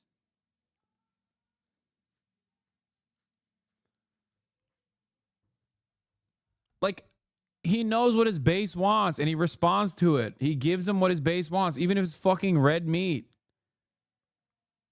He'll give his base the red meat that they want. And that creates this cycle where he's both charismatic and telegenic enough, but also simultaneously he's like offering things to his base of support. You cannot create popularity like this. It just doesn't work that way. Okay? It doesn't work that way. You can't just be like, yeah, I'm a Trekkie for AOC. Like, if they did this video, not in this cringe ass way where like it's like a choose your fighter style situation, but instead, if they were like, here, I'm going to introduce you to these congresspersons and we're going to talk about the top 3 policies that they are going to advocate for the rest of their fucking lives, okay, until the cows come home. This would be a more impactful video. It sounds nerdy, but that's what people care about. Nobody gives a fuck what your favorite TV show is. You know what I mean? Hates balloons. Like, oh man, I hate balloons too. Now I feel so close to this person. Like, that's not how this goes.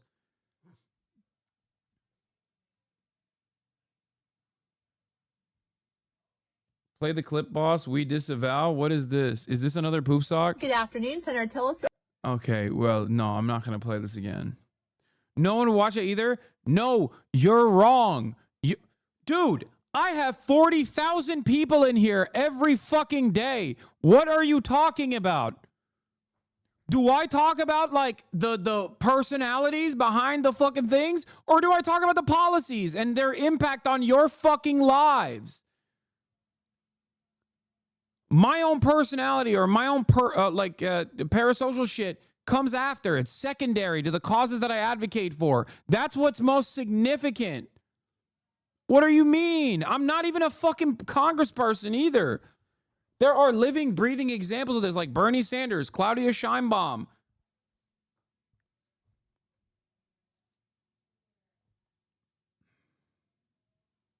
You'd have 50K if you told us which House representatives hate balloons. Yeah.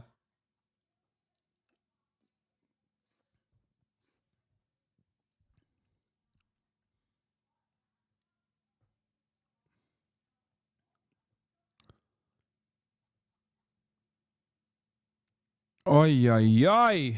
At first, Wu said the response to the fighter video was positive. Feedback focused on girl power, fighting for her audience, which is largely made up of younger women. But then it went to the wrong side. She said she didn't mind, though, because she would like to interview Trump and give him a hug, because I feel like he really needed that growing up. Oh, my God. The only people who think that video is cringy are older people that don't do TikToks, Wu said.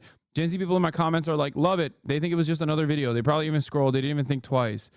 Then the message failed.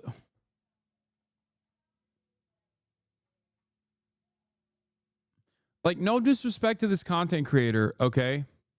No disrespect to this content creator. Like, this is still entirely the fault of the Democratic Party.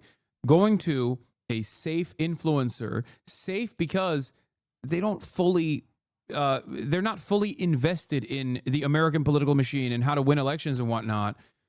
It's their cowardice that is causing them to develop results like this one that come across as insanely cringy to people who do care about this shit. Oh my God.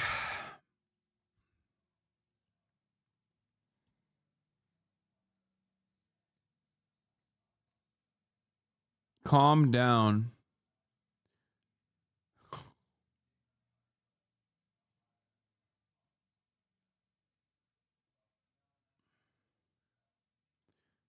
David Graeber on the extreme center. People need to understand that this is why they will never learn the lessons you want from them. They only want to win with neoliberalism. 3 minutes. The kind of politics we have now. Rest in power, David Graeber on the extreme center. Where the left is represented by this kind of Obama-Macron-style centrism, where you're both for the market and for bureaucracy at the same time. You know, it's kind of horrible, right? The only possible appeal of that kind of politics is, well, at least they're not Nazis, right? So what they want is the left to be this kind of mishmash of bureaucratic market centrism and the right to be outright fascist. To set the ball rolling in an actual left direction will make that centrism look like utterly unappealing. Yes. In France, sometimes they talk about... Yes. That's the reason why they're fucking terrified of people like Bernie and why they will never concede to left populism.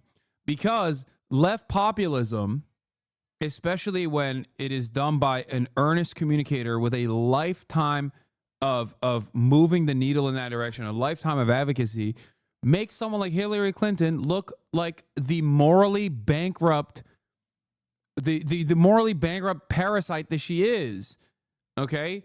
In the eyes of the constituents, even a constituency that is so, that gets their notes entirely from MSNBC, because that's what the Democratic primary base is. Average people don't go out and vote in the primaries, unfortunately. They don't know that primaries are happening. I know this from fucking door knocking, okay? They just don't know. They don't know that primaries are happening. They don't know that it's important. They like Bernie. They just don't even think about voting in the primaries. In the general, on the other hand, a lot more people come out and vote. Base in the primaries is just like the MSNBC watchers, the New York Times readers, the people that take their notes from people that tell them this is the most electable candidate. That's why you have to vote for him. They don't have any interest in policy. They just simply want to defeat the Republicans. They're the Democratic Party loyalists, okay? The diehard people. The people that are now yelling at the Democrats, by the way. That's important to understand. And those guys would 100% lend their support to a Bernie figure. They would 100% lend their support to whoever the fucking Democrat is. They are a lock. They are the definitely going to vote for the Democratic Party base of support. And yet that base consistently votes for centrists because the centrist TV channels tell them you have to vote for a centrist. The other guy is bad. The other guy is bad.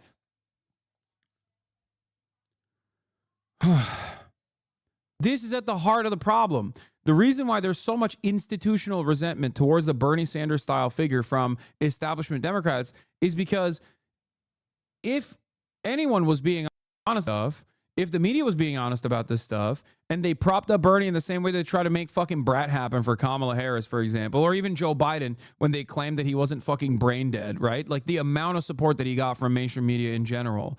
that he even then thought wasn't enough. Like, if they did that, okay, if they fucking did that for Bernie, it's over. Why the fuck would anybody vote for the shittier diet version of Bernie? They wouldn't. Just like people actively chose to vote for the real thing with the Republican Party and not the diet version of the Republican Party. This is the problem with centrism. You don't stand for anything, so you fall for everything. And you, at this point, are falling for fascism. You are allowing the administration to completely destroy what remains of like our civil liberties. Even in general, remind 30% of people voted for Kamala, 31% voted for Trump, and 39% didn't vote. And of those who voted, about 50% never heard any Dem messaging seen by Google results after the election. Dem messaging sucks. It's not just that the messaging sucks. It's what the message sucks. The message itself sucks because the policies suck. And the policies suck because these guys are literally fucking zealots. They are market fundamentalists. They have an undying loyalty. They have fealty towards the markets. They have fealty towards neoliberalism. That's it. That is what the problem is. It's fucking nutty how much they truly believe their own shit. They truly believe it, and they don't even care if people find it to be unpopular. They're like, no, that's why we're going to win in the margins by saying we're marginally better than the opposition. We're not fascists. They are. Yeah, the Dems are the free market fedayeen. Absolutely. And the existence of like a real left vision kind of breaks that in the minds of a lot of people where they go, whoa, whoa, whoa, a better future is possible? Holy shit. You can have a person truly advocate for policies that I think will immediately improve the shitty conditions that I experience on a day-to-day basis. What the hell? That's wild. I like that. Can we get more of that, please? That is the most terrifying prospect for the Democrats. If the Democrats and their base demanded them to actually follow through on these policies and not simply lie to them and say that they're just like marginally better than the Republicans, then they have to actually do work. And doing work for the left party, okay, not saying that the liberals are leftists, but it is the party that is to the left of the Republican Party, which is the far right party, right? But that is the party to the right, would mean doing things that are inherently anti-capitalist. The American left party, being the liberals, the Democratic Party, implies that if they were to actually move policy leftward, they would have to do things that are anti-capitalist. And I don't mean like seize the means of production. I mean anti-capitalist as in against the immediate interests of capital and its short-term profit-seeking behaviors, okay? That's what regulations are. Regulations are inherently anti-capitalist. Regulations and social safety nets are inherently anti-capitalist. Redistributive policies are anti-capitalist. Labor protections are anti-capitalist. Not to say that they are socialist, okay? I'm not saying that. I'm just simply saying that all of these policies that the Democrats lie about when they want to win your support, those are all inherently against corporate interests. But because they are also backed by the same corporate structure, they cannot fucking actually follow through on those policies. They hate it. That's why they constantly find a rotating villain in the party. That's it. Historically speaking, any sort of initiative that is marginally to the left of what is permitted by American corporations will immediately be destroyed by a member inside of the Democratic Party. This creates chaos within the Democratic Party. Hasan, you need to read more theory. You're right.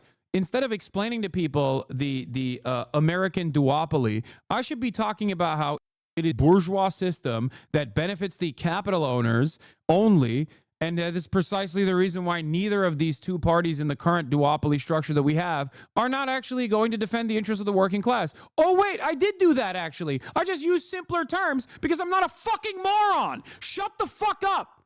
This is the one thing I'm good at, okay? Why the fuck do you think you know how to do this? Then you do it. Do it on your own.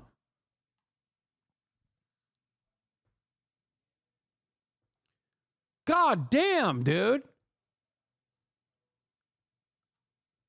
No, you need to go back to Hegel. You need to explain master-slave dynamics, please. If you can't understand dialectical thought, you can't understand Marxism. Shut the fuck up. Shut up. You fucking nerd. You don't know anything.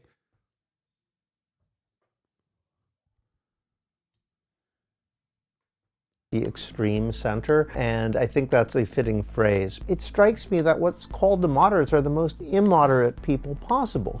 And the reason why they're so uncompromising, I think, is because they realize they don't have a lot of positive arguments. They're not really for anything. Exactly. And somebody like Obama, the reason he worked was because he looked like the kind of guy who would have a vision. He acted like a visionary. He had the intonation. He had the way of standing and looking into the distance like he really believed in something. And it shows you something about just how much visionary politics has been killed. It didn't even seem to occur to people to ask what his vision actually was, right? Because it turns out, insofar as he had a vision, his vision was not to have a vision. You know, he believed in pragmatism and compromise and so forth. And that's what the center has been reduced to. It's become this pure set of performative symbols. And at the same time, you get to feel morally superior, which is ultimately what You are a bad example when you get that mad. You are way too dysregulated. Okay. centrism, what liberal centrism is all about, is the ability to feel better than other people.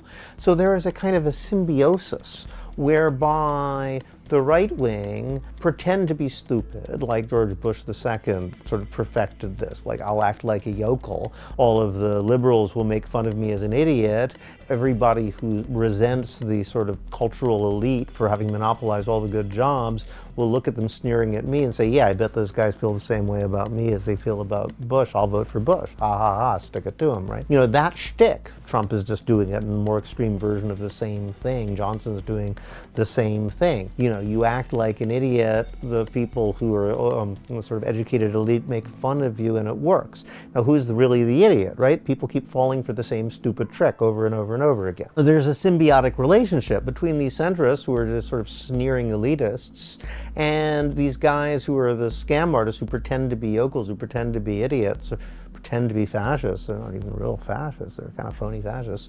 They are trying to set up a situation where those are the only two viable political choices because they both feed off and complement one another.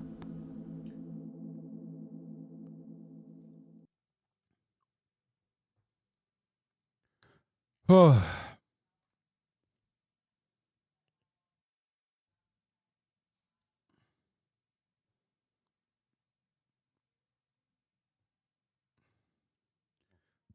Seems like he's giving too much credit to Trump. He really is an idiot. Yeah, but that works.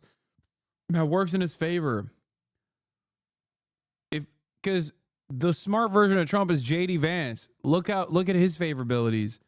He sucks. Trump being an idiot who is good at reading the room makes him this dangerous figure for an audience as stupid as the American voters, okay? He's stupid. He is relatable despite being a billionaire. Why? Because he behaves in the same exact way that the average American thinks they would behave if they fucking had that much money and power. That's it.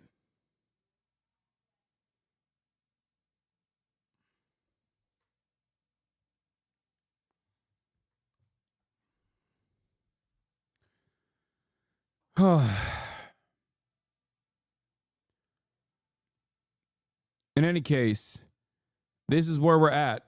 A Democratic content creator and strategist, Olivia Giuliano, saw a shift in Minority Leader Hakeem Jeffries' approach after he met with a small group of content creators at the DNC in August. Jeffries sat next to Giuliano during the conversation and took detailed notes as he grilled the group, which also included high-profile political influencers Jack Schlossberg and Carlos Eduardo Espina about what's driving the conversation online. What concerns? They didn't ask me to fucking be a part of this conversation. I wonder why.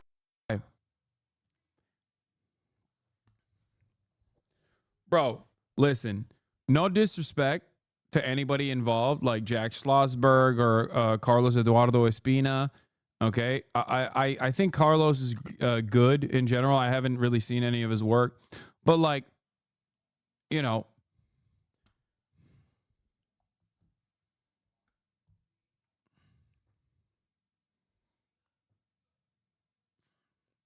maybe you should listen to a broad, more diverse set of ideas. Okay.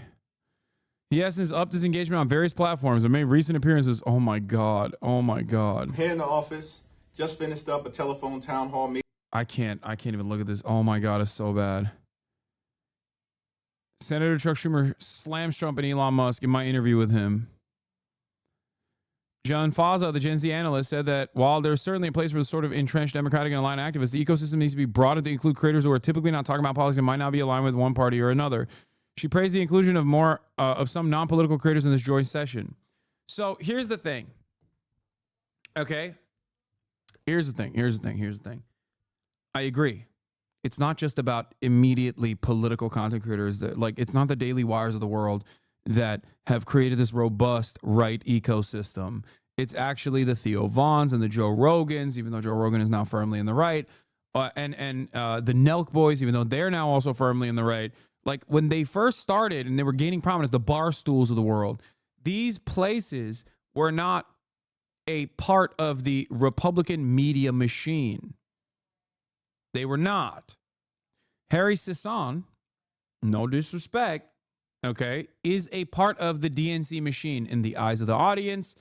That level, like, any sort of access, giving any sort of access to Harry in that regard is basically the same cycle and the same audience that you are captivating. You're not organically building a movement. Okay? There needs to be cross-pollination across apolitical places and apolitical spaces.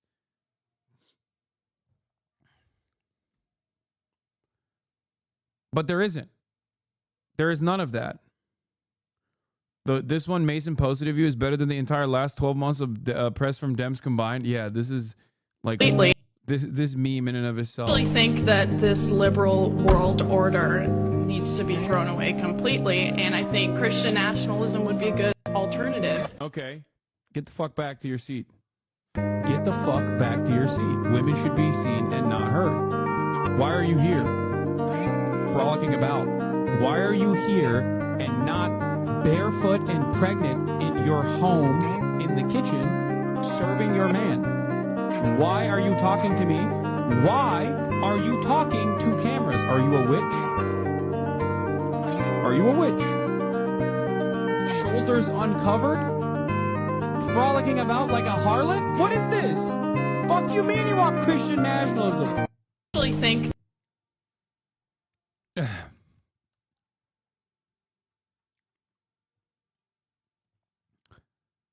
Anyway, that's that. I hate this song so much. I think Hope Core edits bang.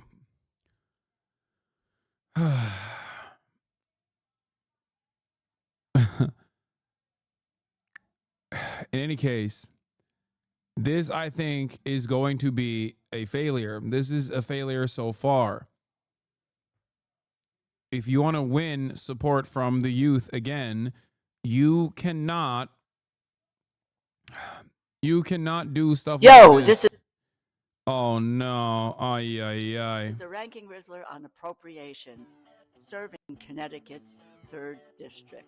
It's time to enter your dark academia Congress era. All right, besties. House appropriation is the money moves in Congress. We are not chasing the bag. We are the bag. Bro, this is a humiliation ritual. That's crazy. This is a humiliation ritual. We got old white ladies. What the hell is going on, man? Oh my God. This lady should never do this. I'm sorry. You should never do this. This is like elder abuse. What the fuck? Democrats are making life smoother through government funding. It's giving, skibbity. So Sigma, mate. It's giving, skibbity. Hey, yo! Character energy. But Republicans' Project 2025 is mad sus. Eliminating the Department of Education? Negative aura points. Basically, the biggest phantom tax on the environment, on your education, and your rights. Big L posting it online, buddy. Democrats understood the assignment. but go off. See how I keep you informed? Very cutesy, very demure.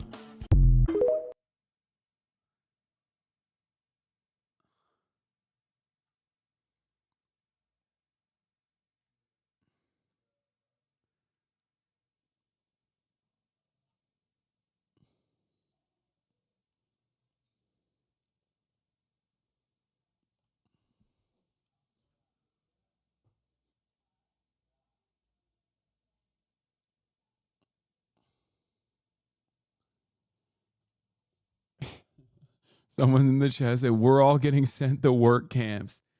I mean, I'll be honest, it's probably better than rewatching this video. You know what I mean? Fuck it. Perhaps getting sent to work camps at gunpoint is not worse than having to relive that experience over and over again.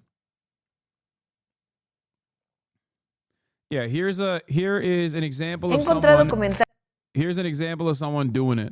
Como este, y como este, y también este comentario.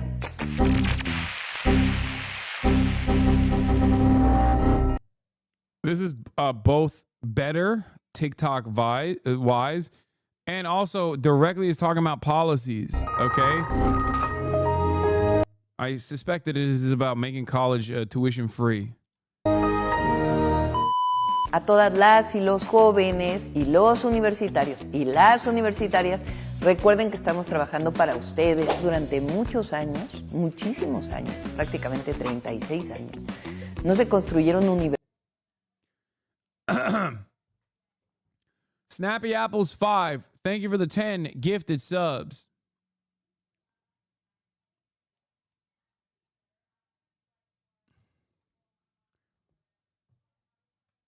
Oh.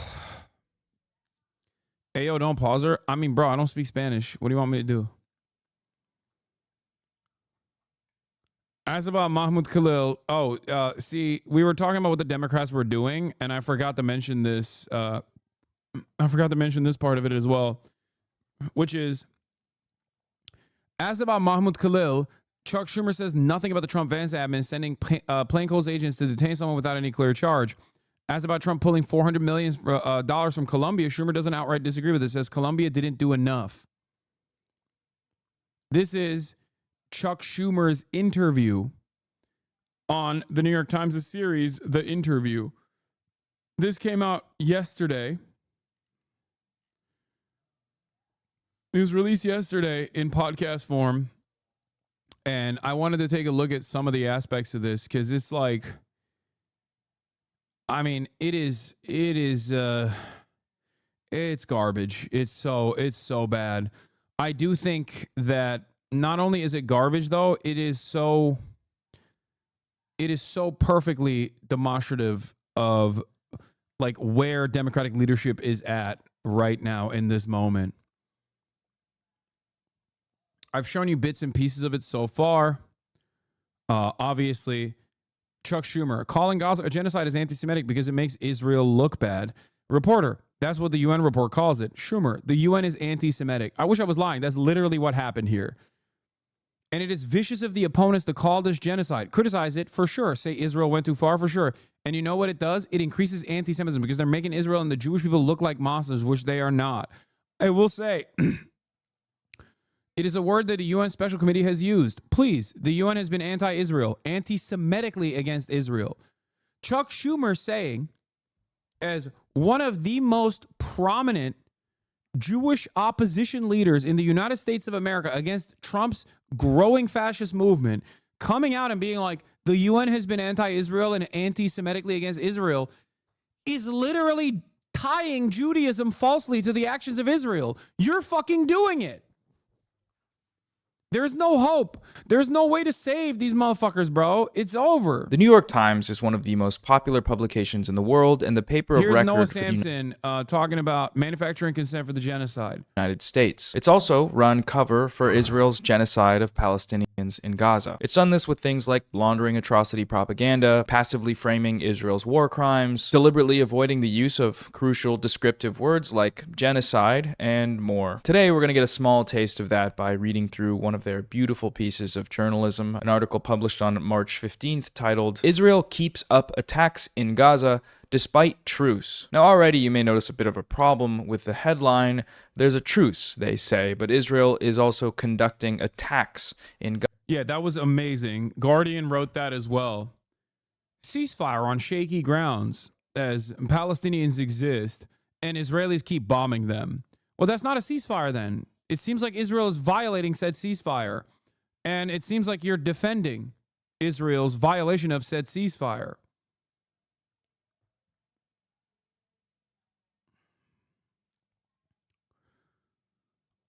I'm so for real on this. Obviously, this is not, at this stage, it's not even remotely consequential because, like, the immediate harm being done is to the Palestinian population, and the harm being done in the United States of America is to, you know, people who are pro-Palestinian, especially if they're non-citizens, as we have seen so far. Having said that, if you think that the Trump administration is not going to go after bad Jews, okay, anti-Zionists, and then go after all Jews, you're a fucking moron, okay? There's not enough money in the Sheldon Adelson, Miriam Adelson camp for the growing anti-Semitic fascist movement in this country, okay? You are not aware of how dangerous things are fucking becoming. And every single moment that you do not detangle Israel from Judaism is another moment where you got 1,000 new people that are like, okay, well, if they say so.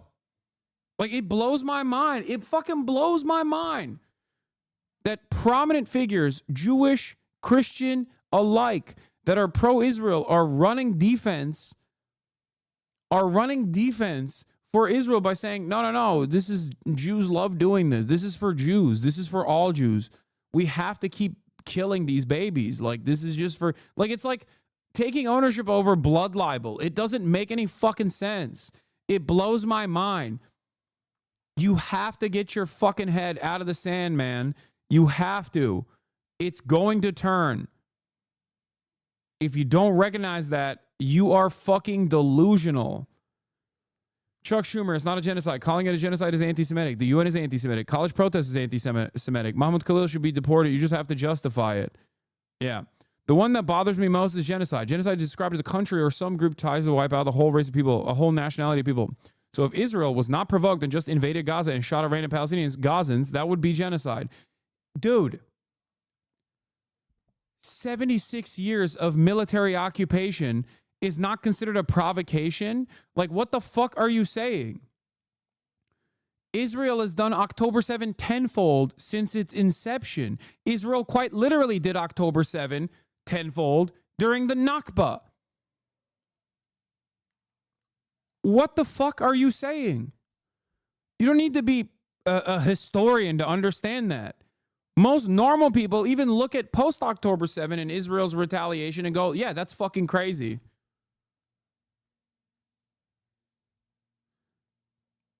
Where does it benefit him lying about this, assuming he knows exactly what he's doing? What do you mean? He believes it. Chuck Schumer is a fucking pro-Israel congressperson. He is like unimaginably pro-Israel. That's it. That's literally it. He like truly thinks that these Arab dogs deserve to be fucking ritualistically humiliated and systematically oppressed by an apartheid regime. That's it. It's denial. That's purely it. A lifetime of social conditioning and real fucking hatred against Arabs and Muslims in general. That's not what happened. In fact, the opposite happened. And Hamas is much closer to genocidal than Israel. No, the fuck it's not. No, the fuck it's not. Hamas, okay, by pure numbers, by pure numbers, I'm going to repeat this one more time because I've talked about this quite a bit for liberals to understand. Hamas, by pure numbers of targeting civilians versus enemy combatants, is not even on the same fucking playing field as the Israeli occupying force. Okay? They're not. It's like a humanitarian aid organization in comparison to what Israel has done. Just in this iteration alone. This is before factoring in 76 years of apartheid. What the fuck are you saying? If you have a real humanitarian perspective, if you're a real pacifist, okay, and you say it is completely unacceptable to target civilians, no matter what, then you have to be advocating for what you are advocating for Hamas tenfold against Israel. But you're not, because you don't care about humans across the board. You care about certain humans. That's it. Only some people are real people in the eyes of those who defend Israel. That's the difference. That's the fucking difference.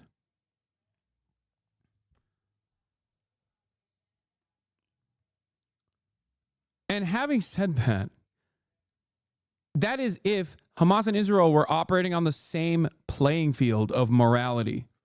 They're not. One is a militant resistance group that is born out of being fucking orphaned by the apartheid settler colony. What the fuck are we saying? What are we talking about even? They're not even on the same playing field. There would be no Hamas if Israel was not fucking brutalizing Palestinians every single day.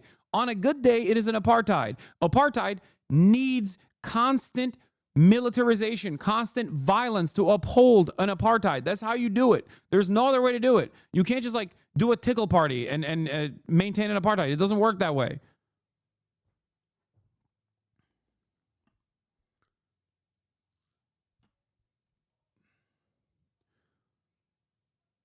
And I told Netanyahu, I said to him what I thought. You got to reduce the number of casualties and make sure aid gets in and stuff like that. Yeah, you don't give a fuck about that, obviously. Here's the difficulty. Hamas is a different way of waging warfare, of using innocent Gaza as human shield.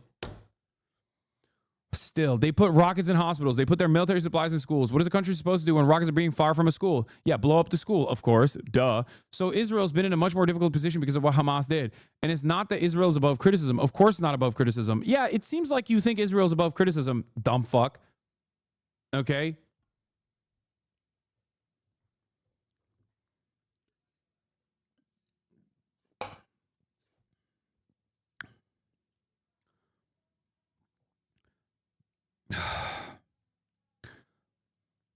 But Hamas, I'm sorry. It matters so much to me. I feel so deeply about it. No one blames Hamas. I mean, the news reports every day for a while show Palestinians being hurt and killed. I see the pictures of a little Palestinian boy without a leg, or one that sticks in my head. There's this little girl, like 11, 12, crying because her parents were both killed. I ache for that. No, you don't.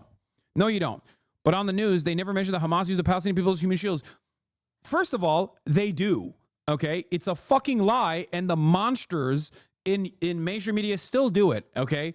It's our bombs that you gladly fucking send over to Israel, knowing full well that it's going to laser a child that actually kills that child's family. You're a fucking animal. God, I do, to a certain degree, respect when people who are pro-Israel at least try to handle the matter in an honest fashion. I appreciate and welcome people like Chuck Schumer and people like John Fetterman, at the very least, being honest about their fucking brutality. Okay? Being like, oh, you don't understand. It's just like there's human shields. We got to fucking kill some of these children, man. It is what it is. But we got to limit the number of children you're killing. Come on, Israel. I say it all the time. Yeah, but it's also, at the end of the day, still Hamas's fault. It's Hamas. Hamas's existence justifies genocide. How did Hamas came to be? Oh, don't ask that question. You're being kind of anti-Semitic for asking that question. Because everything that Israel does, it does for Judaism, of course. How the fuck do you expect people to not be anti-Semitic when you do this all the fucking time? Of course, people who already operate with nascent anti-Semitism just kind of out there unchecked are going to look at this and be like, all right, well, I guess fucking you're right. I guess this is for Judaism. Here it is. Chuck Schumer, he's Jewish, the leader of the Democratic Party, agreeing with Donald Trump on a lot of this stuff.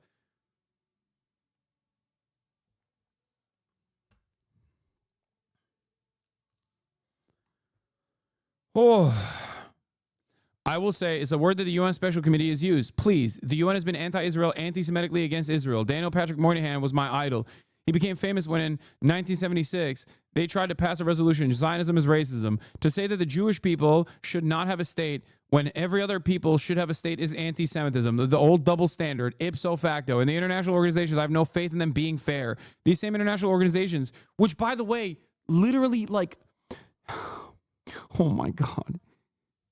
There are Jewish people that work in these international organizations. There are Jews who are loudly and proudly anti-genocide, anti-Zionist. Shut the fuck up, you fucking dumbass. Oh my God. Oh, everybody else gets to have an ethno-state. Why no ethno-state for the Jews? Oh my God.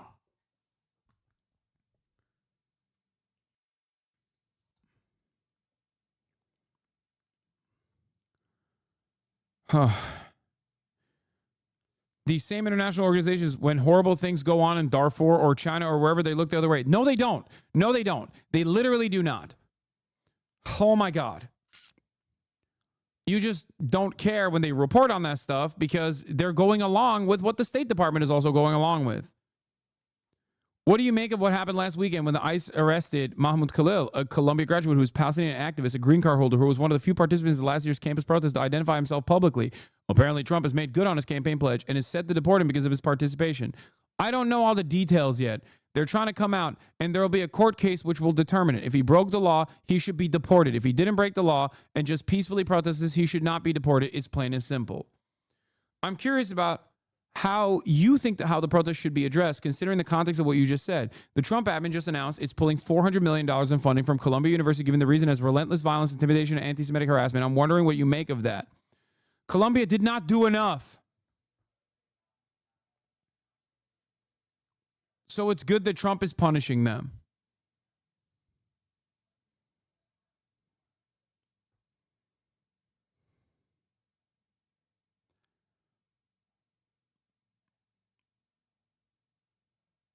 International law is anti-Semitic. UN is anti-Semitic. Trump's actions of taking away $400 million in grants from Columbia is kind of on Columbia because they didn't actually follow through on the shit that they didn't actually follow through on protecting Jewish students, I guess. Hold on. What the fuck is this?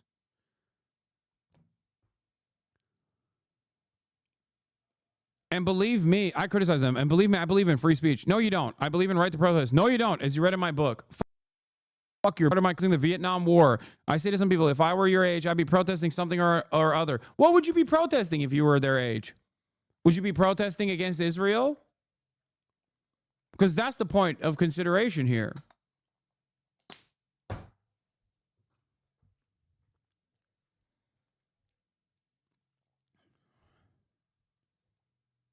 Yeah.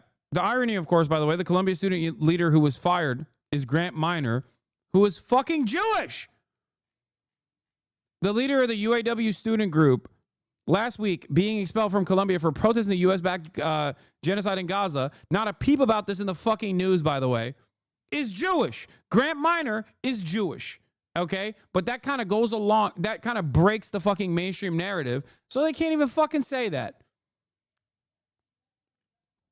As president of SW Columbia, Student Workers of Columbia, Columbia Student Workers Union, I was also fired from my job. The Trump administration is pushing the narrative. Here's the real story. Thousands of students across the country have been exercising our First Amendment rights to oppose genocide. Standing against genocide is not just a moral imperative. It's an act of anti-racism and solidarity. Columbia's response, expulsions, suspensions, and retaliation. The real Donald Trump administration claims the student movement for Palestine is anti-Semitic and violent. They sent the DOJ to crack down on universities, kidnap Mahmoud Khalil and other students, and they're trying to silence us with fear. I'm Jewish. I work in Jewish studies. And I'm not alone in opposing the ongoing genocide. The Jewish people know what genocide is. That's why so many of us, alongside people of all backgrounds, are standing up against what is happening in Palestine.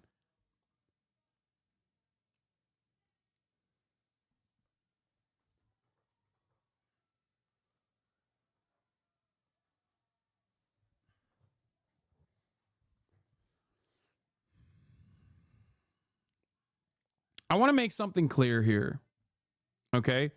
And I say this about every other marginalized identity or group that I advocate for in terms of their, civil liberties, their rights, and the like, okay? Even if 100% of all Jews in America were unconditionally in defense of Israel's genocide, okay? And they were like, no, it's awesome, it's for Judaism, I would still stand against it.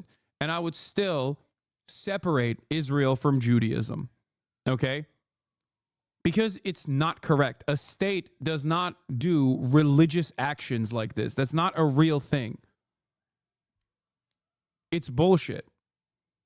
Because I don't advocate against Israel's actions and separate what Israel's doing from Judaism because I really want Jews to like me or whatever the fuck, okay? I do it because it's incorrect. Conflating a religion and the state actions is a very damaging conflation. Just like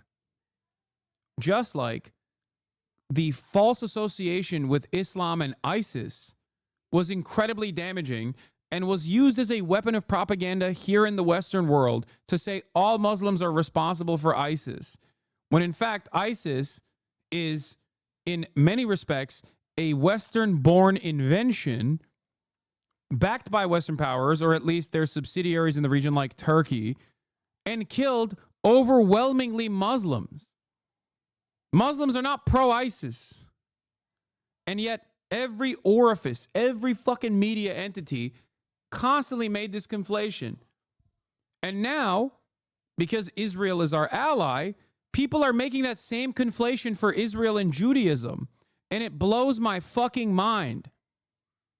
Because when people are taught that Israel is a Jewish state, is the Jewish state, and it has to do all of its violence for Judaism, at the behest of Judaism, and all Jews love it, you are just making people anti-Semitic. You are teaching people to be fucking anti-Semitic. Because no matter how bloodthirsty people are, not every single person is a fucking Asmongold supporter who's just going to fucking fly off on whatever the hell Donald Trump is saying and go, yeah, that's based, no matter how violent or important it is. People have the capacity to see dead children in bags that their parents are fucking carrying out of a destroyed building and go, that's really fucked up. That's the most fucked up thing I've ever goddamn seen. And if you associate that fucked up action with Judaism, you are doing literal negative propaganda for Jews, okay? It's insane. No race of people are monolithic. If they were, then the Zionist project would have never allowed for anti-Zionists to exist. Because goddamn, in the past, I would say fucking 4 decades, Israel has tried real fucking hard to monolithize Jews in the Western world. They have tried so fucking hard. Ask the Jewish HasanAbi heads in here, and they will tell you their own personal experiences. Every fucking Jewish social organization revolves around defending Israel, teaching children at a very early age that like Israel's the most moral nation.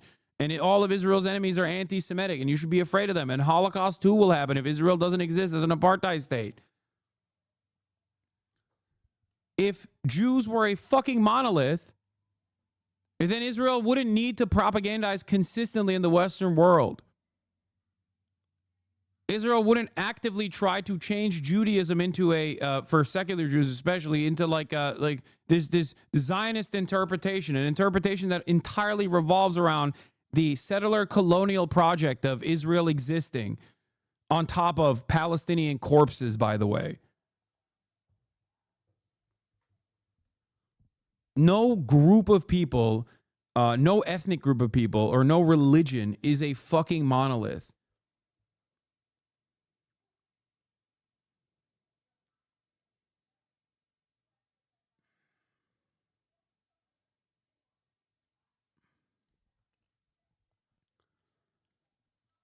Yeah, you got fucking, exactly. You have Holocaust museums celebrating Israel's actions. Like, it's insane. Oh.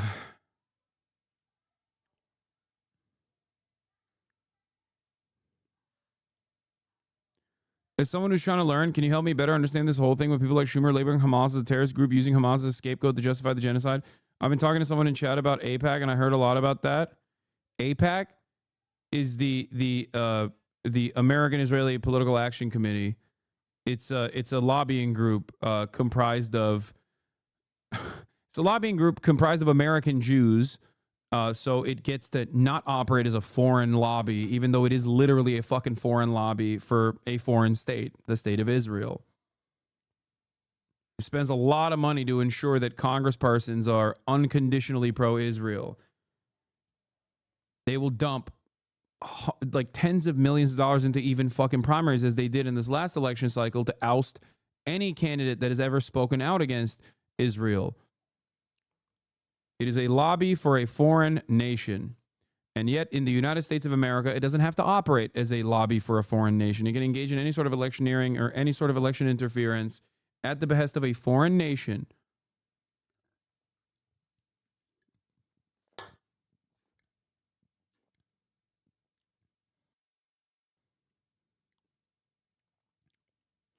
So America doesn't control Israel? No, America does, at the end of the day, control Israel. Because without American dollars, Israel would not fucking exist, okay? Without American support, Israel would not exist. What are you talking about? Even with American support, Israel's security boundaries were penetrated by Iran and by fucking Yemen, which is even crazier.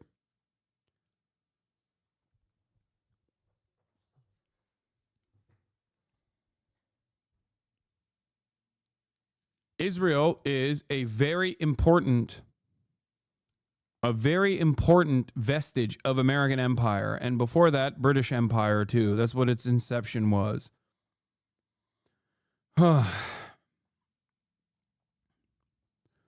Anyway, in its proudest moments, the labor movement has stood firmly on the side of the oppressed and therefore on the side of justice. As president of Student Workers of Columbia, I had an even greater responsibility to stand with my members who were beaten by the police just for protesting. Columbia has caved to Trump's demands at every turn. They have brought the NYPD onto campus to brutalize the students. Now they've let DHS terrorize the students in their own dorms. Thank you, The Zip, for 50 community gifted subs. Our union is here. It's not as simple as America controls Israel. It's a two-way street. Of course, America could remove funding, but they will never, because the two states are intrinsically bound. Saying one controls the other is grossly reductive and erases half a century of insane mutual espionage, money and interest, blackmail, and partnership. I 100% agree with what you just said. Yes, of course, it's a mutually beneficial relationship. That's why Israel gets to do things that other favored client states don't get to do. But at the end of that relationship, the one that holds all the cards, to use a Trumpism here, is the United States of America. You understand? Israel and the United States of America having a mutually beneficial partnership in the eyes of the State Department does not change this dynamic. And as a matter of fact, there are naysayers against Israel, both in the CIA and also in the State Department as a whole. But those naysayers have completely lost. They have no motion. They have no way of controlling the conversation, because those guys who also want to maintain American empire, make no mistake, they're not good guys at all. They understand that letting Israel run loose in this region like our fucking violent, belligerent attack dog is actually going to come back to the United States of America tenfold in terms of being a destabilizing power. It is ripping through American hegemonic status. It is destroying it in the eyes of even our Western allies at this point.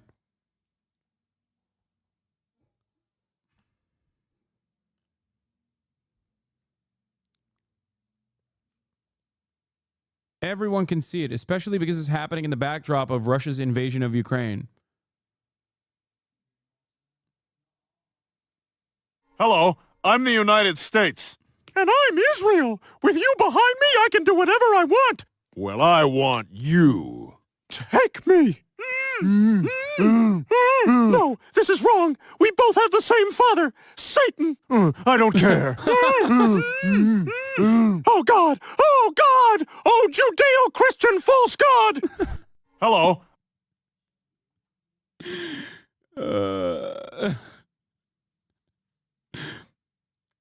It's funny because, like, now that's, you know, now people be like, this is the most anti-Semitic thing I've ever heard in my entire life. How dare you laugh at this? This is anti-Semitism across the board. Like, yeah, it is. It is an anti-Semitic joke, but it is a joke.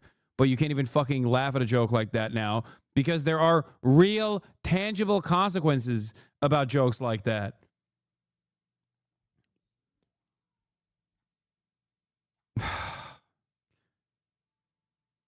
Yeah, Seth is Jewish. I know. I think, yeah, he is. Now he's going to be departed.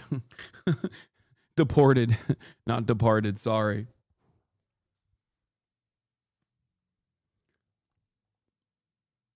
Anti-Semitism is a very dangerous form of bigotry, and accusations of such are taken very seriously. Israel ties itself to Judaism to weaponize that label, and it ironically lessens the power of the word. I fear a future where anti-Semitism is not taken seriously anymore, and Nazis, even normal people, are just casually anti-Semitic. We are living in that world right now. You should be fearful. We are quite literally living in that world. That is the world we're living in. It still has some kind of emotion, but I think the Trump administration is going to fucking ruin that or destroy it in its entirety. I'm telling you right now, man. I'm telling you right now. The very fact that, like, you're sounding kind of dumb today, bro. Get some rest. Thanks, man.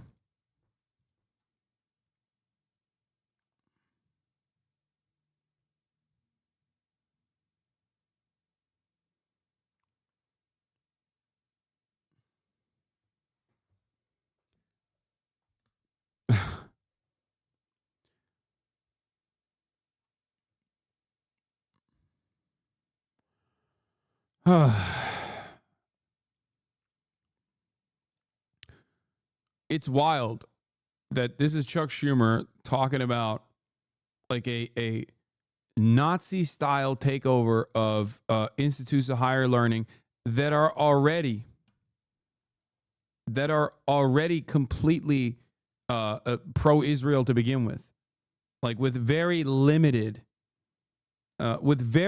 criticisms of Israel that is already allowed, right? Like, it's not anti-Semitism that people are afraid of at these institutions. It's anti-Israel sentiment. They are more afraid of that than anti-Semitism. That much is clear, because even in Colombia, in and of itself, a great example of this is the fucking neo-Nazi protester was captured on camera saying Jews will not replace us, was allowed to fucking graduate from Colombia. They actually put him on remote learning because he was in danger for his own safety. After all of that, they revoked the diplomas of fucking students for the crime of protesting against Israel. The same institution that allows Nazis to come and speak on campus. The same institution that literally allowed a Nazi to fucking go and get his diploma after being caught at Charlottesville. It's not the first time that Colombia has done this. They did this to anti-fascist, anti-Nazi protesters in the 30s as well, for the record.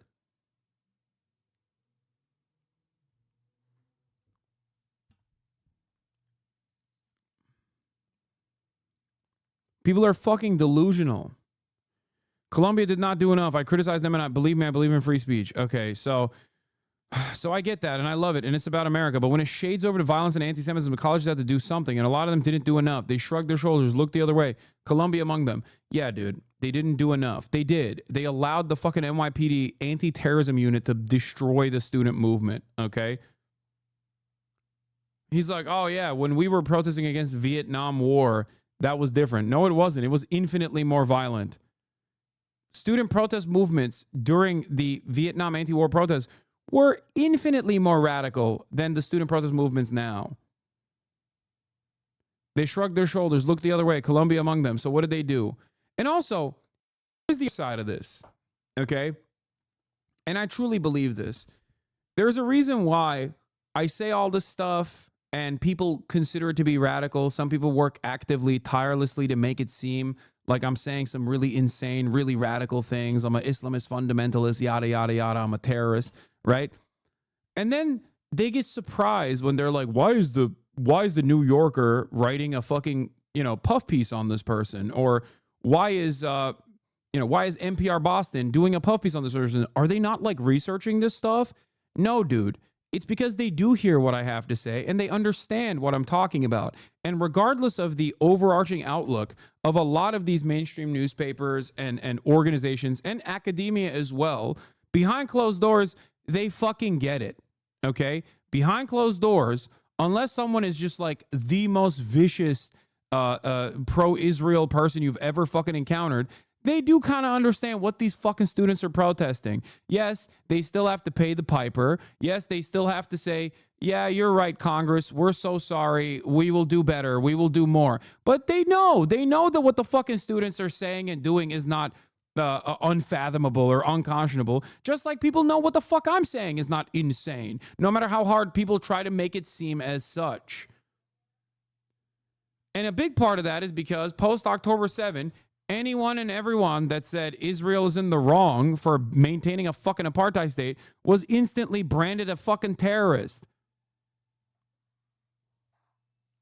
That's it.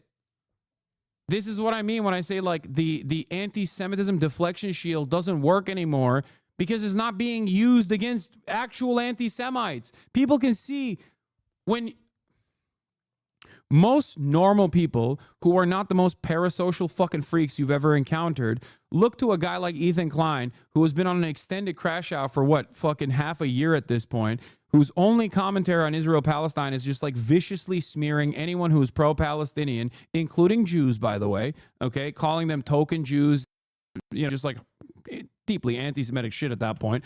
And then claiming that he is moralizing this conquest because he wants to be a person who is going after anti-Semites. Okay? You got the Theo Von podcast. Theo Von has Candace Owens, who has said deeply anti-Semitic things, including Hitler just wanted to make Germany great. Like, that's something that Candace Owens did, right? And then got hired by Daily Wire, and only got fired by Daily Wire because she was not only anti-Semitic, but also anti-Israel. That's the real reason why she got fired.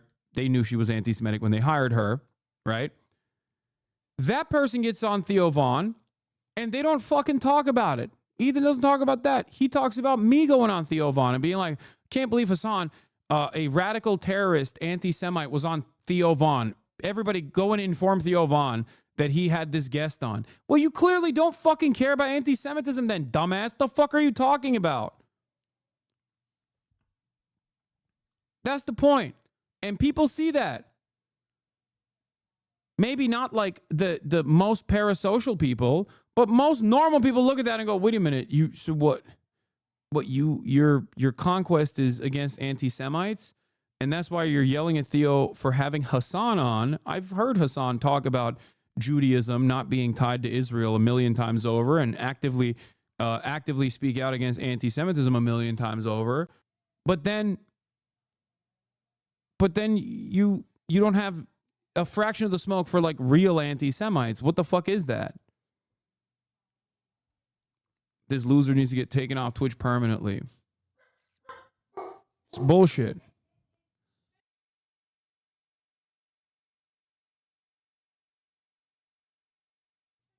Gözü getirdi anne. Yok bir şey. All right. Now on that note, let's get to Noah Samson, manufacturing consent for genocide. Is there TOS on here? Gaza. So is there a truce or is there not one? If there is a truce, the correct word to use in regards to Israel's conduct is violates. Israel violates the truce by attacking Gaza. An attack on Gaza is a violation of the ceasefire. Any of those would do, anything other than what is written here. Israeli forces killed at... I LARPed to someone who was on the fence about hating you, and if you are anti-Semitic and do just link shit that just wasn't anti-Semitic at all, at least 9 Palestinians in Gaza in strikes on Saturday, according to the Gaza Health Ministry, the latest in a string of Israeli attacks on the enclave that have kept up despite a roughly 2-month-old truce with Hamas. Okay, wait, so not only did Israel violate the ceasefire, but in doing so, they killed 9 people. Why is this mass killing event being downgraded to simply an attack in the headline? A non-ceasefire violating attack at that? Since the ceasefire went into effect in mid-January, the military has conducted constant strikes in Gaza. Israel has accused militants of threatening its forces by laying explosive devices, flying drones, or by approaching where Israeli troops are deployed. Hamas has claimed those attacks have killed more than 150 people since the truce took effect, at least some of them civilians. And it has... I think if Israel, instead of Israel, our favorite colonial state was instead Liberia, we'd be talking about anti-black racism and not anti-Semitism. Is the fact that the government is using anti-Semitism as a weapon against leftists that makes it topical? What? The only Jews in the U.S. are in danger are the ones outwardly supporting Palestine law. Anti-Semitism is an outmoded perspective that fuels Jewish exceptionalism. What? But there is no proven material basis for that threat. In fact, this new fascism is explicitly Zionist. It's a discrimination based on ideology, not Jewish ethnicity. I mean, this person is not incorrect. Yes, the only Jews straightforwardly that are under attack in the United States right now, like the ones that are directly under fire are anti-Zionist Jews. Those are the ones who are getting arrested. We just showed you Grant Minor, the fucking leader of the student movement, who just got fired by Columbia. He's Jewish. All right, 204 TOS. All right. Has accused Israel of repeatedly violating the agreement by continuing military operations. So this is a good example of kind of one of the central issues in this coverage, which is that the claims from both Hamas and Israel are being given the same weight in this debate going on in the article, but only one of the figures cited here can actually be confirmed. When Hamas claims that 150 people have been killed, this is a statement of fact. Israel has killed over 150 Palestinians, the vast majority of whom are civilians, including a number of children. We have the names, the video and photographic evidence of their killings, and the medical records. When Israel says that its troops... Sorry. There's the other thing, by the way. Where is it? There's someone else that said, Jews have a valid claim to being fearful. Can we not do that rhetoric? Anti-Semitism is prevalent for sure, and Jews are valid in feeling unsafe in America. Yes. Okay, I understand that. Except the way that this conversation plays out in mainstream media is that Jewish people are forward, specifically as pawns in the process, to say, my feelings were hurt on campus. And your feelings hurting on campus because the association that you have personally made with Israel is now making you feel bad when someone says, that's a fucking baby murder state that you are defending, then that doesn't fucking matter. Like, fuck your feelings in that situation. We're not talking about like straight up neo-Nazis doing hate crimes against Jewish people. We're talking about this in the context of how pro-Palestinian thought and pro-Palestinian protests are directly under fire. I completely agree with you, but you respond to a chatter saying only pro-Palestinian Jews are unsafe, which is really not really true. No. The overwhelming majority of Jewish people that are directly under fire from organizations, from like actual institutions, if not damn near entirety, are anti-Zionist Jews. If we're talking about individualized violence, like the Jews that are being targeted by the state are not fucking pro-Israeli Jews. The Jews that are being targeted by the state are anti-Zionist Jews. That is a directly anti-Semitic incident, an anti-Semitic process that should terrify everyone.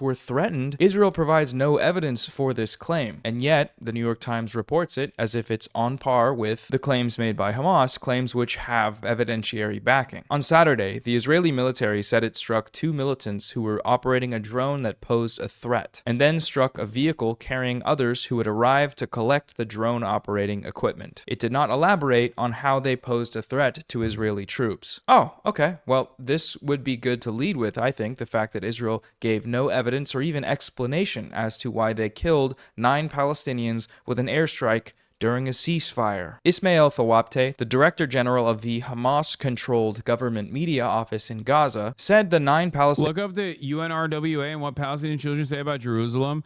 Yes, dude, you're right. Palestinian children they learn to hate Jews at UNRWA schools. You're right. That's why we should blow up all the UNRWA schools. Yeah. Why? Because I saw a video of fucking 12-year-olds being anti-Semitic. Shut the fuck up, dumbass. I've seen all the videos, okay? I don't give a shit. What do you think is worse? A 12-year-old in a fucking captive open-air prison being like, yeah, one day, inshallah, we'll take over Jerusalem again. It'll be ours. We'll rid it from the hands of the Jews. Or like bombing the fucking school and killing that child. What do you think is worse? Jesus Christ. How the fuck do people not understand that? Like, how do they not, how do people not comprehend that? Terror, baby. These are babies of terror. They are learning to hate Israel and Jews at an early age at UNRWA facilities. UNRWA is also a terror educational facility. We must blow them up. They're not even arguing there's no genocide, just saying they deserved it. Exactly.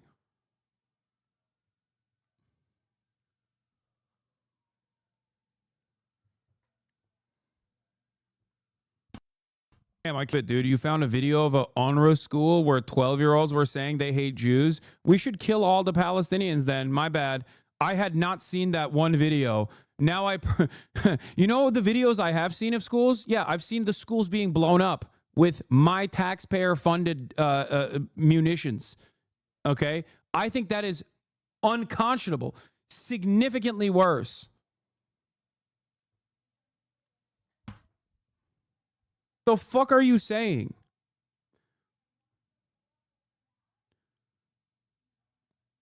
There's a very obvious reason why Palestinians learn to hate Israel, okay? And then associate Israel with Judaism. Because the fucking Star of David is on the flag that's dropping a bomb on their school. The fuck do you mean?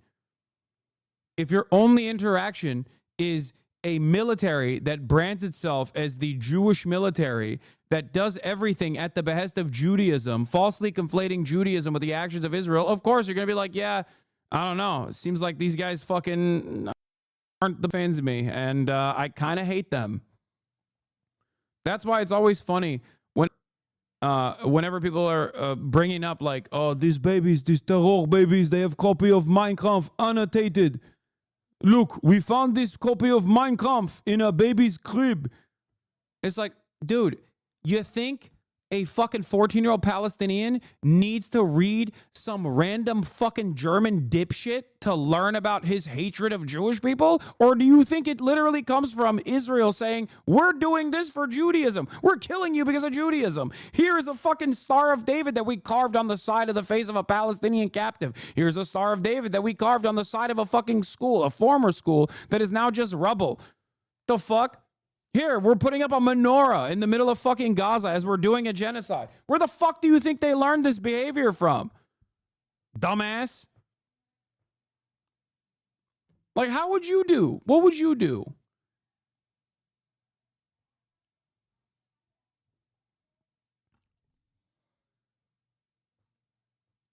Palestinians killed in the strike were working for a charity. The identities and statuses of those killed could not be independently verified. So when Palestinians report evidence, the New York Times makes sure to designate their... Why is this case not made in reverse? Are we going to pretend that Israel doesn't radicalize people? No, of course. I talk about that all the time. Everything Israel does is fucking projection. And this is projection too. When you are the violent settler colony, you have to actively dehumanize the indigenous population that you're destroying and keeping subservient through militant action.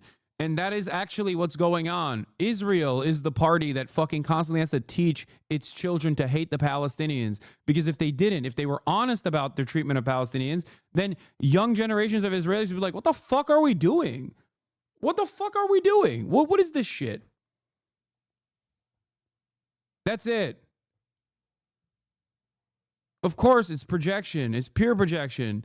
It's the state that has power that has to actively propagandize so that its citizens don't fucking rise up and say, what the hell are we doing? This is like insane levels of violence. Yeah. Here, who do you think? Who do you think is actively fucking dehumanizing Palestinians? Some Purim costumes from the Instagram story of photographer Alex Farfouri. That's a literal fucking baby. Dressed up as Hamas baby for Purim. Another pager-themed Purim costume, because what's funnier than one of the biggest and most sadistic terror attacks in history?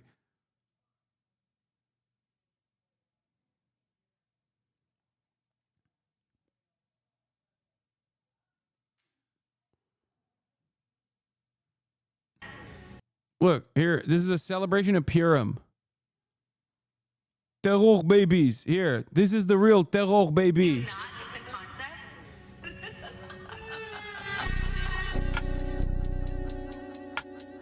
חג פורים אומנם יחל רק בעוד כחודש, אבל רומי ונועה כבר יודעות למה הן התחפשו השנה. למה החלטתם להתחפש לסיירת גולני וסיירת גבעתי? בעיקרון כל מה שהם עושים בחיים עכשיו זה להגן עלינו ולשמור עלינו. אז צריך ככה להראות את הגאווה של העם שלנו. גם אחותי עכשיו בעזה בגבעתי ואני רוצה שהיא תראה. זה חלום שלכם להיות אולי יום אחד חיילות קרביות? ברור. ברור. של כל אחד. לשמור על המולדת שלנו. שמירה על המולדת היא תמה מרכזית בתחפושות פורים 2025. אני חייל טקטי ורציתי את זה כי קודם כל זה תחפושת ממש ממש יפה. כאילו אני שומר על המדינה. ממש להרגיש את זה. אני שוטרת, אני בהפגנות, דואגת שהכל יהיה מסודר וזה, עוזרת למשפחות ולמפונים. אני חושבת שזה חשוב כי אנחנו בכל זאת עדיין במלחמה וזה תפקידים שעוזרים לנו ומגנים עלינו. זה זכות להגן על המדינה. זה זכות, זה פרס. באמת רואים עלייה בביקושים, אתה יודע, בעקבות זה שהילדים בבית ורואים שאבא הולך למילואים ואח במילואים, אז הביקוש בא מלמטה.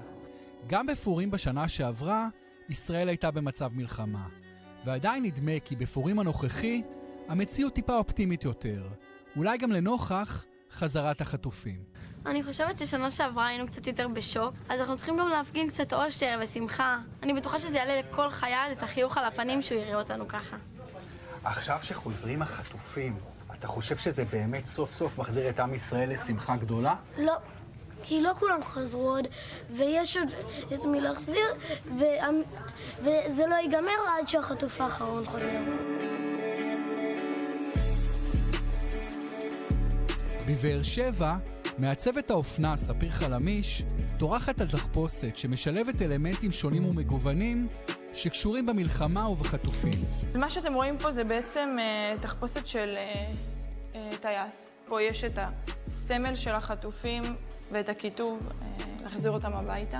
פה יש לנו את החרב של חרבות ברזל, שזה בעצם השם של המלחמה. הכתר זה הנובה. מה שאתם רואים פה בעצם זה העצים שהיו שם במסיבה, והדיסקית של השבויים שלנו. Dude, I'm sorry. Dude. It's so bad. It's so fucking bad. That is unironically one of the funniest aspects of like Israeli art is that because right-wingers are so mad. They're too mad to be funny. They're too mad to make art that like an entire society that is primed to the gills of like with fascist propaganda will always end up making art like this. Yeah, it's like the MAGA ball gowns. Exactly. It's just like, oh God. That's why the best piece of product that comes out of Israel is like, antisemity, Colombia, antisemity. Oh, I'm going to Colombia anti-Semitic. I love Hamas. I love Hamas. It's my favorite. I'm a queer non-binary student at Columbia Antisemitic. Oh. It's so fucking ass. Your output, your cultural output is fucking ass, okay? Jesus Christ.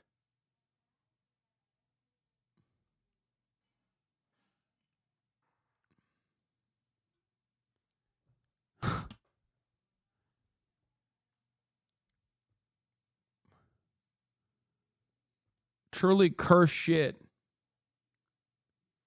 Yeah, here. 3 million views.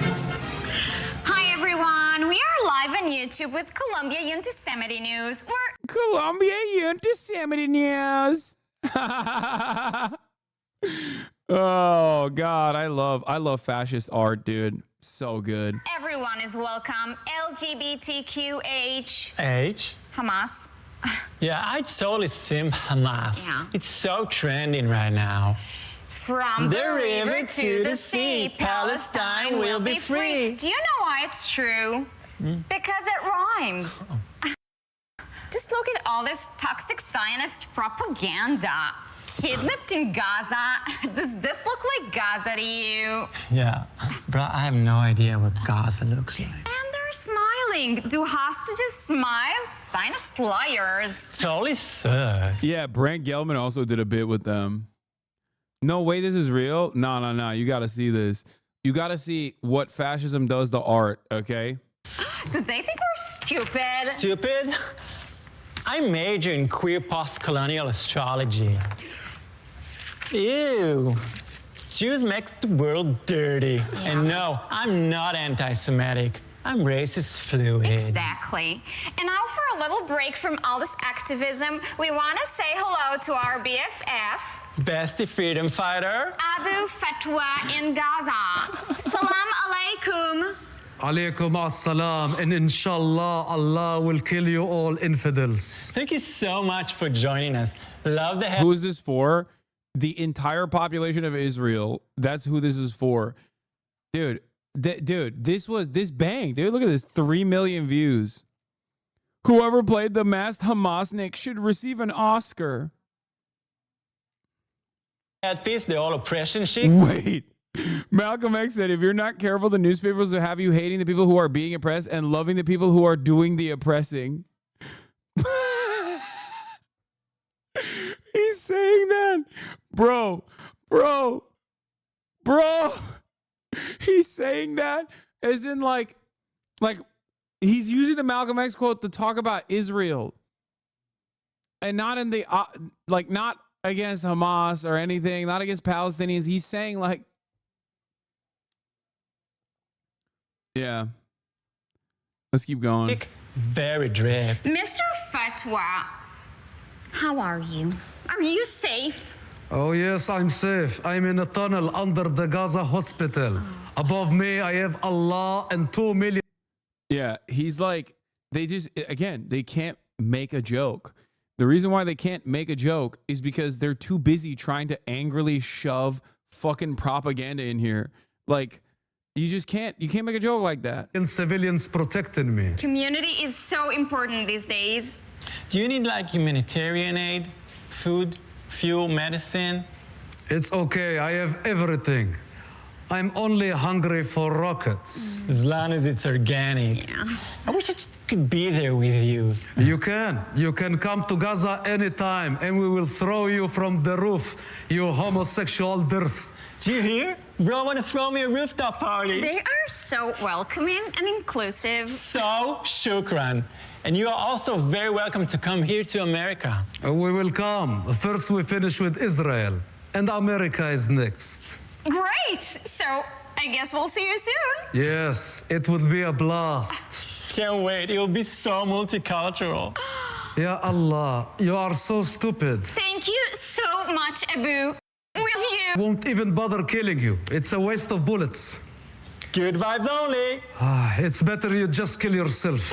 Okay, bye. Die. From the river to the sea, Palestine will be Jews free. Yeah, that sounds better. It is better. Come on, man.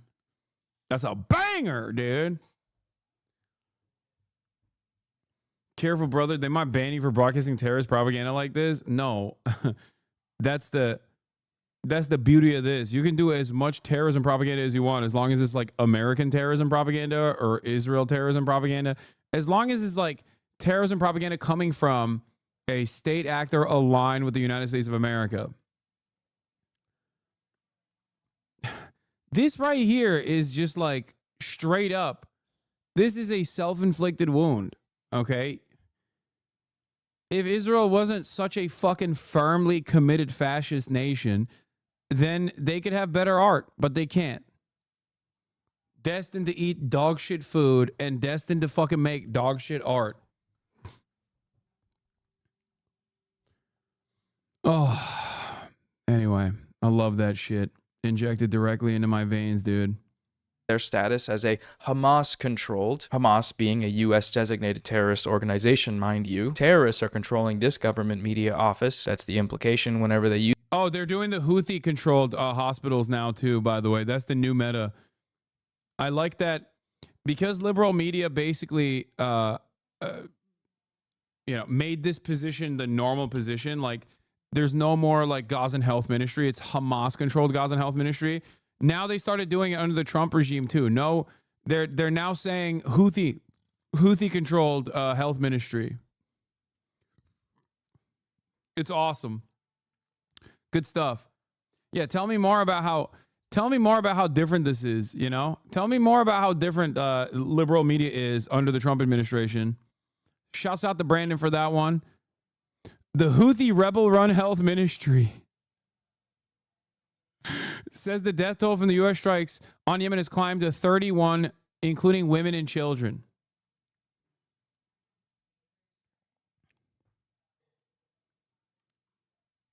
Fantastic. Thank you, Associated Press. Doing a great job at journalism in a pivotal time when fascism is basically destroying this country as well.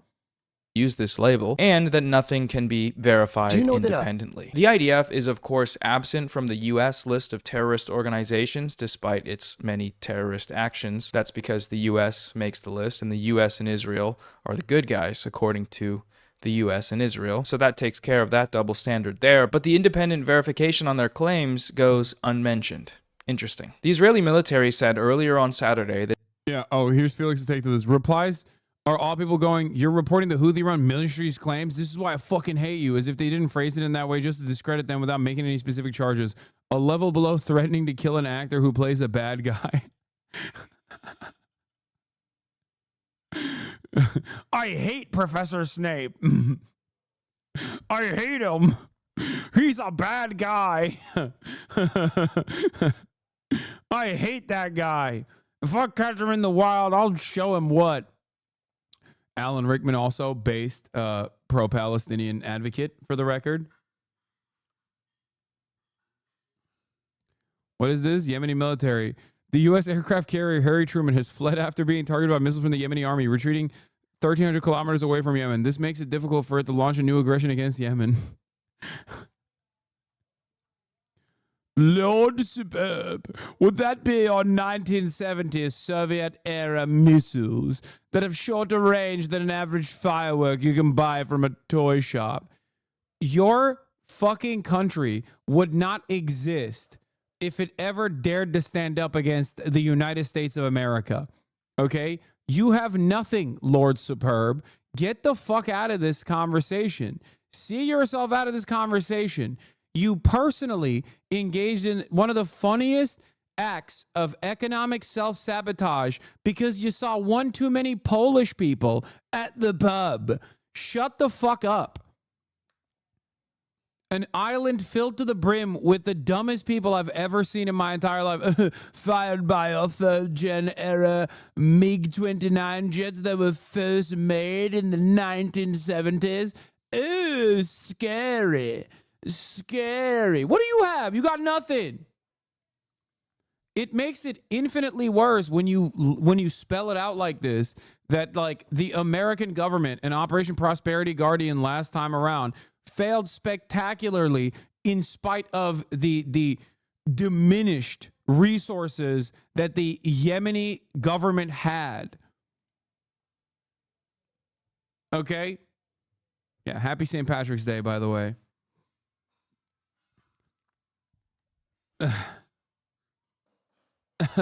You have nothing in your arsenal that would make me afraid. We will keep the baby killing until morale improves. How dare you? How dare you come after the Amazon shipments going into Israel? They too deserve to eat jellied eels, just like I do. Yes, my good sir.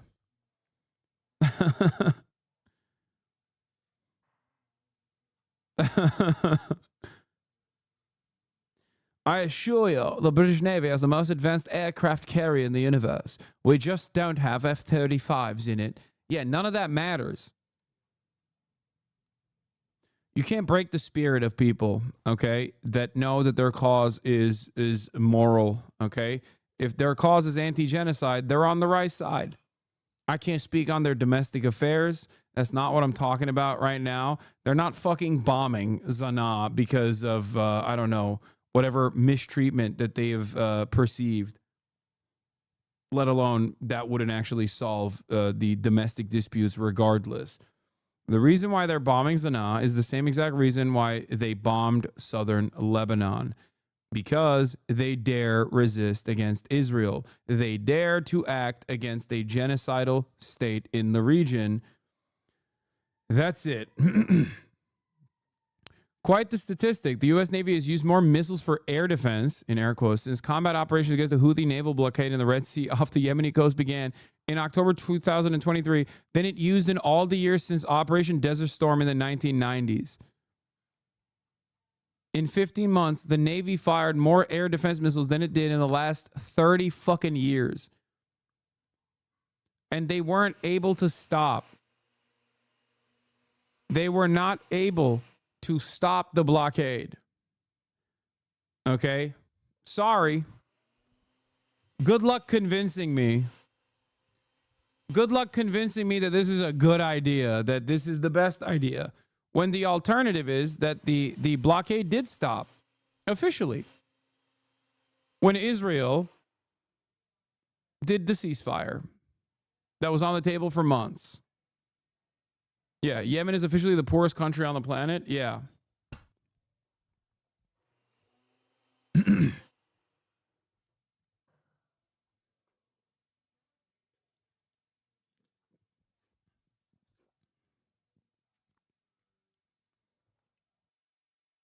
These develop hydrogen fuel cell drones. These go thousands of miles. Very impressive.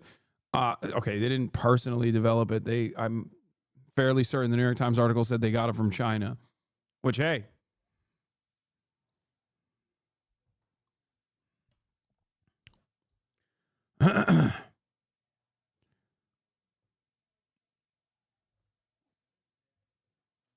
Just saying. What is the sound peaking from the noise gate? My mom is using the blender.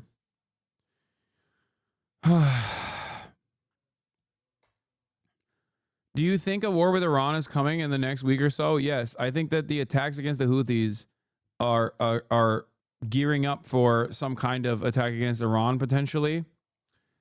And that is damaging. And I think Trump will learn that lesson the hard way, most likely. I've never seen this before. Israelis clip chimp on... Wait, what? We moved on? We moved on from this way too quickly? What exactly did he mean? Make American planes crash again. 2 dead in a small plane crash at Georgia's Covington Airport. That's so funny. Dude, wow. Wow. I guess Mehdi Hasan was saying like he wants 9/11 to happen every day. That's what it must have meant. Thank you, A.L. Yacobi, 22-year-old UPenn graduate, incoming MIT student dedicated to combating anti-Americanism.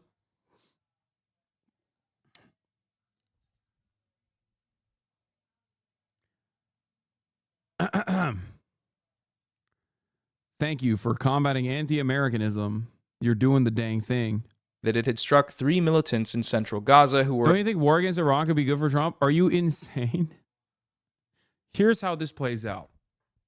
Donald Trump, the peaceful dove president, decides to go to war with Iran, okay, which is a nation state that is sovereign, all right? It's been outside of the American sphere of influence and been victim to sanctions for quite a while, but that has created a hardened shell outside of Iran in order to survive in spite of those sanctions with a network of collaborators both in the region and also internationally that are also outside of the sphere of American influence.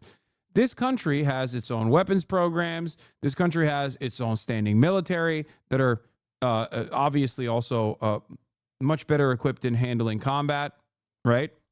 Donald Trump goes in and starts bombing Iranian targets alongside the coalition forces in Israel, probably some British people too. They're all around the area, right? Iran's retaliation, depending on the severity of escalation from the allied forces in this regard, the real axis of evil here, Israel, America, England, and the like, is going to not be to, I don't know, activate sleeper cells in America or whatever. They're just going to take it directly to fucking Saudi Arabia, America's ally in the region. Saudi Arabia, the economic engine that fuels the world, quite literally, not just figuratively, but also quite literally. What are they going to do in that process? That's right. They're going to fucking blow up the oil refineries. And that's all it takes.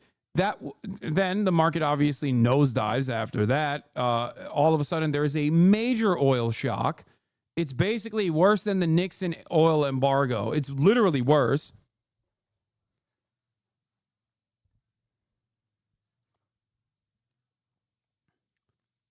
Complete global collapse. Complete global collapse. The entire market is ruined. World war.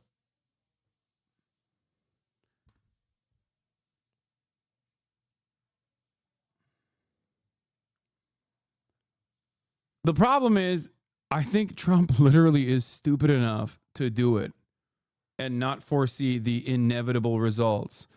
A U.S. spy drone retreated from near Iranian airspace after encountering Iranian F-14 fighter jets and reconnaissance drones. Iran's Noor News quoted the country's Army Air Force as saying on Monday, Iran's armed forces remain on high alert, prepared for a full-scale defense and severe counterattack against enemy interests in the Middle East, Noor News said. Yeah. It's like having a direct loaded gun at the most valuable thing.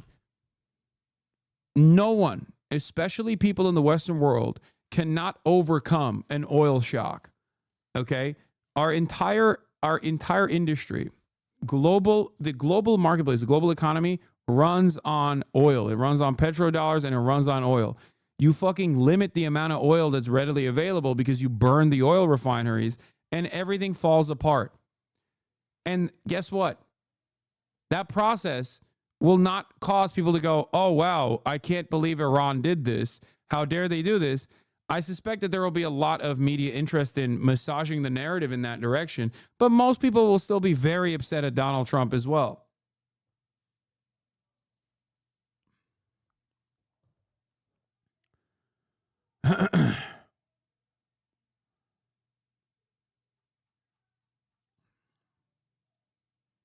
He who can destroy a thing has the real control of it. Paul Atreides or some guy in the IRGC.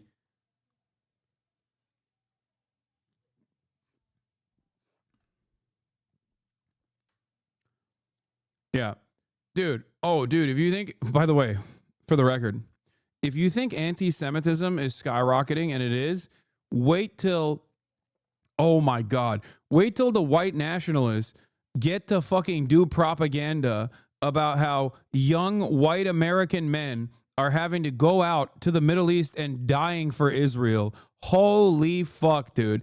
They already made that inference off of the Iraq War. That's like a very famous white nationalist perspective, is like the people who hate Muslims, but also simultaneously hate Jews, who are like, wow, we're in Iraq because of Israel, because of the Jews, right? Wait till that fucking, wait till you're directly in combat.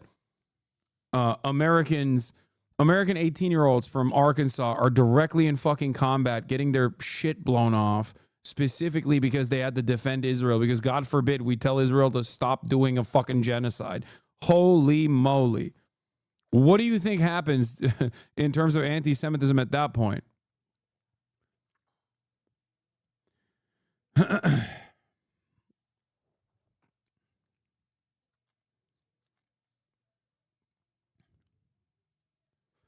The front page of Vatani Emruz, a major conservative leading Iranian paper, features the headline, Nuclear Year, alongside an image of a nuclear explosion.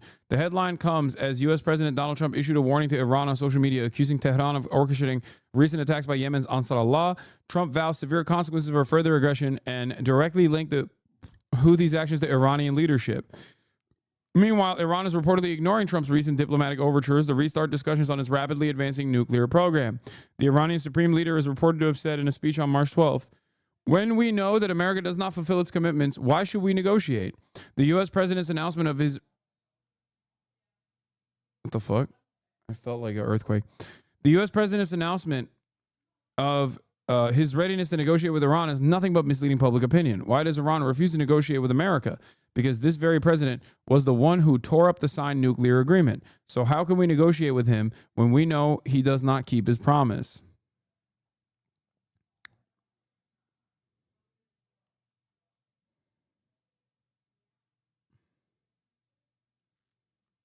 Anyway. Trey Inks, Fox News foreign correspondent, and one of the few mainstream media individuals that actually actively speaks about Palestinian journals, which is basically a re-examination of how dire the state of affairs truly is in American media, for the record. But he says, a lot of activity tonight across Middle East. Renewed American strikes targeting the Houthis in Yemen. The Israelis are striking Syria. Intelligence points to Hamas preparing for a cross-border attack from Gaza. Come on, dude. U.S. reconnaissance drone spotted near Iran. Intelligence points to Hamas preparing a cross-border attack from Gaza. Come on, dude. Come on, big dog.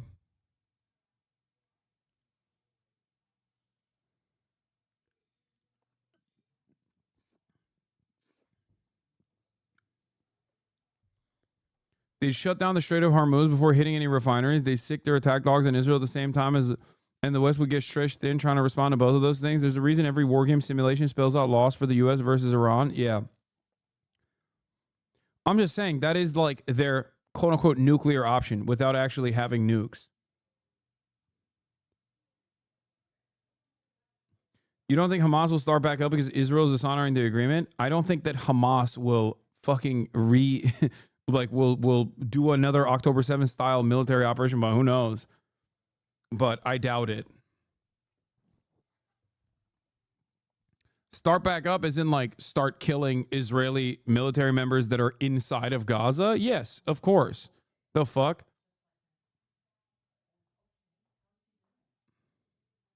Will China come defend? No. No. China will not do that.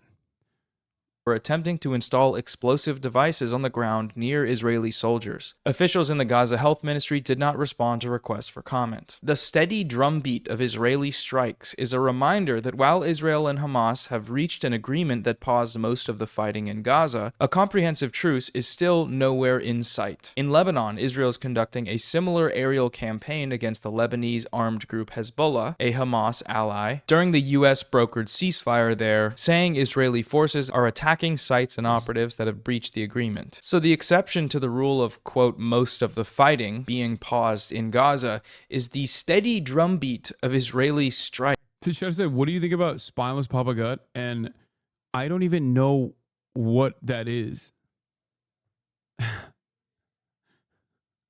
What the fuck? Why is the steady drumbeat of Israeli strikes not the focus of this article? What a poetic way to describe something that must certainly be in violation of a ceasefire, right? Steady drumbeat? The war in Gaza began after Hamas's deadly October 7th attack on southern Israel, which killed about 1,200 people, mostly civilians, according to Israel's government. About 250 others were taken back to Gaza as hostages. The New York Times, as most Western outlets do, choose to start the clock on this war on October 7th of 2023. Did anything happen before that could have led to the conditions that may have led to such an attack? Or any other options explored, perhaps even nonviolent ones, by the people who undertook it to alleviate said conditions? What happened in the preceding 70 years? Was there a brutal occupation and a repeated campaigns of ethnic cleansing, a medieval siege controlling everything that goes in and out of the Gaza Strip, repeated high-tech massacres of innocent civilians in Gaza, massacres Israel itself refers to as mowing the lawn? Is any of that relevant?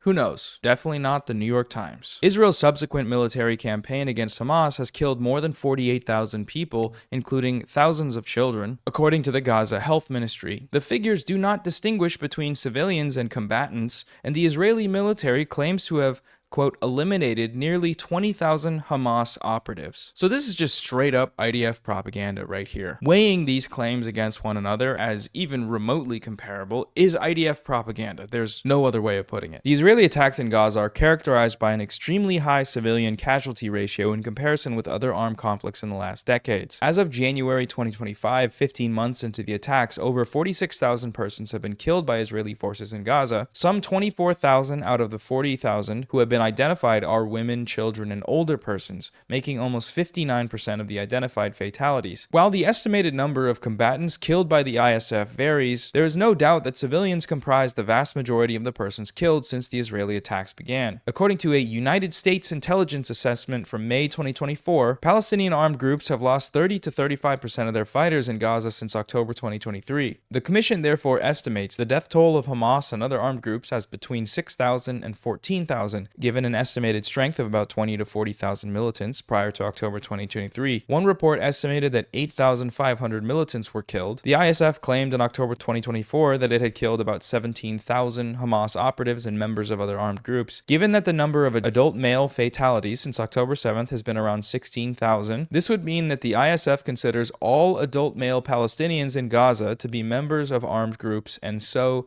legitimate targets. So even if the total number of male deaths were 16,000, 4,000 less than what the New York Times is so graciously quoting the IDF as saying, it still means that there are no innocent men in Gaza. The IDF has repeatedly egregiously lied about the ratios of combatants to civilians killed. The evidence we do have, far from being the most moral army in the world, it's like the least moral army in the world by a long shot, the army that committed and is currently committing genocide. That's another thing that goes completely unmentioned in this article is the whole genocide thing. Who cares about that though? That's just a bunch of independent human rights organizations. The only credible sources on the matter are the IDF, I guess. There's certainly no conflict of interest there in citing them. Israeli leaders say they will not end the war against Hamas until they topple the group's rule in Gaza and the territory no longer poses a threat to Israel. Hamas has shown some willingness to give up civilian governance in Gaza, but has drawn a red line on disbanding its battalions of armed fighters. How rude of them to refuse to disband their military capabilities. It's not like that's some recognized right under international law for an occupied group of people.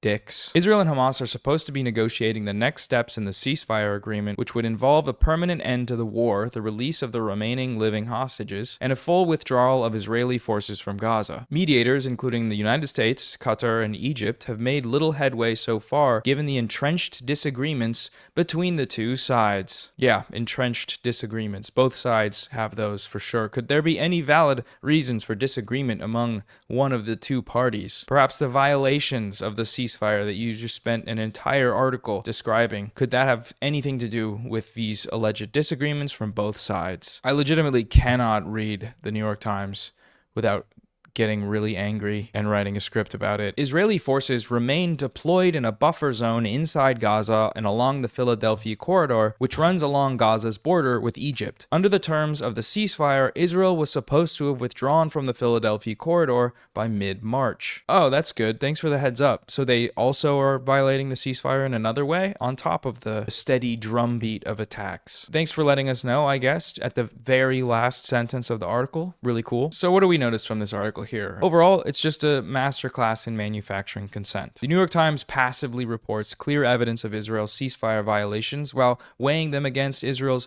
unverifiable defenses with long histories of fabrication and falsehood. The New York Times offers a disgustingly passive and vague recounting of the numbers, names, and circumstances surrounding the Palestinian deaths. The death toll of over 150 Palestinians includes many children, such as Ahmad Abed, a 7-year-old Palestinian boy that was killed just just days ago. Crucially, though, the article makes no mention of Israel's complete blockage on humanitarian aid from entering Gaza. On March 15th, the day that this article was published, Israel had completely blocked any entry of humanitarian aid into Gaza. Can you post a link to this video, please? Chat, what do we say? Look up. Look up at the top of the chat, and you will see the link to the video linked as the pinned chat. It is the pinned comment up there. Look up. That's right. It says gullible up there. Got 'em. Gaza for over 2 weeks. 2 straight weeks of no food, no water, no supplies, no housing, a recent total halt on any electricity. All of these restrictions calculated to bring about the suffering and destruction of this group of people. And all of them in direct violation of the ceasefire agreement, international law, and the ICJ's provisional measures issued against Israel to prevent the crime of genocide from taking place. To the New York Times, none of this is important. The fact that 6 babies have frozen to death due to the harsh conditions, lack of fuel, and lack of housing, all a direct result of Israel's aid blockage, completely man-made deaths, all of that is unimportant to the New York Times. To end this video today, I want to turn briefly to the newspaper Haaretz. Haaretz is the Israeli paper of record, and Haaretz is weird because a lot of their coverage is as bad or worse than the New York Times in terms of caping for Israel's genocide, but of late their coverage has been quite direct and honest, much more than anything you'll see in the West. That isn't saying much, but let's just read to get an idea. Article headline: 9 killed in Israeli airstrikes in Gaza, including journalists, Palestinian medics say. Right away, wow, okay, look at this. 9 killed in not just attacks, but Israeli airstrikes. They're naming the perpetrator. The victim include a claim made by the source of Palestinian medics. That's crazy. They didn't call them U.S. terrorist-designated Hamas-run health ministry operatives or whatever. They just said Palestinian medics. How refreshing. The IDF said it targeted a terrorist cell operating a drone that was threatening Israeli forces, while local media outlets in Gaza reported that the victims were journalists using a drone to film humanitarian aid. Even the simple choice of what order to place those sources in quotes in does something, right? Contrasting the IDF's claim with the many sources in Gaza with no conflict of interest, unlike the IDF, makes the summary of the situation a little more honest, I think. Israeli airstrikes in the Gaza Strip on Saturday killed at least 9 people, including 3 local journalists, according to Palestinian medics. The death toll represents the highest number of casualties in a single day since the ceasefire between Israel and Hamas began in January. The IDF said 2 of the victims were operating a drone. Wait, what did he say? That guy said Hamas should put you in front of a firing squad? Is that what he said? Hamas should be put in front of a firing squad. Brother, we're currently watching something even more devastating just being put in front of a firing squad. Like, all Palestinians are Hamas, and they're all getting fucking blown to bits, including the journalist that Noah just mentioned. Like, what do you mean? Drone that posed a threat to the soldiers. The other victims, according to the army's statement, were gathering the gear left over on the ground. They go on to Hamas equals ISIS. No matter how hard you try to do this Israeli propaganda from the beginning, Israel is literally ISIS. Israel is both aligned with ISIS, and Israel, in its conflation of a religion, ISIS with Islam, Israel with Judaism, its destruction of cultural monuments, its destruction and lack of care or consideration for a civilian population, is unironically exactly like ISIS. Okay? A militant resistance group against an apartheid state that is doing a genocide is not closer to ISIS.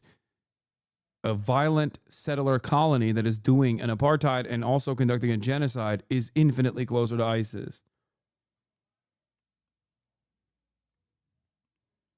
But yeah, keep doing this. I'm sure people will believe you eventually.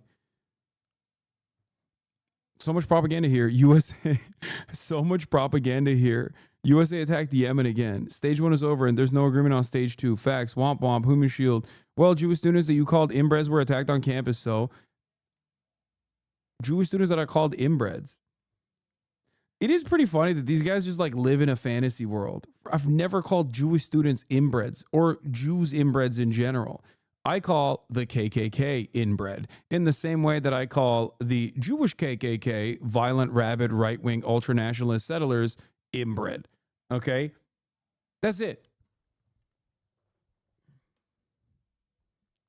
You can perhaps lying about this and saying that I claim that all Jews are inbred will make you feel better. You know what I mean? Oh, this is the same guy from that. Did you see the Asmongold response? Why you always talk about Asmon? Yeah, Hamas has literally fought ISIS.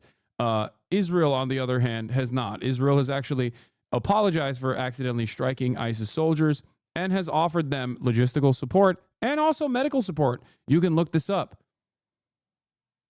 You can find this information if you would like to. But hey, as is the case, I will always use a bottom of the barrel troll to educate the masses.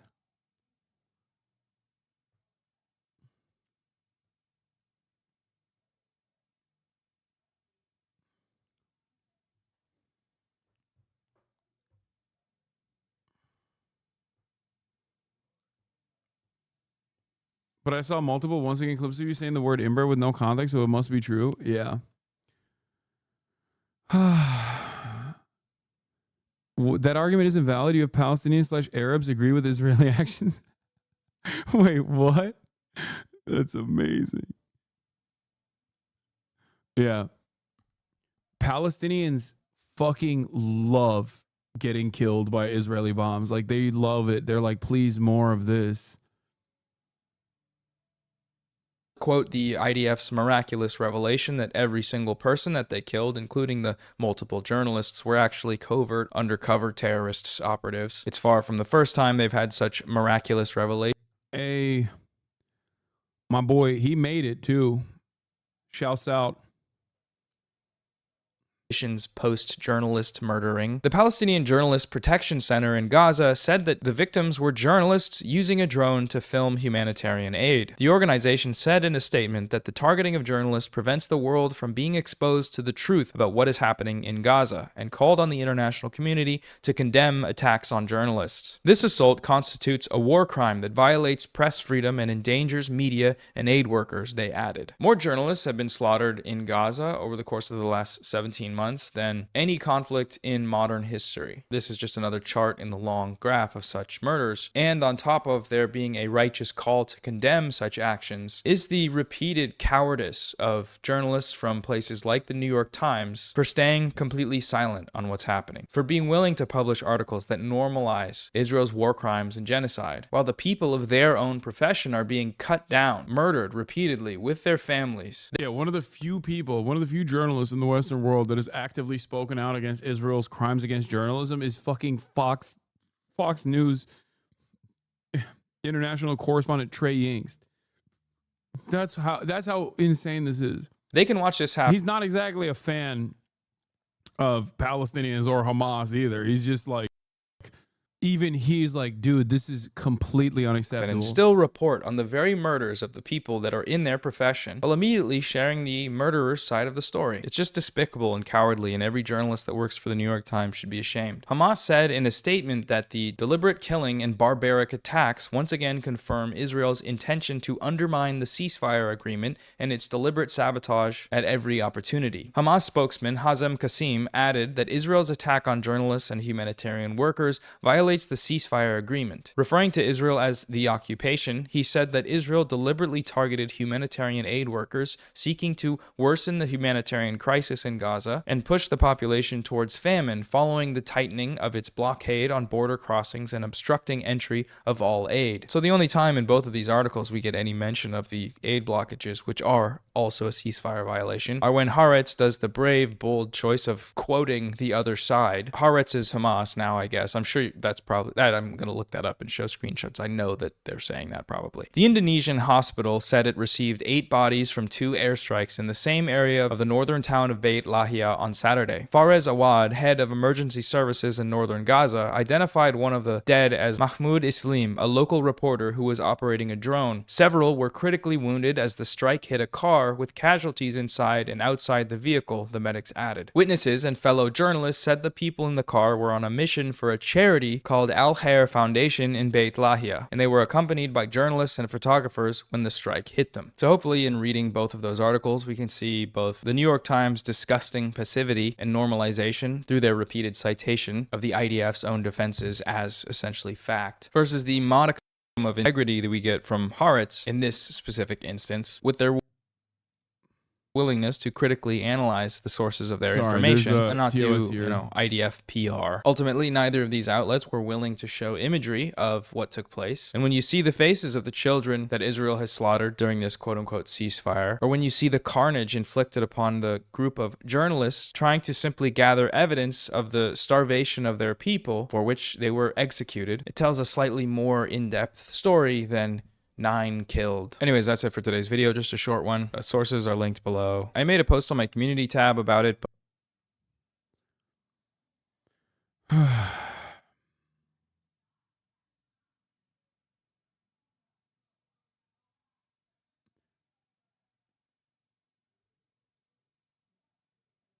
Anyway,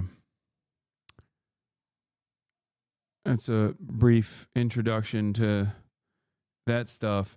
Here, let's look at the Trump voters who now feel betrayed. Actually, you know what? Let's look at Hasan Piker. Probably won't be Joe Rogan, but you should definitely know who he is. Peter Kafka, chief correspondent covering media and technology.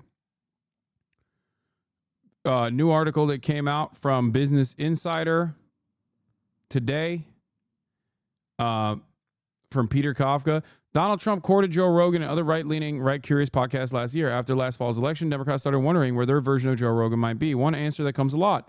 Hasan Piker, a 33-year-old streamer who hangs out for hours a day on Twitch. Hasan Piker is no Joe Rogan. For starters, you have heard of Joe Rogan. If you never saw him on TV sitcoms or reality shows or hosting UFC fights or listen to his popular podcast, you could probably identify him if you saw his picture. Hasan Piker, maybe you've heard of him, especially if you're a very online young man. But if you're a normie, you probably have no idea that Piker is a unique and surprisingly popular mix of gamer guy and alpha bro and AOC style lefty. But the young men who like Piker really like him, and they'll spend hours a day watching him on stream on Twitch. An even bigger audience inhales clips of those streams when they make their way to TikTok and Instagram. So after last fall's election and the realization that Donald Trump had used podcasts like Rogan to reach young men, Democrats started casting about for the Joe Rogan to the left, and Piker's name started coming up. The best way to experience Piker is to simply watch him on Twitch, where he hosts a long daily stream of consciousness talk show that flits from video gaming to brawls with other Twitch streamer stars to doses of democratic socialism. But if you want his backstory, check out this lengthy profile of streamer in The New Yorker, which highlights the Zinn meets Howard Zinn thing he has going on. Andrew Morantz writes, he has the patter of a Rutgers frat bro and the laid-back charisma of a Miami club promoter, both of which he was, briefly in his early 20s. Now he's 33, so old in streamer years that his fans call him Unk. At a moment when there seems to be an ever-shortening algorithmic pipeline from bench-pressing tips to misogynist rage, Piker tries to model a more capacious form of masculinity. A straight guy, 6'4", and movie star handsome. God damn, Andrew Glaze, who's as comfortable wearing camo to a gun range as he is walking to a red carpet in split-toe Margiela boots. That doesn't mean Piker is going to be Joe Rogan. No one knew Rogan would be Joe Rogan 20 years ago when he was watching people eat live slugs on Fear Factor. But it does explain why people trying to fix the Democrats' young man problem have become very interested in him. My introduction to Piker, by the way, came during the pandemic when I knew that streaming and Twitch were important, but I didn't really understand them. So when I interviewed him in 2021, I definitely wasn't ready for Piker's bristling affect. And yeah, there's a little bit of meta going on here since I mentioned Piker in my recent interview with Twitch CEO Dan Clancy, and that got back to Piker, who ended up talking about my interview on his show, where he ends up calling me an adult in a way that I'm pretty sure is a compliment. Anyway, lots of people have ideas about Joe Rogan who have never listened to Joe Rogan. There's a decent chance that Hasan Piker is going to end up in the same boat. Very important to an important group of consumer/voters and hard for most people to actually get their head around. But you can start here. Damn. Nice. Yeah, I don't know if the Posse of America bros like what you had to say. I think they do. They do. They understand the importance of being able to hear out things like this.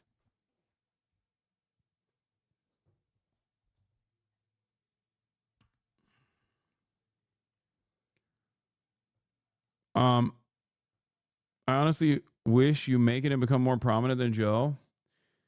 If there's ever a world where I become as popular as Joe Rogan, that means that we have implemented some kind of socialism, most likely. Jade Tank got auto-timed out by Fossabot because their statement was too long. For years, my impression of you was one based entirely on clips. Ended up actually hearing you out for the first time by accident in a Boy Boy video. Didn't even realize it was political at first. Only knew it from I Did a Thing.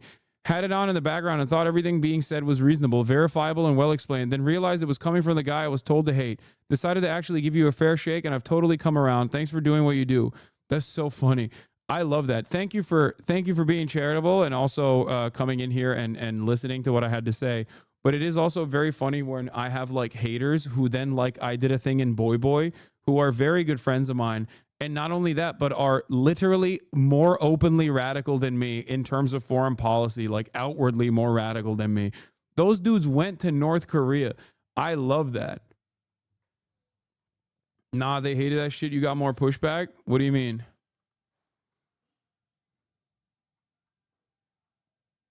Like, it's awesome to see the hater pipeline turning into a pipeline that ends up yielding, people that initially might have hated me, but now don't hate me, and they realize that they've been lied to.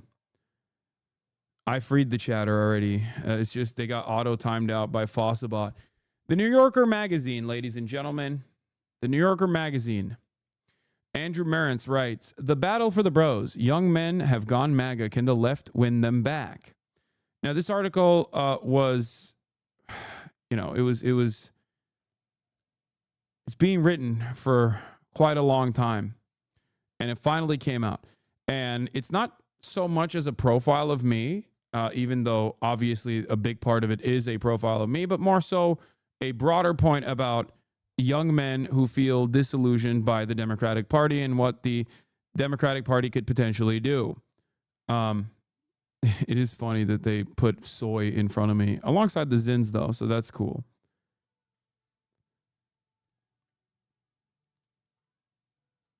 I do drink Monster Energy sometimes, but mostly I'm a big diet soda boy.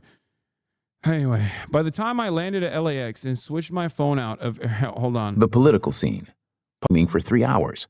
The New Yorker with the headline, You Mad, Bro? Written by Andrew Marantz. Read by Ron Butler. By the time I landed at LAX and switched my phone out of airplane mode, Hasan Piker had been streaming for 3 hours. I put in an earbud and watched as I filed off the plane. Visible behind him were walls of framed fan art, a cardboard cutout of Bernie Sanders sitting in the cold, and Piker's huge puppy, Kaya, taking a nap. Piker had already shown off his cozy-ass fit, sweatpants with kitschy bald eagles, a custom pair of platform Crocs, and recounted his experience the previous night at the Streamer Awards, a red carpet event honoring A-listers on Twitch, the popular live streaming site where he is one of the biggest stars, and the only prominent leftist. He'd begun the day's broadcast by rattling off a standard opening monologue. Folks, we're live and alive, and I hope all the boys, girls, and NBs, non-binary people, are having a fantastic one. To anyone listening for shibboleths, this would have pigeonholed him as a progressive. Also within view, though, were 3 towers of Zin canisters and a Make America Great Again hat, which he sometimes wears ironically. He has the patter of a Rutgers frat bro and the laid-back charisma of a Miami club promoter, both of which he was, briefly, in his early 20s. Now he's 33, so old in streamer years that his fans call him Unc. I ordered a lift, then flipped back to Piker's stream. By then he was talking about the overthrow of the Assad regime in Syria, which had happened overnight. Does anyone have the archived link so we can read the article? Because I'm not subscribed. We can listen to it, but I can't read the article. And no, I can't do... Wait, oh, I can. As he cycled from BBC footage to Wikipedia, pausing every few seconds to add a diatribe or a joke. The angle he was developing was that Western journalists seemed too eager to portray the leader of the Syrian rebel forces in a heroic light. I'm very skeptical of the fucking former Al-Qaeda guy, Piker said. A little while later, his doorbell rang, and he leaned over to buzz in a guest, me. I looked up from my phone to see him standing in his doorway. He doesn't run ad breaks, so whenever he needs to do something off camera, like answer the door or use the bathroom, he plays a video and attends to his business quickly, before his viewers can get bored. I'm live right now, but we can talk when I'm done, he told me, already walking away. Try and stay out of the shot. In last year's presidential election, Democrats lost support with nearly every kind of voter. Rich, poor, white, black, Asian American. Is it too fast? It's not that fast. Here, I'll do 1.2x. Hispanic. But the defection that alarmed party strategists the most was that of young voters, especially young men, a group that Donald Trump lost by 15 points in 2020 and won by 14 points in 2024, a nearly 30-point swing. The only cohort of men that Biden won in 2020 was 18 to 29-year-olds. John Della Volpe, the polling director at Harvard's Institute of Politics and the former advisor to Biden's presidential campaign, told me. That was the one cohort they had to hold on to, and they let it go. Candidates matter. So does the national mood and the price of groceries. Yet some Monday morning quarterbacks also noted that, just as 1960 was the first TV election and 2016 was the first social media election, the 2024 presidential campaign was the first to be conducted largely on live streams and long-form podcasts, media that happened to be thoroughly dominated by MAGA bros. The biggest of them all, Joe Rogan, spent the final weeks of the campaign giving many hours of fawning airtime to Trump and to his running mate, J.D. Vance, and his key allies, such as Elon Musk, before endorsing Trump on the eve of the election. At no point was I like, only I, a dickhead on the internet, am qualified to teach these kids why we need a functioning welfare state, Piker told me. I just felt like no one else was really in these spaces trying to explain these things. Certainly not the Democrats. Piker has almost 3 million Twitch followers, and as with most guys who talk into microphones on the internet, his audience skews young, male, and disaffected. At the peak... What the fuck? I love leftist AI. This is not AI. This is not written by, this is not read by AI. This is read by a real human being. I hate Zoomers so much who think everything that like sounds kind of robotic due to filters or whatever must be AI. Please stop. Okay? Also, this is the New Yorker magazine. It's not leftist, okay? The fuck? His election night stream in November, he had more than 300,000 viewers. He broadcasts 7 days a week, 8 to 10 hours a day, usually from his house in West Hollywood. Yeah. I just want to point out something here because like Andrew does a pretty good job of describing the right-wing dominated media landscape and also the build-up to the election night and remind people that Ethan Klein, Destiny, Dan Saltman, and all these other like supposed Democratic congressperson, Richie Torres, who could forget, the ADL, all of their efforts were basically to try and deplatform me before the election. And they were very open about it, some of them at least, not Richie Torres, he doesn't know anything. But they were very open about like wanting to punish me for being on Twitch and not being banned as Sex Pest and he was, right? And it's crazy that like otherwise liberal spaces were actively trying to make it so that the fucking largest progressive, liberal adjacent, leftist content creator in a fucking sea of neo-Nazi to fucking fascist to right-wing charlatans, like that's the only place that they focus their efforts on deplatforming on. It is crazy. It's crazy that that's what they focused on. And it yielded zero results. It yielded zero fucking results. And in spite of the deplatforming, the only thing that happened was basically Twitch took me off the fucking algorithm. That meant a lot of people directly clicked on my page, 314,000. Think about how crazy that shit is.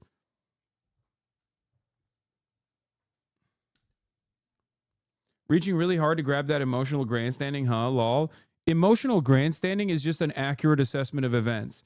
Explain to me a single thing that I said that was untrue, and we can have a conversation about it.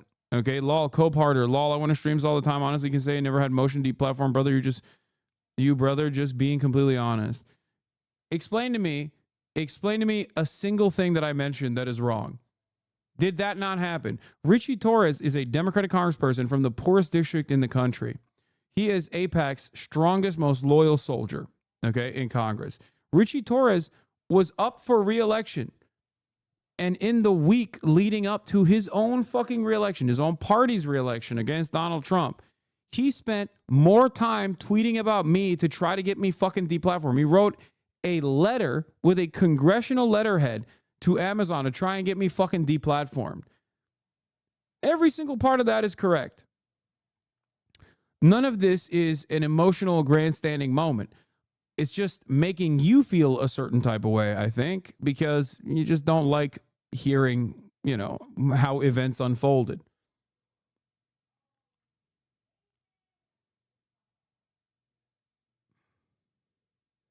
It's crazy. Let's continue. And he doesn't use visual pyrotechnics to hold his viewers' attention. Most of the time, what you see on his stream is an overlay of three things: a fixed shot of Piker sitting at his desk, a screen share of whatever he's looking at on his computer, and his chat, where fans supply pertinent links, caps lock shit talk, and puppy emojis, all surging in real time up the right side of the screen. That's you. Although Piker hates Trump, he's hardly a loyal Democrat. At bottom, he's an old-school hard leftist, not a liberal. On his bedside table, he has some protein Pop-Tart knockoffs and a copy of the Communist Manifesto.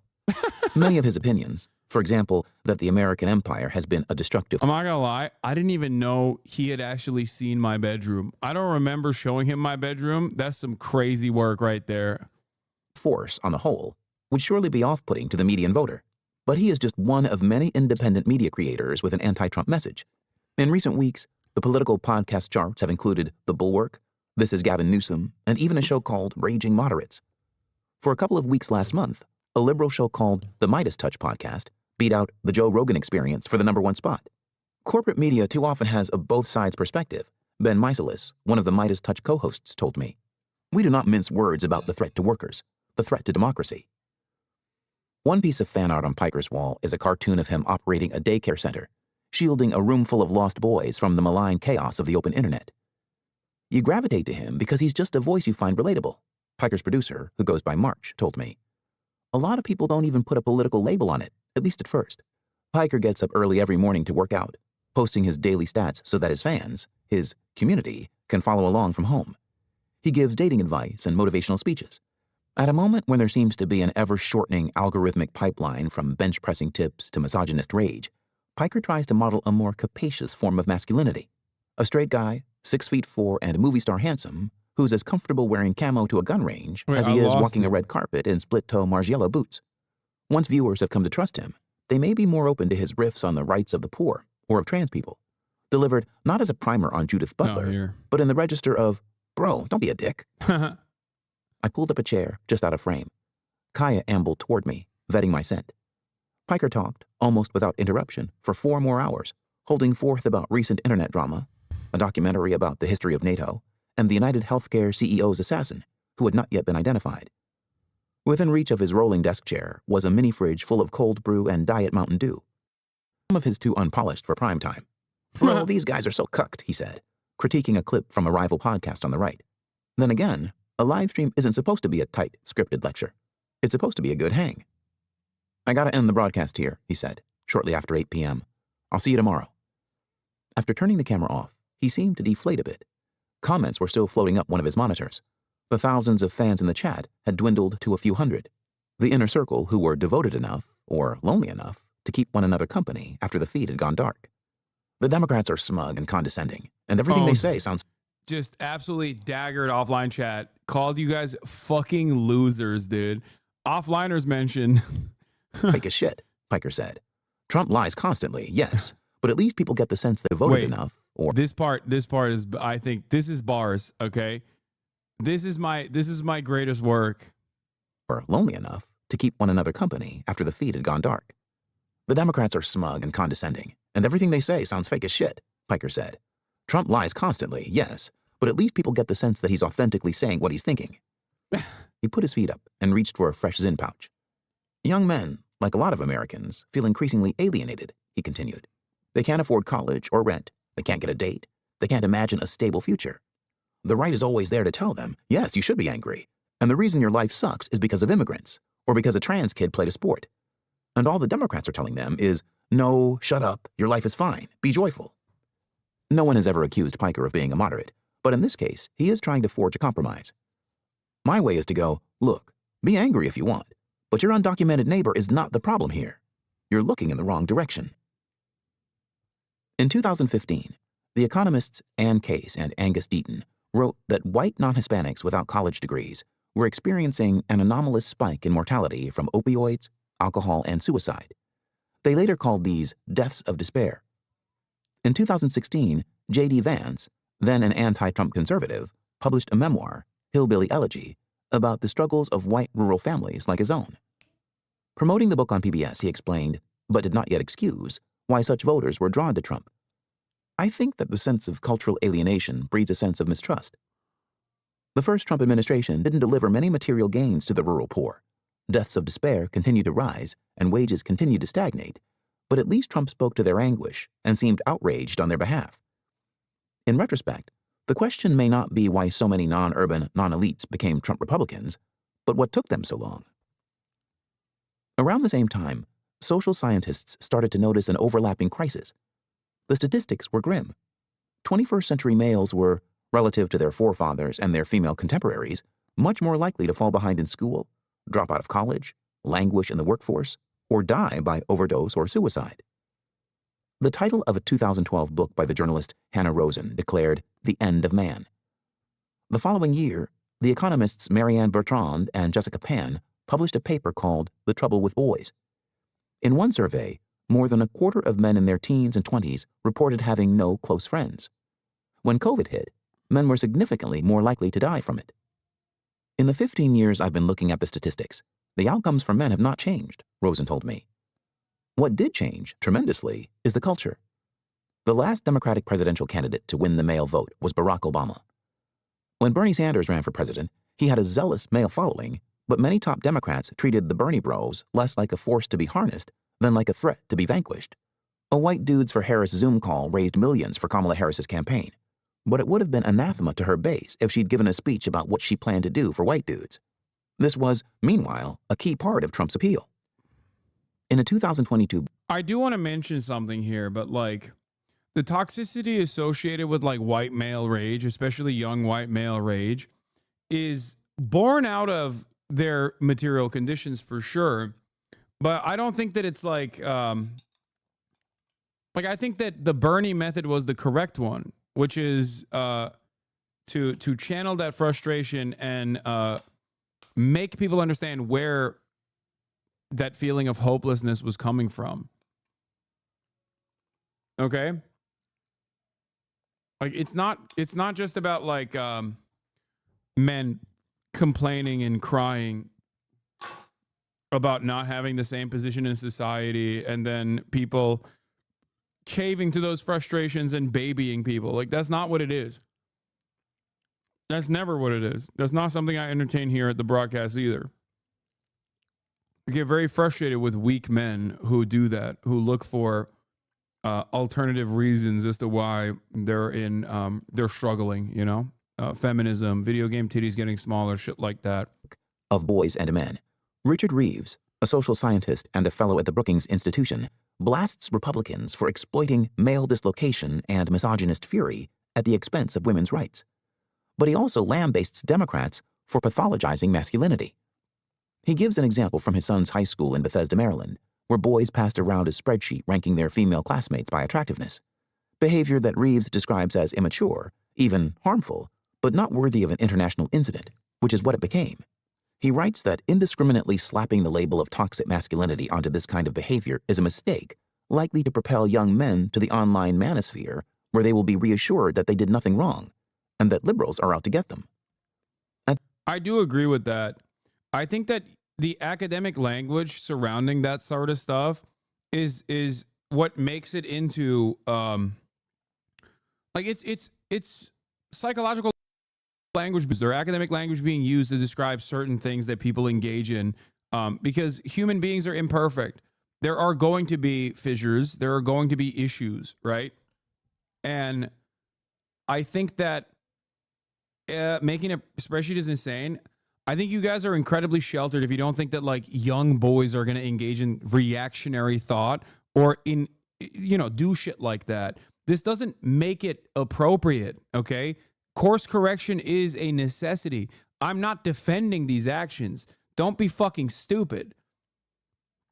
The difference, however, is that the institution that wants to educate these kids is supposed to say this is completely unacceptable and you're going to get a penalty for it, but then like endlessly pontificating on it back and forth and turning it into something that drives discourse is truly brain breaking, especially for other young men who are like, well, I do that too.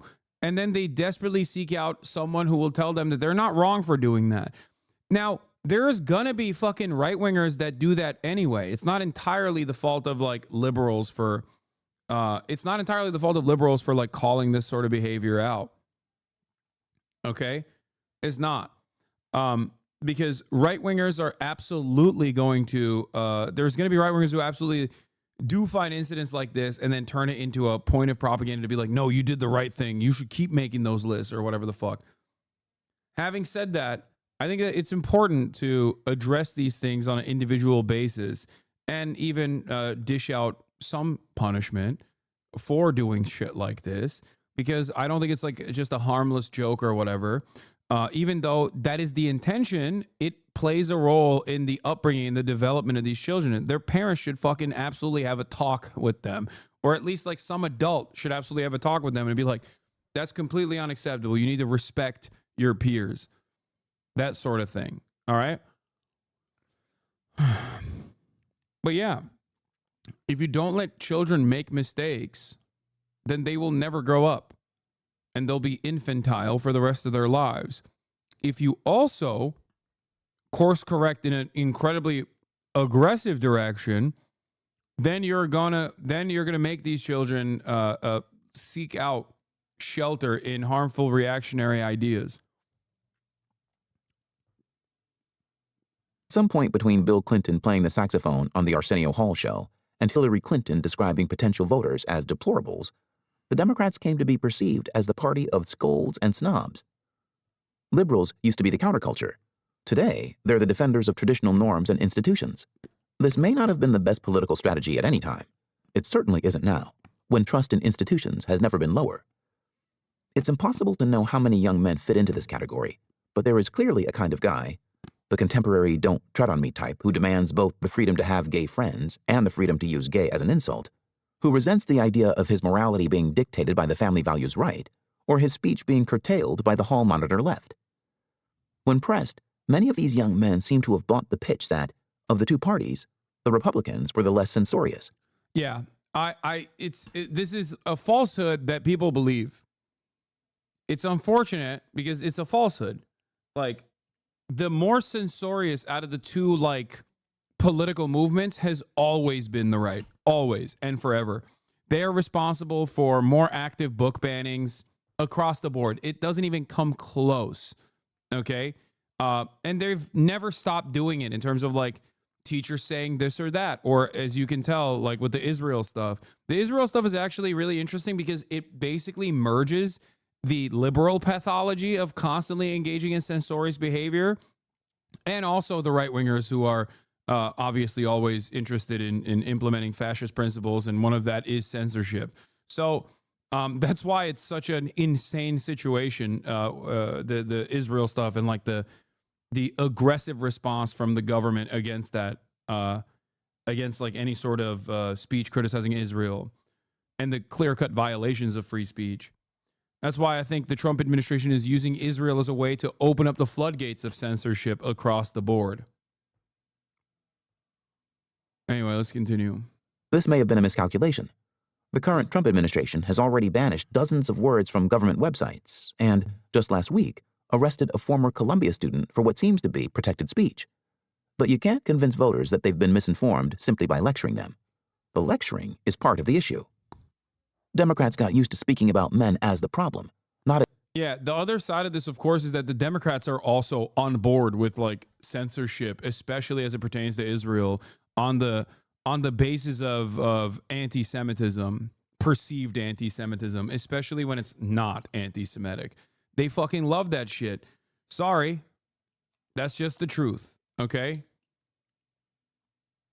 There is definitely a duopoly on censorious behavior as it pertains to talking about the plight of Palestinians and criticizing Israel. As people with problems, Reeves told me. But of course, men do have problems, and problems become grievances when you ignore them.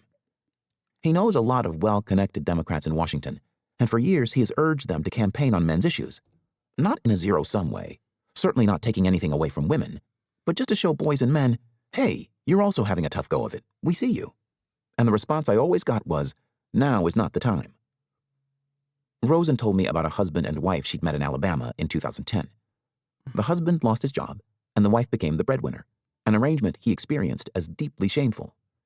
She would put the check down on the kitchen table, she would sign it over to him, and he would cash it, and nobody would speak about it, Rosen said. But then man-victim became a viable identity. As Rosen stayed in touch with the man, he started exhibiting a more mischievous expression of men's rights sensibilities, wearing a t-shirt. I saw this Dexerto article, and I'm actually very excited for Asmongold to finally fucking chime in about how censorship is unacceptable. Texas senators have unanimously passed a bill that, if signed into law, could make several games, anime, manga series illegal to own in the state. The bill bans any obscene depiction of a minor or someone who looks like one. And it's a very unique predicament because, like, I don't necessarily disagree with this decision, although I do understand how this will be used against everything. I want to know where my Asmon heads are at on this one.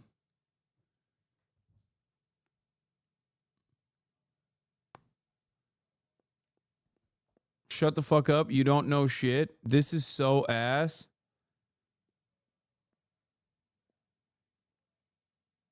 Yeah, no, it's intentionally vague, by the way. Obscenity laws like this are intentionally vague, specifically so that they also tried to ban dildos.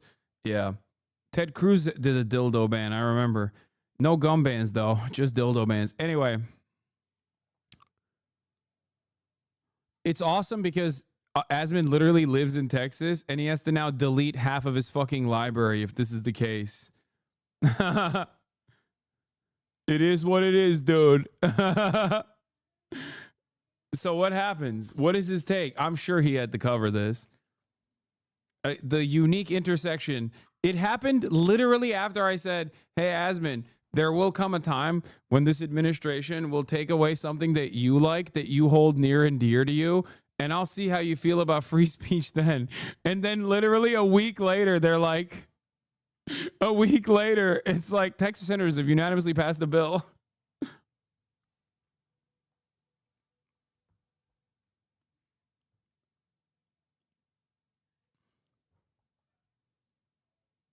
Asmon barely watches anime. I know he looks the type. No, dude, it's not about fucking anime. What are you talking about? It's video games as well.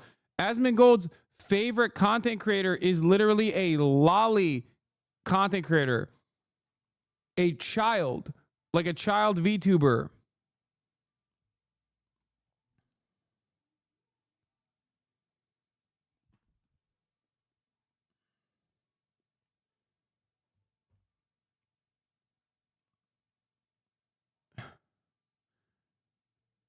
His next video. Oh, I think I'm gonna post. I gotta post that. Hold on. I'm posting that shit. What did Asmongold say about this? I'm sure he covered it. There's no way he didn't cover it.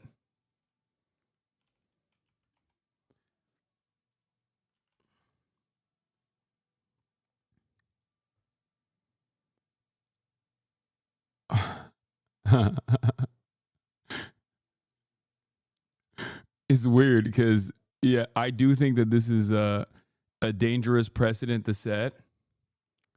And you know, people will use it against, like, whatever the fuck they see fit.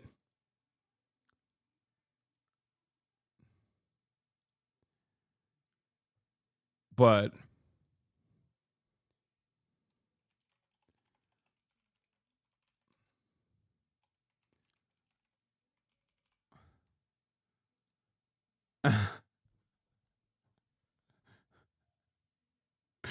this is a joke. I know that his audience will not see it in the same way because they're fucking so primed.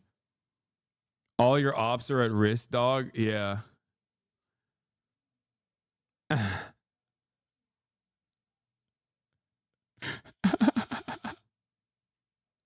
I love this dude.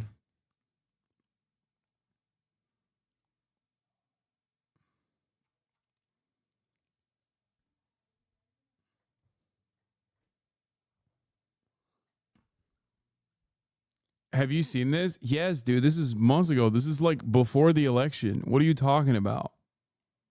He wrote this literally the week before the election. Congressman Richard Torres writes the executives of Twitch and Amazon, Hasan Piker is dangerous. Fucking dumbass.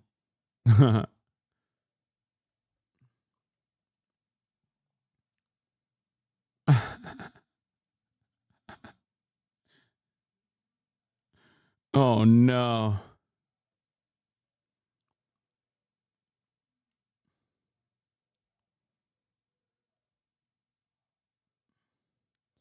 Yeah, I control the Texas government, dude. That's right. I'm doing it. All right. Let's continue with this. That read, "My cave, my rules." This coincided with the rise of Trump, the man victim's patron saint. He didn't offer detailed policy solutions to any of the underlying sociological problems, but again, he addressed them directly. "It is a very scary time for young men in America," Trump said in 2018. Like most internet terms, manosphere is vague and protean. It has been applied to Ben Shapiro, a father of 4 who delivers conservative talking points in a yarmulke, and to Andrew Tate, a Bugatti-driving hustler who has been charged with human trafficking. In 2016, after a reedy Canadian professor named Jordan Peterson refused to use gender-neutral pronouns, he was taken up as a folk hero, like Galileo, standing firm against the Inquisition. Peterson has almost nothing in common with, say, Dave Portnoy, another mascot of the brosphere who mostly just wants to be left alone to eat pizza and drink beer by the pool. Yet they all seem to be meeting a demand in the cultural marketplace, one that could be as simple, at its root, as a dorm room poster of Marlon Brando on a motorcycle or Johnny Cash flipping off the camera. Last month, Richard Reeves was a guest on a popular podcast hosted by Theo Vaughn, a formerly apolitical comedian who recently went to Trump's inauguration. Vaughn, an infectiously affable guy with a mullet, presents himself as a curious goofball with essentially no prior knowledge on any topic. At one point he spoke, without much nuance, but also without apparent malice, about the plight of the white man. "I'm not speaking against any other group," he said. "I'm just saying you can't make white males feel like they don't exist." Vaughn grew up poor in a small town in Louisiana. Yes, I know there's privilege, but if you grew up with nothing, you didn't fucking feel any privilege sometimes.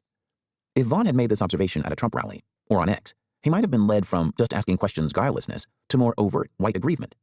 If he'd made the same point in a liberal arts seminar, or on Blue Sky, he might have been shouted down. When I got to this part of the podcast, I have to admit, my own inner hall monitor was on high alert. But Reeves, looking a bit trepidatious, tried to thread the needle, introducing some academic caveats without coming across as a scold. "The U.S. has a uniquely terrible history when it comes to slavery," he said. But he also noted that low-income white men were at particularly high risk of suicide. "Two things can be true at once," he said.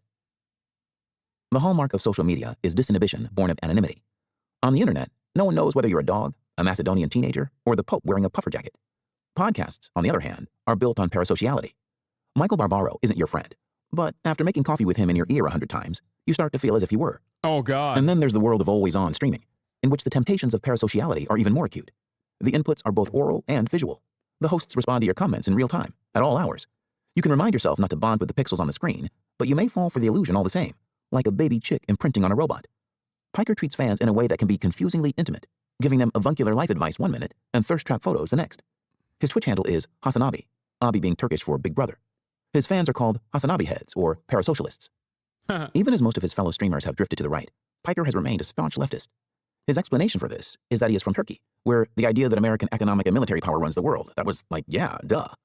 He was born in New Jersey and grew up mostly in Ankara and Istanbul, in an upper-middle-class family, spending summers with relatives in the US and watching a lot of American TV. He speaks English with an American accent. His father, an economist, is more of a neo-lib World Bank-loving type, Piker told me. We argue about it all the time, but it's not heated. His mother, an art and architecture historian, is more aligned with his politics. The inequality is just so blatant, she told me. It was never fair, but now we have the internet. Dr. Everyone can see Piker, it. Dr. Anya Piker. Despite Piker's brand as a brash outsider, he is, in an almost literal sense, a Nepo baby. After graduating from Rutgers in 2013, he moved to Los Angeles and got a job with his maternal uncle, Cenk Uygur, who happened to be the founder and host of The Young Turks, one of the biggest left populist talk shows on the internet. The show had a considerable footprint on YouTube, but Piker helped it adapt to punchier formats that were better suited to Facebook and Instagram. You've got to understand, I remember when this was a pudgy kid and I was changing his diapers, Uygur told me. Now, suddenly, he's this handsome man, he's dynamic, he's killing it in front of the camera. Piker hosted a recurring video segment called Agitprop and picked fights with the right-wing influencers of the day, such as Tommy Lahren and Representative Dan Crenshaw. He got himself in trouble. America deserved 9/11 was not a particularly good take, even in context, but he also expanded his name recognition. In 2017... So this is editorializing, okay? Which is really interesting because friend of the show, friend of all, Noah Colwyn, actually sent me a really interesting take from Susan Sontag, also on The New Yorker. Okay. Article titled Tuesday and After. Susan Sontag in The New Yorker magazine in 2001, 2 days after 9/11, wrote these words. Okay, I'm going to read it to you. The article is called Tuesday and After. Now, this says America deserved 9/11 was not a particularly good take. Here's Susan's own words in The New Yorker immediately after 9/11. The disconnect between last Tuesday's monstrous dose of reality and the self-righteous drivel and outright deceptions being peddled by public figures and TV commentators is startling, depressing. The voices licensed to follow the event seem to have joined together in a campaign to infantilize the public. Where is the acknowledgement that this was not a cowardly attack on civilization or liberty or humanity or the free world, but an attack on the world's self-proclaimed superpower undertaken as a consequence of specific American alliances and actions? How many citizens are aware of the ongoing American bombing of Iraq?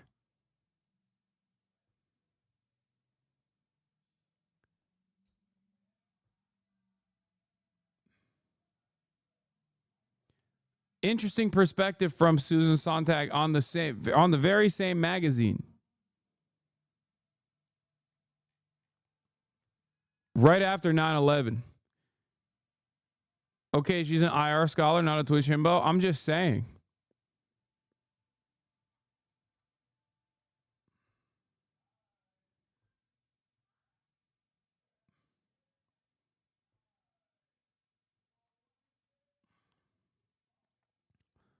Let's continue. BuzzFeed dubbed him Woke Bay. Although he made some of the outlet's most popular videos, he didn't own the IP. Even when the boss is your uncle, you can still be alienated from the means of production. So in 2020, he decided to go solo on Twitch. His mother joined him in Los Angeles, and they formed a pandemic pod in a 2-bedroom apartment. He was on there nonstop, shouting about video games or sex advice or whatever, she told me. His fans would see me in the background, cringing, and they would send me earplugs in the mail. That year, he spent 42% of his time live on camera. Not 42% of his waking hours, 42% of all the hours in the year. In a call-in segment called Chadvice, Piker coached men through the small terrors and of daily life. One 28-year-old from Finland described himself as having an Asperger's diagnosis and an abject fear of rejection. Piker, with solicitude and just enough amiable ribbing, spent half an hour talking him through the social mechanics of a first date. When Twitch first launched, it was a niche platform where bored adolescents could watch other adolescents play video games. In 2014, Amazon bought it for nearly $1 billion, an eye-popping amount at least back then, even as mainstream analysts knew almost nothing about it. My demographic hem is showing, the columnist David Carr admitted in the Times. Still, he concluded, there is clear value in owning so much screen time of a hard-to-reach demographic of young men. One article referred to Twitch as talk radio for the extremely online. I first met Piker in February of 2020 on Boston Common while covering a rally during Bernie Sanders' presidential campaign. Most of us traveling correspondents were youngish reporters from oldish outlets, wearing blue button-downs and carrying notebooks in the back pockets of our bonobos. Piker wasn't much younger, but he dressed as if he were from another planet, in black nail polish and cargo pants that, at the time, struck me as incomprehensibly wide. He carried an IRL backpack, a portable camera setup that streamers use, I learned, when they venture out into the world. Admirers in the crowd kept interrupting him and asking for photos, a nuisance that, for whatever reason, didn't afflict the rest of us. I still didn't get why viewers would hang around on his stream all day when they could get an unimpeded view of Sanders' speech on YouTube. Obviously, my demographic hem was showing. You might as well ask why a fan would watch a football game in a bar when he could concentrate better alone, or read a summary of the game in tomorrow's paper. Piker's followers wanted to watch the rally through his eyes because they wanted to be his friend. In October 2020, Piker spent a couple of hours playing the group video game, Among Us, with some special guests, including the Congresswomen Ilhan Omar and Alexandria Ocasio-Cortez. They occasionally mentioned the ostensible purpose of the event, getting out the vote, but mostly they made easygoing small talk. On Election Day, Piker streamed for 16 hours straight, chugging energy drinks. His mother made several on-screen cameos, delivering him plates of home-cooked food. I wouldn't do it for this long if it wasn't for you, he told his viewers at the end of the night. Love you, bro, a commenter typed. See you tomorrow. After the 2024 election, Democratic strategists argued that what the anti-Trump coalition needed was a Joe Rogan of the left. There once was such a person. His name was Joe Rogan. I'm socially about as liberal as it gets, Rogan said earlier this month. He has a live and let live attitude about sex, drugs, and abortion. He is also extremely open to conspiracy theories about 9/11, JFK, and Jeffrey Epstein, an inclination that was left-coded until very recently. In 2014, when Rogan was a fan of the Young Turks, Piker met him at the Hollywood Improv, and they sat and talked for 2 hours. The topics included weed, psychedelics, the state of media, and girls, Piker wrote at the time. Top 10 coolest moments of my life.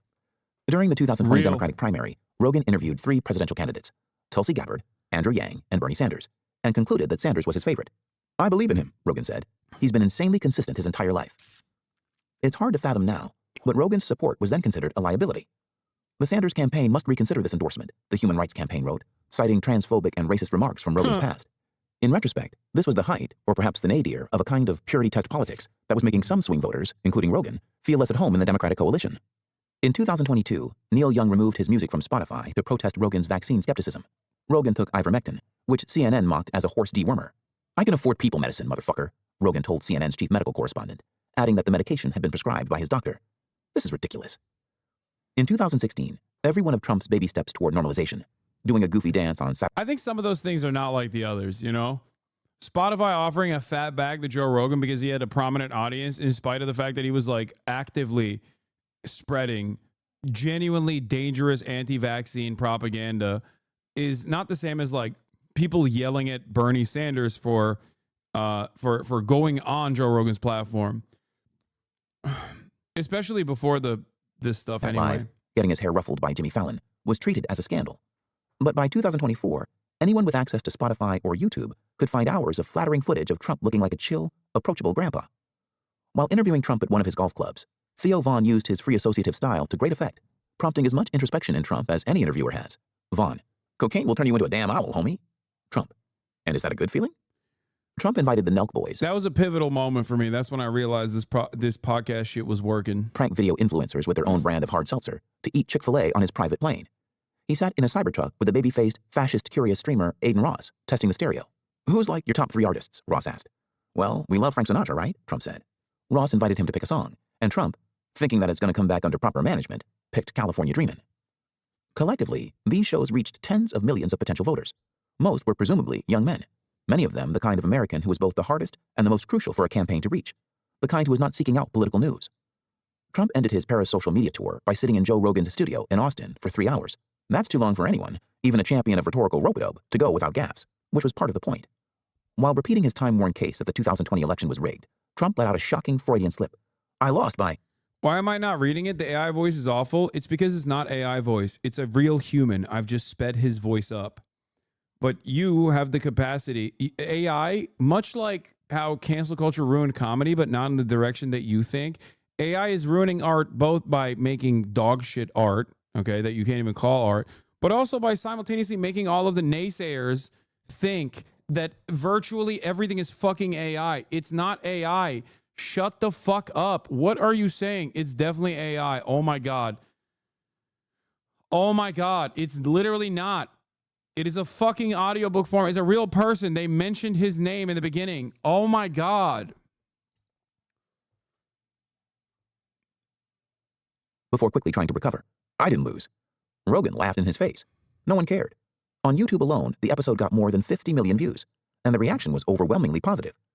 Unedited, uncensored interviews should be required of all candidates, one of the top comments read. Harris tried.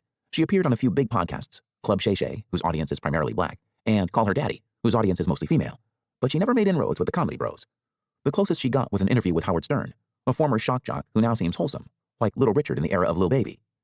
Harris's staffers tried to get her booked on Hot Ones, the YouTube show in which celebrities answer innocuous questions while eating sadistically spicy chicken wings, but even Hot Ones turned her down. Damn. Her campaign staffers insisted that she wanted to do Rogan's show, but that it fell through for scheduling reasons. Rogan claimed that he was eager to interview her, and that he was even willing to keep certain topics off limits. I said, I don't give a fuck, he told Theo Vaughn. I feel like if you give someone a couple of hours and you start talking about anything, I'm going to see the pattern of the way you think, whether you're calculated or whether you're just free. Imagine the set of a prototypical man cave podcast, and Flagrant, co-founded by the comedian Andrew Schultz, wouldn't be far off. 4 dudes lounging around with a few plastic plants and a shelf of brown liquor behind them. Trump sat with them in October, and Schultz and the other hosts buttered him up, asking him about his kids. Barron is 18, Schultz said. He's unleashed in New York City. Are you sure you want to reverse Roe v. Wade now? An hour in, they cut to an ad break. Hard dick season is upon us, and you got to make sure that you're stiffed up, Schultz said. Blue Chew has got your back. Flagrant is taped weekly at a studio in Soho. I visited one Wednesday in February. Schultz arrived just after noon, opened a fridge stocked with cans of tequila and THC-infused seltzer, and grabbed a bottle of water. He sports a mustache and a chain necklace, and his hair is tied on the sides and slicked back on top. During a show at Madison Square Garden, a fellow comedian described Schultz's look as the Tubi version of Adolf Hitler. He's a throwback to an old New York archetype, the melting pot white guy who tells hyper-specific ethnic jokes with a sly smile and, for the most part, gets away with it. He did a crowd work special that included sections called Mexican, Colombian, and Black women. His newest special, about his wife's experience with IVF, includes moments of real tenderness, but he still insists on his right to do old-fashioned bits about the battle between the sexes. We all have feelings that are a little bit wrong, Schultz said. Take my wife, please. That's a fucked up premise, but there's a seed of a feeling there that's real. It's the comedian's job to make you comfortable enough to laugh at it. Schultz grew up in Lower Manhattan, where his parents owned a dance studio and he went to public school. My family was super liberal, he told me. This was in the 90s, when being a liberal, to me, just meant I don't hate gay people or black people. Normal shit. He now thinks of himself as apolitical, and he acknowledged all the reasons to distrust Trump, but the word he kept using, whenever Trump came up, was enticing. I still appreciate a lot of the policies Bernie talked about, universal healthcare and all that, he said. But culture-wise, vibe-wise, when all you hear from one side is, that's not funny, that's over the line, realistically, where are people going to feel more comfortable? Trump is known for his bloviating, but Schultz suggested that his greater talent may be a kind of listening. Democrats are tuned into what people should feel, he said. Trump is tuned into what people actually fucking feel. Schultz noted that, as a boundary-pushing performer, this was also one of his own key skills, gauging micro-fluctuations in an audience's reaction. When Trump appeared on Flagrant, he talked about being taken to a hospital in rural Pennsylvania after he was shot, and how impressed he was with the country doctors who'd treated him. I laughed at that, because I just thought country doctors was a funny phrase, Schultz told me. He clocks me laughing at it, and in the next sentence, he immediately says it again, and he watches me to make sure I laugh again. Flagrant bills itself as the greatest hang in the universe. I spent the rest of the day watching Schultz and his co-hosts tape an episode, and then an extra segment sponsored by an online betting platform, and then an extra segment for Patreon. And I could imagine some places in the universe that would have been greater. One of the running gags in the episode was that the hosts kept pronouncing the word pre-recorded as pre-retarded. At one point, a host volunteered how many times he'd masturbated in a single day, and his record was so formidable that the others looked worried for him. In fairness, though, even a solid hang can't be scintillating all the time. One function of a long-standing friendship, including a parasocial one, is simply to while away the hours, even when there isn't much to say. When it comes to parasocial media, MAGA has had a long head start. Before Dan Bongino was Trump's deputy FBI director, he was a popular, blustery podcaster. After Matt Gaetz withdrew from consideration as Attorney General, he announced that he would host a TV show and a podcast, his third. During the Biden administration, about a dozen Republicans were both active podcast hosts and sitting members of Congress, while most Democrats hardly seemed interested in trying. Before the Flagrant taping, Schultz and I had been discussing which qualities the Democrats should look for in their next crop of leaders, and afterward he returned to the question. They need someone who can really hang, he said. Obama could hang. Clinton, for sure. Bill, not Hillary. Trump can hang. I ran through the shortlist. Pete Buttigieg? Schultz wrinkled his nose. Too polished. AOC? When she's being the working class chick from the Bronx, I could see it, he said. But when she starts going on MSNBC and doing, we have an orange rapist in the White House, then you start to lose people. Schultz said that he'd invited Kamala Harris and Tim Walz to appear on the show numerous times, to no avail. The Harris campaign says that Schultz never sent a formal invitation. He couldn't be sure why Walz had stayed away from podcasts like his, but he had guesses. If we've got on a guy who was in the military for 20 years, at some point I'm going to go, cut the shit, Tim. You know how guys really talk, Schultz said. And then let's say we start busting balls, making gay jokes, whatever. Does he laugh?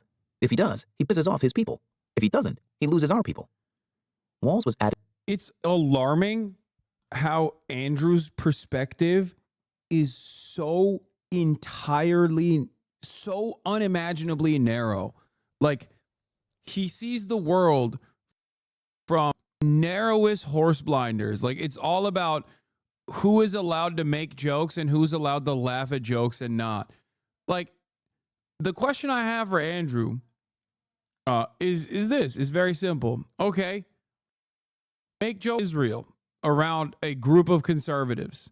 Make jokes about Christianity around a group of conservatives. I don't think that you're going to get the same level of laughter. There are a lot of sacred cows, per se, in the conservative side as well.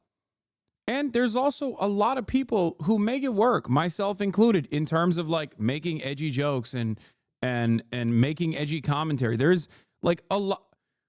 The comedian and the podcast format that a lot of these dudes, not saying Andrew is one of them, but like a lot of dudes have ribbed on, is Nick Mullen.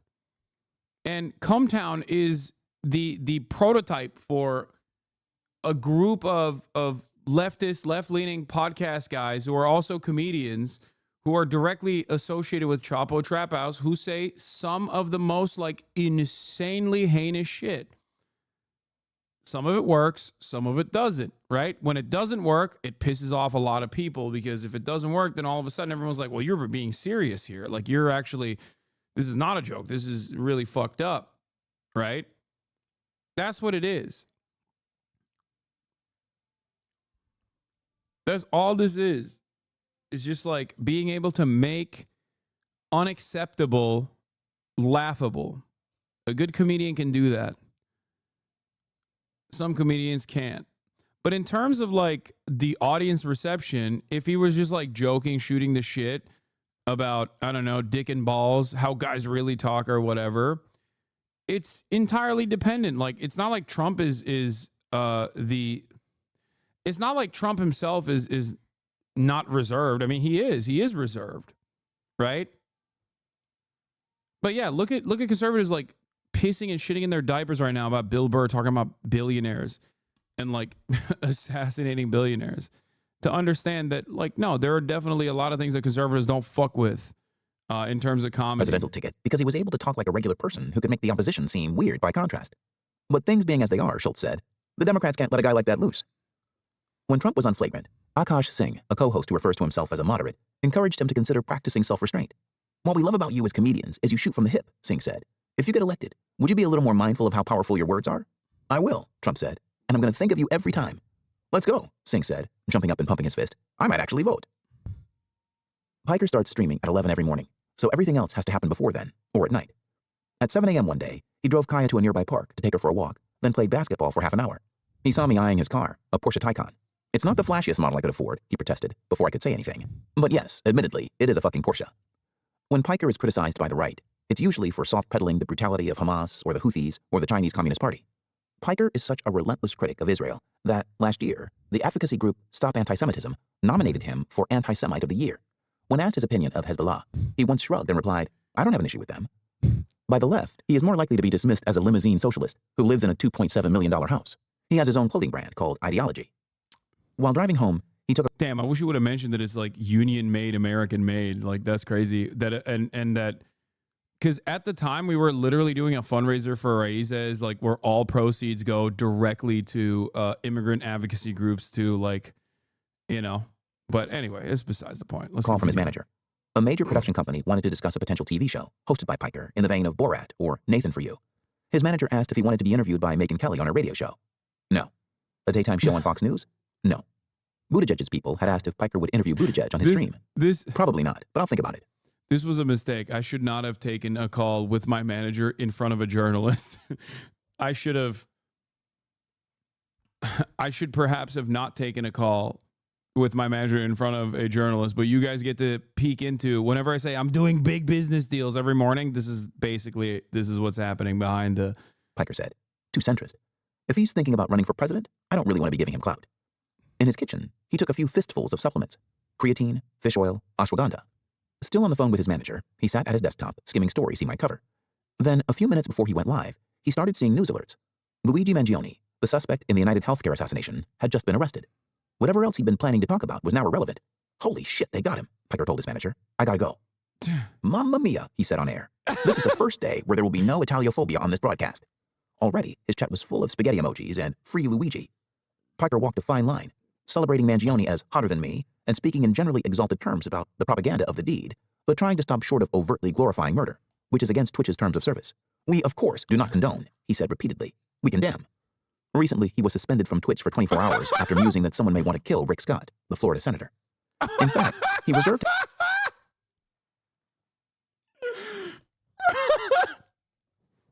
Listen.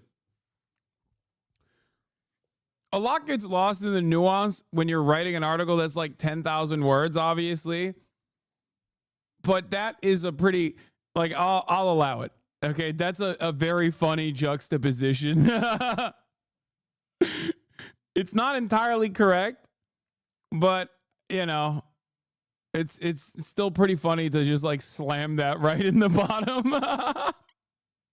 His condemnation for the finger-wagging from the corporate media, as exhibited everywhere from Fox News to CNN. Bro, they can't let anybody have anything, he said later. For 6 hours straight, his chatters sent him links to new information as it emerged. Mangione's Goodreads account, his Twitter history, his high school valedictorian speech. On my own, I would have been tempted to spend the day following the same breadcrumbs, struggling to retrace Mangione's path to radicalization, but it was easier to let Piker and the 40,000 internet sleuths in his chat make sense of it for me. Many of Piker's viewers come to him with inchoate opinions. He aims to mold them. But, he told me of the stream, at the end of the day, it still has to be relatable and entertaining. One of his maxims is, read the room. In his case, this means posting many hours of content about nothing in particular. Stavros Halkias, a comedian and a friend of Piker's, told me, He's built up enough trust with his audience that if he's being boring and academic for 40 minutes, they'll stick with it until he starts doing something more interesting, playing a Japanese dating simulator or whatever. Some days he puts on a Trump hat and streams as Hank Pecker, a Colbert Report-style satirical character updated for the MAGA era. In another room of his house, Piker records a weekly podcast with 3 buddies, an apolitical chat show on which one of the most heated topics of recent debate was proper manscaping technique, and another was whether one of them farted. March, the producer, was proud to tell me that the podcast's audience is about 60% male, which sounds like a lot, but actually most shows in this space are 80-20 male, or 85-15. One theory for this lopsidedness is that, given all the end of men statistics, women have better things to do with their time, such as holding down meaningful jobs and cultivating lasting relationships, while men are stuck playing video games with their imaginary friends. Recently, on a MAGA Bro podcast, Piker reached across the aisle, adapting 8 hours for what you will to the current decadent moment. Deep down inside, most people just want to be comfortable, he said. They want to have a roof over their heads. They want a fucking nice meal, get some pussy, play Marvel Rivals. In recent years, Piker has stopped using the word retarded, but he still uses the word pussy, even though it may sound misogynist and lame, despite fans who consider the term ableist. I don't give a shit, Piker said. If you can't handle it, then I guess I'm not for you. When his commenters try to tone police him, Piker will often single one of them out and say, "Congratulations, chatter, you've won woke of the day." It's not a compliment. The day after Mangione's arrest, Piker had back-to-back interviews with Lena Khan. I don't think you guys consider lame ableist. This makes it sound like I'm like, yeah, I'm a bad boy because I say pussy. Obviously, that's not my attitude. You know, some statements are gonna get lost in translation, but I think what I told Andrew was like, listen, people consider there's a euphemism treadmill. People consider psychotic or crazy or utilization of schizo to be ableist, and there's understandable reason for why some people might stray away from that. But for me, it's like, yeah, I don't use the R word, but because I want to be accommodating. But like, obviously, there's certain things that I will still use in my language in my day to day because I don't want to come across as like fucking boring, and that is organic. The chair of the Federal Trade Commission, whom Piker called the LeBron James of regulators, and with the writer Ta-Nehisi Coates promoting his new book. In the chat, a user named PoppyJohn36 wrote, "Not to be parasocial, but I love this man." Piker's mother stopped by during the Coates interview. "Hasan, check your messages," she shouted from the kitchen. Piker, grudgingly but dutifully, read his mother's message aloud. "I got this book for the content and fell in love with his writing." "Thank you, Hasan's mom," Coates said. In the living room, Piker's father was sprawled on the couch watching Love Actually. Halkias, the comedian, showed up later that afternoon with a bag of dirty laundry and a calendar featuring photos of himself posing in the nude. While many of Halkias' comedian friends have taken a reactionary turn, he has stuck to his progressive principles, but he has never been a hall monitor. He got his start on a podcast called Come Town.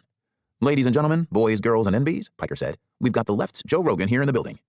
In the Rogan of the Left discourse, both Piker and Halkias are frequently mentioned as top prospects. Even if they were secretly flattered by the designation, the least alpha thing they could do, the least Roganesque thing they could do, would be to thirst for it. "Free Luigi," Halkias said, taking a seat. "He's too sexy to be behind bars." As a model for the future of progressive media, Piker checks only some of the requisite boxes. A while back, he was a guest on Flagrant. When I asked one of the show's staffers about Piker's performance, he gave it a middling review. Good guy, clearly knows his shit, but he sort of comes off like he thinks he's the smartest guy in the room. Piker sometimes succumbs to the socialist bro's cardinal sin of pedantry, and he can seem like a jejune know-it-all trying to reduce any societal problem to a one-word culprit, usually capitalism or imperialism. Some segments of the Democratic coalition would find Piker to be edgy, or crass, or even despicable. But if Rogan of the Left is to mean anything, it would surely mean a higher tolerance for controversy, even at the risk of alienating parts of the base. On the scale of whether you're calculated or whether you're just free, Piker is freer than most Democratic surrogates, Ivy League overachievers who sound like chatbots trained on stacks of campaign brochures. But he is less free than the average MAGA bro, who is unconstrained by the need for any consistent ideology. He's funny, but not that funny, Halkias told me. You can't tell him I said that. Halkias has his own podcast on which he gives advice to callers. On the normier part of the spectrum are liberal influencers like Dean Withers and Harry Sisson, who have transferred. He's funny, but he's not that funny. I mean, it's true, I'm not. But hey, if Stav thinks I'm funny, that's good enough for me. You know what I mean? For the debate me bro spirit of early YouTube to TikTok Live. One afternoon in LA, I visited the office of Crooked Media, which was decorated with some Yes We Can iconography and had glass-walled conference rooms with cheeky names such as Sedition and Conspiracy. When the company began in 2017, its 3 founders, former Obama staffers named John Lovett, Tommy Vitor, and John Favreau, were treated as audacious upstarts, challenging the media hierarchy. Now they are middle-aged bosses in Henleys and tapered jeans. We sat in legitimate political discourse. A long table had been laid with LaCroix and popcorners. "We have become the out-of-touch lib establishment," Vitor said. Lovett added, "My, how time flies." Crooked now has more than a dozen podcasts, including its flagship show, Pod Save America. Vitor recounted a time, a few years back, when a friend invited him to appear on a show put out by Barstool Sports, a broy podcast network that leans right. Vitor, worried about guilt by association, turned it down. Looking back, that was so stupid, he said. The how dare you platform someone you disagree with era is over. Fuck that. He has since appeared on the show. In 2018, Favreau was hosting a show called The Wilderness about how the Democratic Party lost its way and wanted to include a clip of Obama reaching out to the white working class. A younger producer listened and went, "I'm not sure this plays well today," Favreau said. And I went, "That's part of the problem." After the 2024 election, Piker appeared on Pod Save America. Lovett got pushback from moderate fans who objected to Piker's anti-Zionism and from progressive fans who objected to Lovett's next interview with a Democrat who wants restrictions on trans women in sports, but he shrugged it off. "It's a big tent," Lovett said. "It's got Dick Cheney in it. It's on Piker." The Rogan of the left formulation isn't entirely vacuous, but it's easy to misinterpret. Rogan-like figures can't be engineered. They have to develop organically. Their value lies in their idiosyncrasies. Joking. Their passionate insistence on... Chatters, don't do that thing where you're like, I disagree with John Lovett, so I'm not going to understand what he's saying. He's joking when he says it's got Dick Cheney in it, okay? He's not saying that as a good thing. It's literally a joke about Big Tent. Please, Jesus Christ. ...about chimps and ancient pyramids, say, rather than the budget ceiling, and in their authenticity, which entails an aversion to memorizing talking points. Many Democrats assume that what they have is a messaging problem, that voters don't have a clear enough sense of what the Democrats are really like. But it's possible that the problem is the opposite, that many swing voters, including Joe Rogan, got a sense of what the Democrats were like, then ran in the opposite direction. The good news for Democrats is that the right does not have a monopoly on relatability. A week before his interview with Trump, Theo Von conducted an interview with Bernie Sanders while wearing a Grateful Dead shirt. "You ever see the Grateful Dead?" Von said, as an icebreaker. Sanders, apparently unfamiliar with the concept, frowned and said, no. From any other politician, this would have been malpractice. But with Sanders, the crankiness is part of the crossover charm. He literally just talks common sense, one of the top YouTube comments read. A few months later, Rogan interviewed Senator John Fetterman. "Trump is not polished, but you get a sense of who he is as a human being," Rogan said. Fetterman agreed, alluding to a line from Scarface. "All I have in this world is my balls and my word." Ugh. Reeves, the social scientist, told me, "There is a strong correlation between which Democratic lawmakers are in my inbox and which ones have the year 2028 circled on their calendar." Senator Chris Murphy of Connecticut read Reeves's book in 2023 and praised it on X. Many of Murphy's constituents, including his 14-year-old son, took issue with his post. Nevertheless, he persisted, writing a follow-up on Substack. "We should try to do two things at once. Fight for the equality of women and gay people, while also trying hard to figure out why so many boys are struggling and why so many men are feeling shitty." Sanders and Fetterman share what could be described as populist instincts, but ideologically, they are leagues apart. On the level of pure effect, though, they may represent elements of a style that other politicians could crib from. I don't think putting Fetterman and Bernie Sanders in the same category is appropriate. That's crazy. John Fetterman is a populist. Is a populist position to fucking be it's a populist position to be like so unimaginably invested in Israel doing a genocide. I don't think so, you know? Personally, I find the performance of masculinity to be totally boring, Hannah Rosen told me. But if that's what 51% of Americans need, someone who reads as some version of gruff manly dude, but whose heart is still in the right place, then I'm willing to go along with it. Twitch stars often appear on one another's streams, hoping to pick up some new fans. One afternoon, Piker headed to Zoo Culture, a gym in Encino owned by a streamer and fitness influencer named Bradley Martin, to do a collab. It would also feature Jason Nguyen, a 20-year-old... That Asman tweet is so fucking dumb, man. I hate the fascist propagandists, but he doesn't endorse that sexualized anime shit, which are the games in question, and stupidly swears that YouTuber isn't one. It will be used to paint you calling people pedos publicly who aren't and ready to shit you talk about dunks. What? Oh no, dude. Are you telling me that Asmongold fans are gonna yell at me?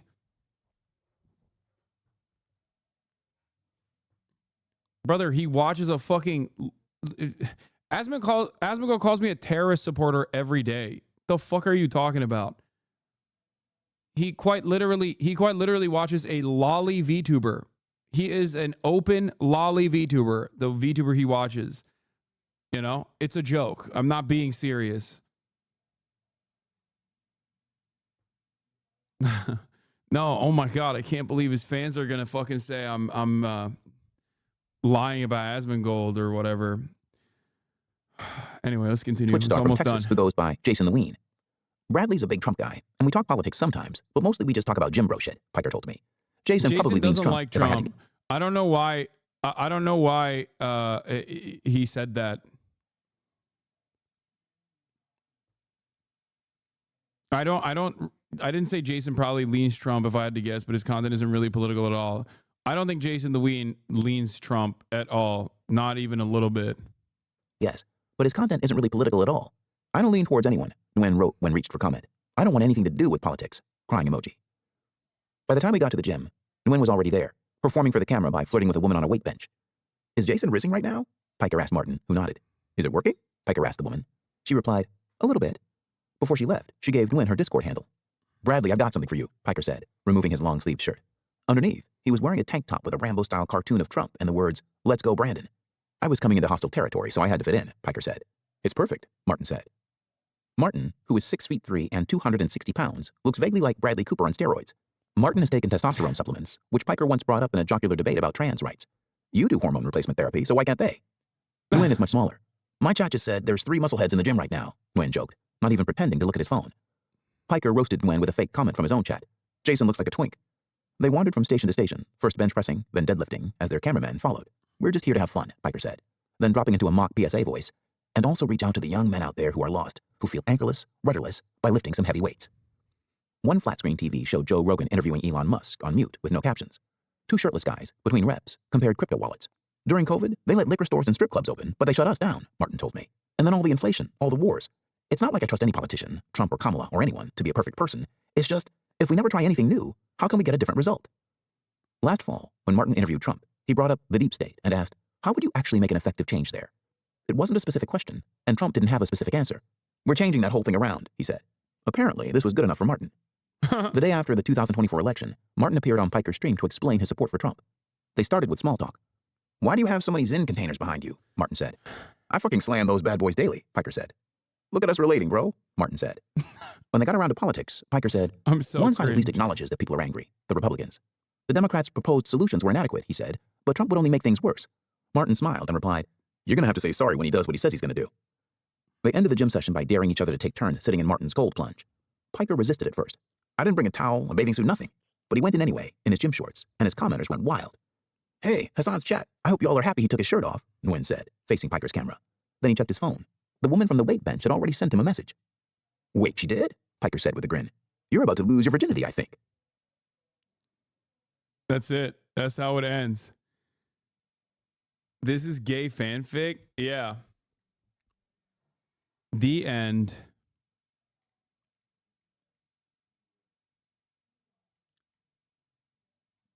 What does Bradley think of Trump now? I don't know. I haven't asked him. I gotta hit him up to get a follow-up. And then we all kissed. That was Andrew Morantz on The New Yorker. This is going to be in print as well. The dude can write. I laughed a lot. Yeah, it was pretty good.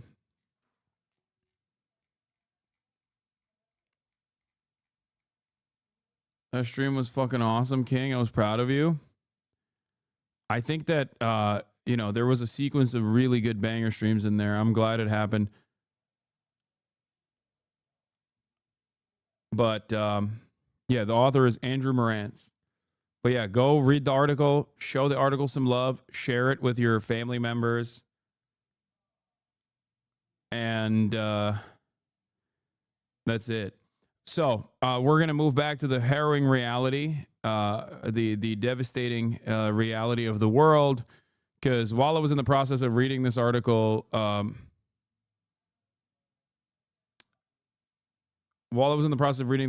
seems that the Israeli occupation forces have heavily started bombing Gaza. We're going to switch gears back to that. Here's Zana. Israel is heavily bombing Gaza again. There is no ceasefire. Israel is repeatedly and single-handedly violated again and again. Domestic repression of protests and speech did not coincide with Israel's renewed siege and bombardment of Gaza. I received the following text from a friend here. Huge explosions now, Zana, as if it's the apocalypse. All parts of the Gaza Strip are now under heavy bombardment. I just heard. There's no news about it here. It's so scary. How are you doing? The family. CNN. Israel says it's conducting extensive strikes against Hamas and Gaza, throwing doubt on the fragile ceasefire.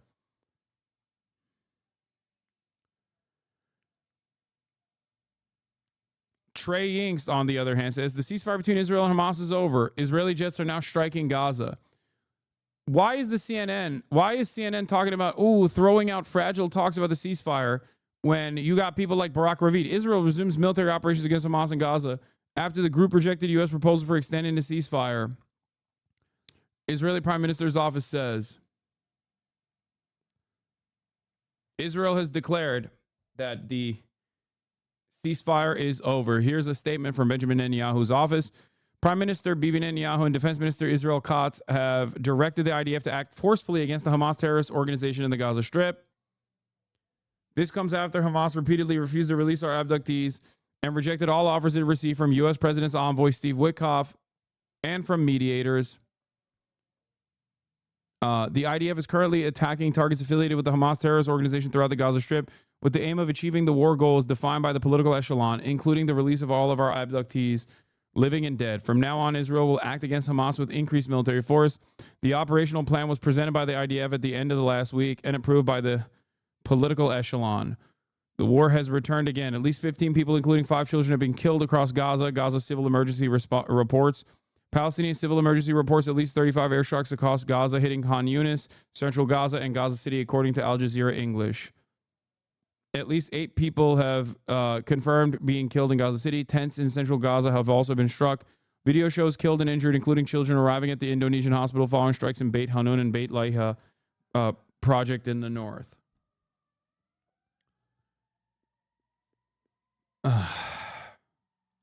Al Jazeera Live with Moin Rabbani. Something that the Israeli government has repeatedly said it would not do. In other words, it signed an agreement knowing that it would refuse to implement it. And even during the first phase, we've already seen now for more than 2 weeks, there's been a renewal of the Israeli siege on the Gaza Strip. These are not the first air raids. Over 100 or 150 Palestinians have been killed with increasing frequency in the past few days. The other comment I would make is that Israel could not be doing what it is doing tonight without the approval of the United States. If Washington sends orders to Israel that Israel is required to implement the agreement and to basically stop the slaughter of the Palestinians, Muin, just to it be would immediately end. Just to be clear on what you're saying, you believe that the United States will have known that Israel was going to carry out these strikes, and it's doing it with the backing. Indisputably, and I think there are already reports that the Israelis are stating that they informed the Americans beforehand, which is another way of saying they sought and received U.S. permission prior to launching these strikes. Now, as far as the American attitude is concerned, that's also a little unclear. Do they hope to use these Israeli strikes, killing dozens of Palestinians, as a negotiating tactic, so to speak, to increase the pressure on Hamas to agree to a revision of the agreement, which the Americans themselves brokered in January, or have they given the Israeli government license to simply derail the agreement and resume their genocidal military campaign in the Gaza Strip? That part, I think, is still unclear. Indeed. This is the critical question at this stage, is it not? That is this a negotiating tactic? At least 30 Palestinians have been killed. Dozens are wounded. This is from Reuters. Reporter from Reuters. At least 30 Palestinians that were killed. Dozens wounded in Israeli airstrikes across Gaza Strip. A deadlock on this point for weeks now. What is your sense? Is this a negotiating tactic, or is this the end of the ceasefire? A negotiation tactic. It's really difficult to say at this point. I suspect that that's crazy. From the American perspective, it's being seen as a negotiating tactic. What a crazy way to negotiate. To use this to derail the agreement in their Let's just entire. kill 30 civilians and so continue. we'll have to see how this plays out in the coming hours and days. But the key issue here now the number has reached 34. That, More Israel than 34 is not killed only in renewed refusing Israeli to airstrikes implement against its Gaza. 5 commitments under children the confirmed first phase killed. of the deal, At least but is 50 others refusing have to been even wounded. commence negotiations on the second stage of the deal. Hamas, from its perspective, believes it has shown flexibility by agreeing to a limited extension of the first phase, provided that serious negotiations immediately commence on the second stage. And this is something that appears to have been It's like claiming that you're haggling to buy a horse by stealing the horse and then beating the shit out of that person. But you're like, well, I was just haggling. To us on the news, $0 for this horse.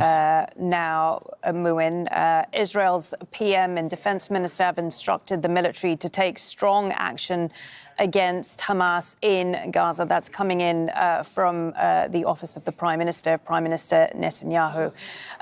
So, I mean, just commenting on on what we're hearing there, it does sound, Muin, that this is something quite significant. I mean, we have seen well, it's Israelis. very significant when you already have dozens of dead and absolutely. wounded. Well, how much appetite? I mean, you're in the States. We've seen protests restart in various places around the world, including Canada, against the recent blockade by Israel. How much appetite is there? How is the world going to stomach Israel going back in this way and killing dozens of Palestinians once again when they're already so clearly on their knees?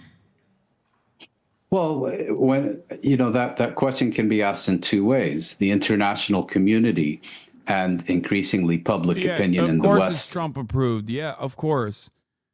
Two Israeli officials told me that Israel notified the Trump admin in advance of the airstrikes and briefed it on the objectives. Look at that, uniparty, baby, fucking uniparty.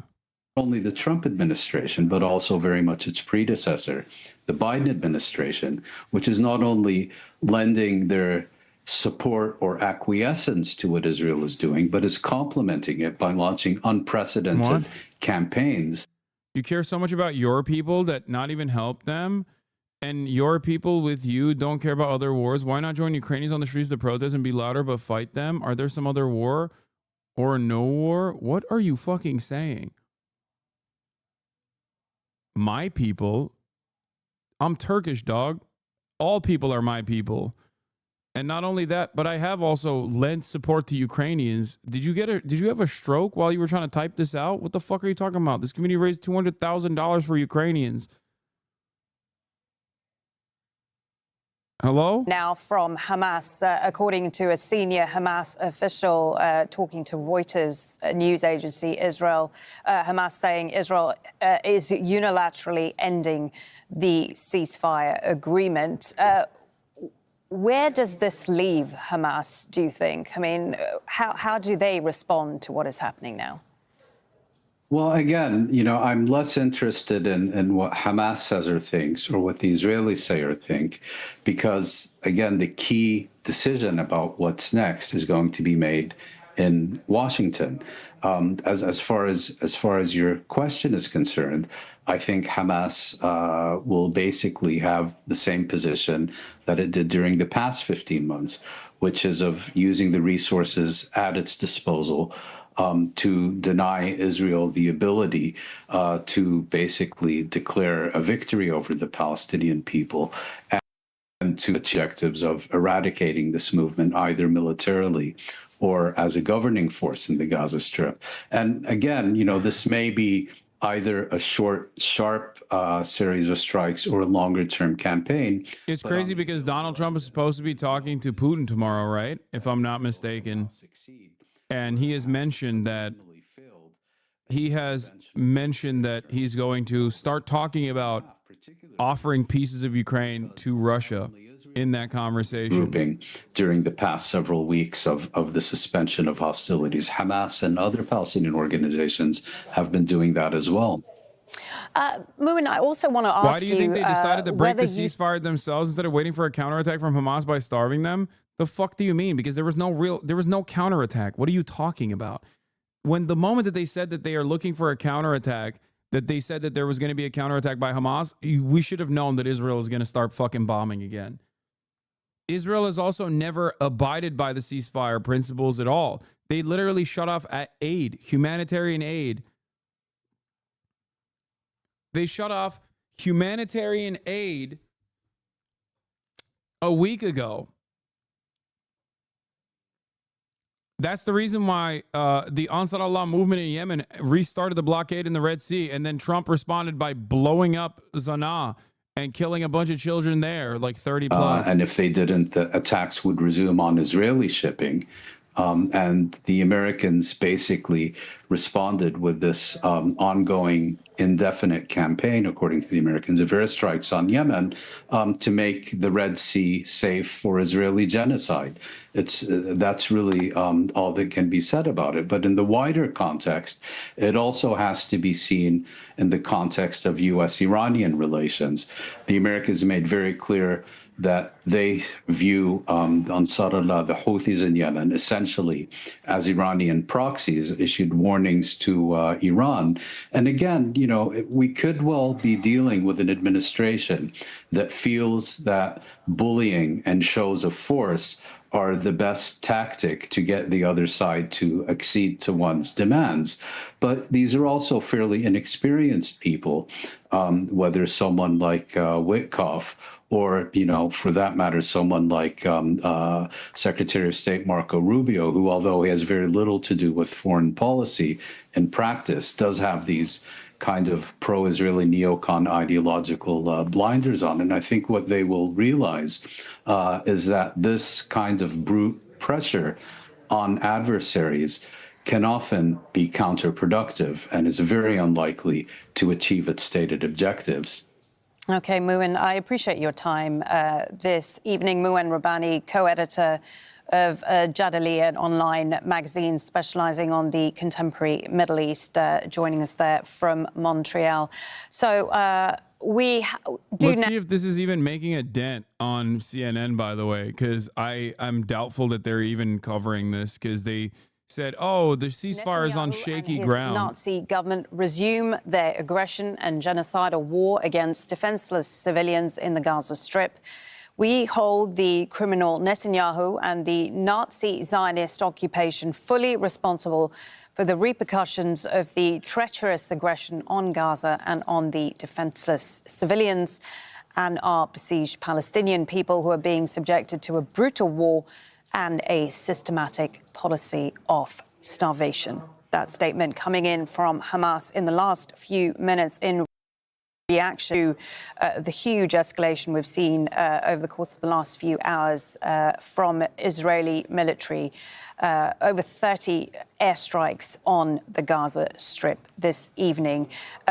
So far, we believe over the latest figures saying over 30 people have been killed. Many have been injured. No doubt that number is likely to change as we get more information. Let's go now to Hamda Salut. She joins us there from the Jordanian capital, Amman. That is, of course, because the Palestinian authorities suspended Al Jazeera's operations in Israel and the occupied West Bank. So Israel confirming that it's carried out these airstrikes. What more are we hearing from them?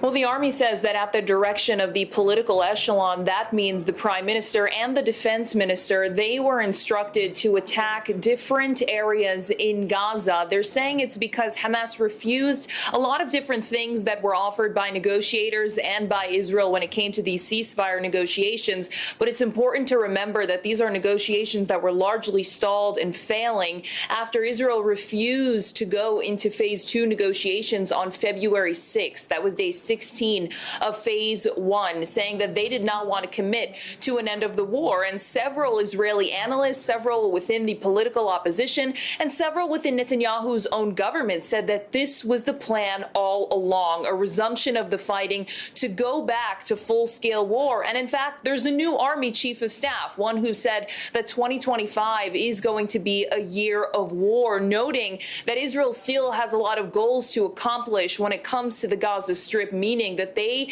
are in no way finished with their military action. So what we're seeing tonight are large, intensive strikes all across the Palestinian territory with at least 34 people killed. We're hearing that at least a dozen of them are children. This is also an important time of the year for Palestinians in the Gaza Strip. It's Ramadan. It's the middle of the night. This is when people are typically asleep and in a couple of hours waking up for the morning prayer. So not only is it Ramadan, down, but there's also a humanitarian siege on the Gaza Strip where more than 96% of the population is food insecure. But the Israeli military has said that humanitarian aid is not something they want to provide, saying that, in fact, Hamas is the one who is exploiting the humanitarian aid, when we do know that Israel repeatedly throughout the 15 months of fighting was constantly obstructing goods, aid, fuel, and anything else that was under the bracket of humanitarian assistance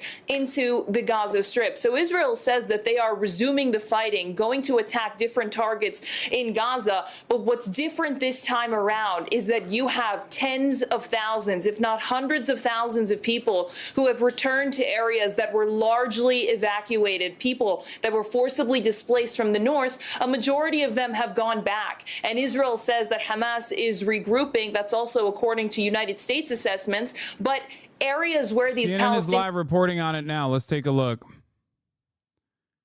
About what drove this decision by Israel to resume its strikes inside Gaza tonight. Well, Caitlin, this appears to be the end of the ceasefire as we have known it for over a month and a half now, nearly 2 months at this point since the ceasefire came into effect, as Israel is carrying out what itself describes as extensive strikes throughout Gaza. We have been hearing from reporters on the ground who work with us inside the Gaza Strip saying that the heavy bombardment has been in southern, central, and northern Gaza, but particularly heavy in central Gaza, where Al-Auda Hospital alone is reporting at least 70 injuries. The civil defense spokesman for the Gaza Strip says that at least 15 people have been killed, including 5 children at this point. As for what drove this decision, the Israeli prime minister says in a statement that it was Hamas's repeated refusal to reach an agreement over the release of additional hostages, including just last week when Steve Witkoff, the U.S. Special Envoy, flew to Doha, Qatar, and put forward a proposal on the table that would have seen an additional 5 living hostages released, a number of deceased hostages, in exchange for a month or month and a half extension approximately of this current ceasefire agreement. Hamas, for its part, has continued to insist that it wants to see the previous ceasefire agreement implemented, meaning getting to phases 2 and 3, which would ultimately lead to an end of the war in Gaza and the withdrawal of all Israeli troops. But this Israeli government made repeatedly clear that it was not interested in engaging in those longer-term negotiations. Interestingly enough, it was supposed to be Israel's proposal, according to Biden. Tactics. And now we have seen, after Israel blocked aid to Gaza for the last 2 weeks, it is now conducting extensive airstrikes in the Gaza Strip and making very clear in the statement from the Prime Minister's office tonight that they intend to continue to escalate that military action. So far, no word of Israeli troops going back on the ground in major areas of the Gaza Strip, but certainly that could happen next. Hamas, for its part, saying that Israel has decided to unilaterally end this ceasefire and calling on the United Nations to hold an urgent meeting on this matter. Caitlin? Yeah, we'll see if they do. Jeremy Diamond, thank you for that reporting and joining us very quickly here. My next source on this breaking news, CNN political and foreign affairs analyst Barak Ravid, who's also been reporting on what led to this. You know, obviously, Barak, U.S. officials were trying to get an extension. You just heard Jeremy talking about that. What are you hearing from sources about why tonight? I think it was a combination of factors. I think one of the factors was that the Israelis, at least what I hear from Israeli officials, that they felt that the negotiations over the extension of the ceasefire and another hostage release is not going anywhere. Another reason Israeli officials mention is that they saw Hamas regrouping and getting ready for possible attacks against Israel. And there's also domestic political reasons, because Netanyahu gave Hamas another 2 or 3, even 3 weeks of ceasefire without getting anything in return. And there was more and more pressure from within his own cabinet to resume the war, and not to mention the fact that he just fired the head of the Shin Bet intelligence agency yesterday. So I think when you add all those things together, you get to this specific timing. Yeah, of course, the firing of the Shin Bet was incredibly notable as the backdrop here. The other question, you know, given how closely Trump's envoy, Steve Witkoff, who's, to remind everyone, he's the one who's been going to Russia to meet with President Putin. He's also been going to Doha and to Israel to meet with officials there on this war, this other war. Do we know if Israel informed the White House that it was going to resume strikes in Gaza tonight? Yes. 3 Israeli officials told me that Ron Dermer, Netanyahu's confidant, and Israeli military officials notified in advance their U.S. counterparts, the White House and the Pentagon and CENTCOM, that this is coming. They explained the objectives of this move, of those airstrikes. And I think that you mentioned that Mr. Witkoff is also the envoy for the Middle East, but also an envoy to Vladimir Putin. Donald Trump will speak tomorrow with Vladimir Putin. He was supposed to speak with him about the ceasefire between Russia and Ukraine. I think that the ending of the ceasefire in Gaza will be a major issue in this call. And another thing, Donald Trump assumed office when there was a ceasefire in Gaza. And I think now there's a big risk that this resumed war that could take between another 6 to 12 months could hijack a lot of Donald Trump's foreign policy agenda, because we all know how much this war took over international attention. There's no reason to think that it's not going to happen again. That's a really good point, Barak Ravid. We'll see how it changes the White House calculus. Thank you for that excellent breaking reporting tonight. And of course, speaking of Trump and what's been happening at the White House, you saw overnight President Trump was claiming that some of the actions taken by President Biden, those pardons in his final day, were void because of how they were signed. Up next, here at the White House. Oh, my God.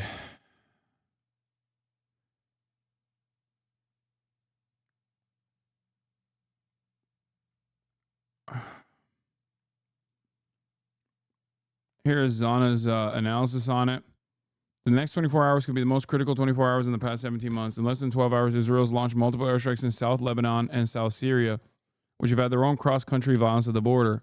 While the U.S. has carried out major attacks in Yemen that killed upwards of 50 people, Israel has now also resumed heavy bombardment across Gaza.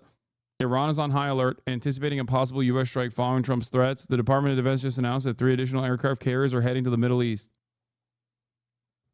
I love the peace candidate, man. I fucking love the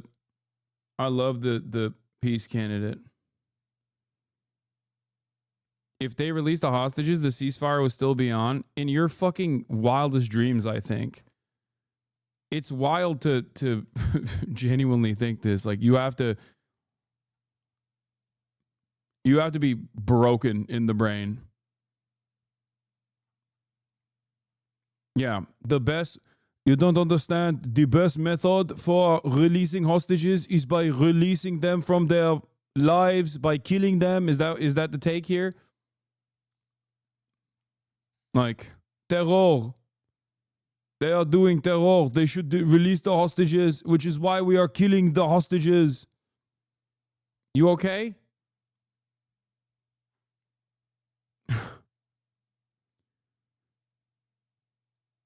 The biggest brains are out on this one.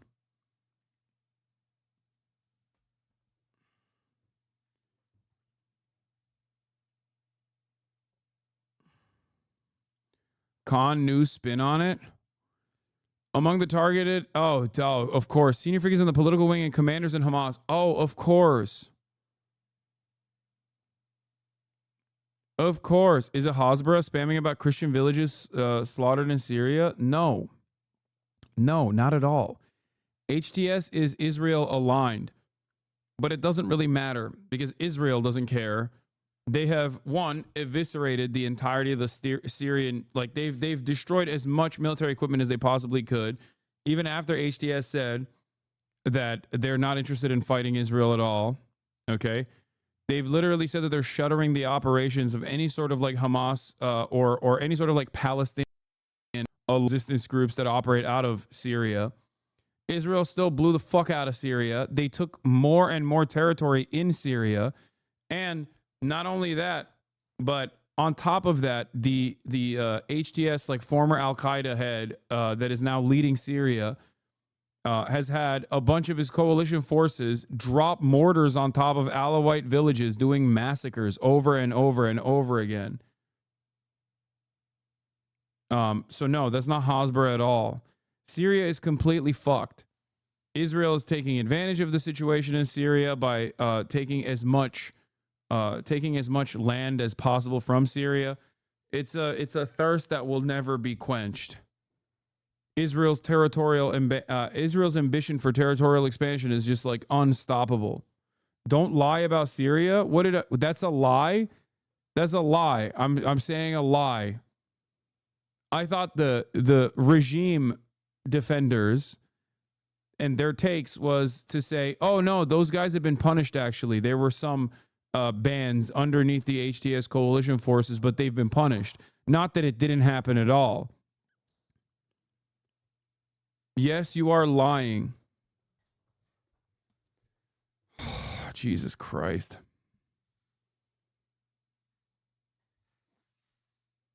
So what happened? Yes, the government is not massacring Alawites. Is that what I said? Is that the word that came out of my mouth? Is that the words that came out of my mouth? No, it's not. So why are you putting words in my fucking mouth, dumb fuck? That's not what I said. No, you heard. I used my words very carefully. I didn't say HTS is dropping mortars. I said HTS-aligned coalition forces are dropping mortars on Alawite villages. I used my words very carefully. You got horny to say, that's a lie. Don't lie about Syria.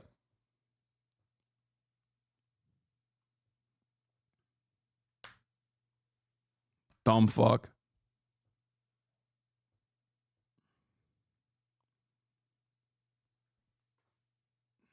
It's not my problem that you misunderstood what I was saying. Nothing I said about Syria so far has been even remotely controversial.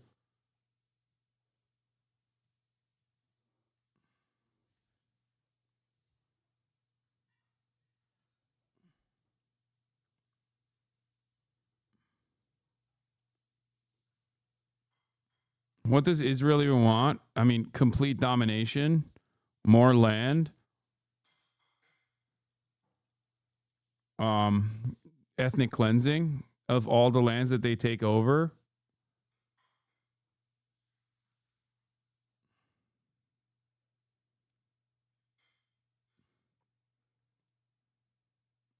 What is this? Lol, you're so dumb. Israel just bombed them today. They can't do shit, dog. Lol, what is this analysis? Yes, you are, lol. How are they Israeli aligned? Substantiate that for us.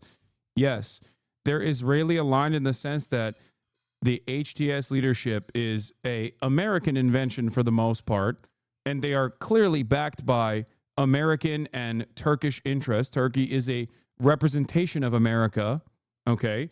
It's not an accident that he gets puff pieces on fucking CNN and numerous other Western outlets, and yet he is still considered to be dangerous and unstable due to his background, which is precisely the reason why Israel has been taking advantage of the instability in Syria and blowing up all of the fucking military equipment that they can. Why didn't America lift the sanctions then? Brother, come on. Are you okay? Are you, please, are you all right in the brain? You think that the United States of America actually hates the fact that HTS is now in charge? Is that what you think? There could be a number of different reasons as to why they want to maintain a destabilized Syria. You know, considering that if they lift the sanctions, allow Syria to rebuild, what happens if one of the coalition partners that is not fully on board with HTS and feels as though they have created this government that maybe doesn't have a lot of interest in following through with the democratic process, or maybe they become unpopular and gets over fucking thrown in that process? All of a sudden, all of that military equipment that Israel didn't bomb, or all of the sanctions that weren't lifted, in the hands of the bad guys. Nothing happens in Syria without America's go-ahead. What the fuck are you saying? It is literally one of the only conflicts that I can think of where America is on every side of it. Like literally every side, with I guess the exception of Bashar al-Assad, who was also awful in his own right, obviously.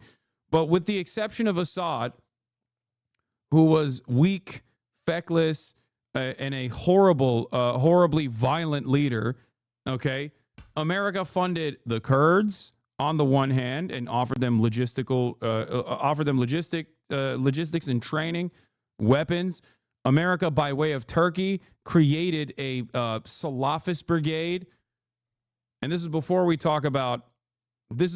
of course, talk about, you know, fucking the ISIS and Al-Qaeda forces in the region. You know?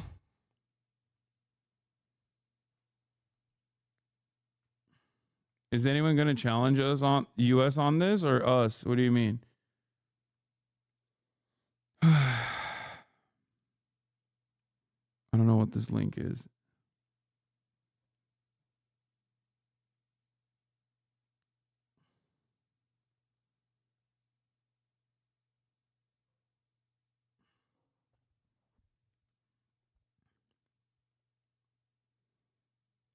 Like the pro HTS line is supposed to be saying that it's actually Assad aligned Alawites that are causing instability, and that's why they're violently trying to squash the rebellion, and that the rebellion, if it gets too far out of hand, as it has already, it's one of the most violent massacres in the fucking Syrian civil war. Obviously not to the same degree, but it's close. Okay. But the casualty numbers are only happening because random brigades that are under the HTS, like random brigades inside of the coalition under the HTS, are acting out of their own personal interest in an effort to, maybe in a heavy-handed manner, decide to violently squash Alawite protests, which is fucking ridiculous, by the way. That is completely unacceptable. Yeah, they're dropping mortars on captive civilian populations because of their interest in stopping the Alawite from rising up.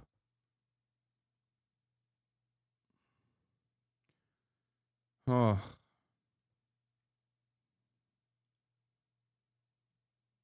Situation on the ground. We can speak to Tariq Abu Zoom. He joins us once again on the phone from Deir al-Balah in central Gaza. So, Tariq, I believe the latest death toll now is 59 people dead. What more can you tell us about what is happening there?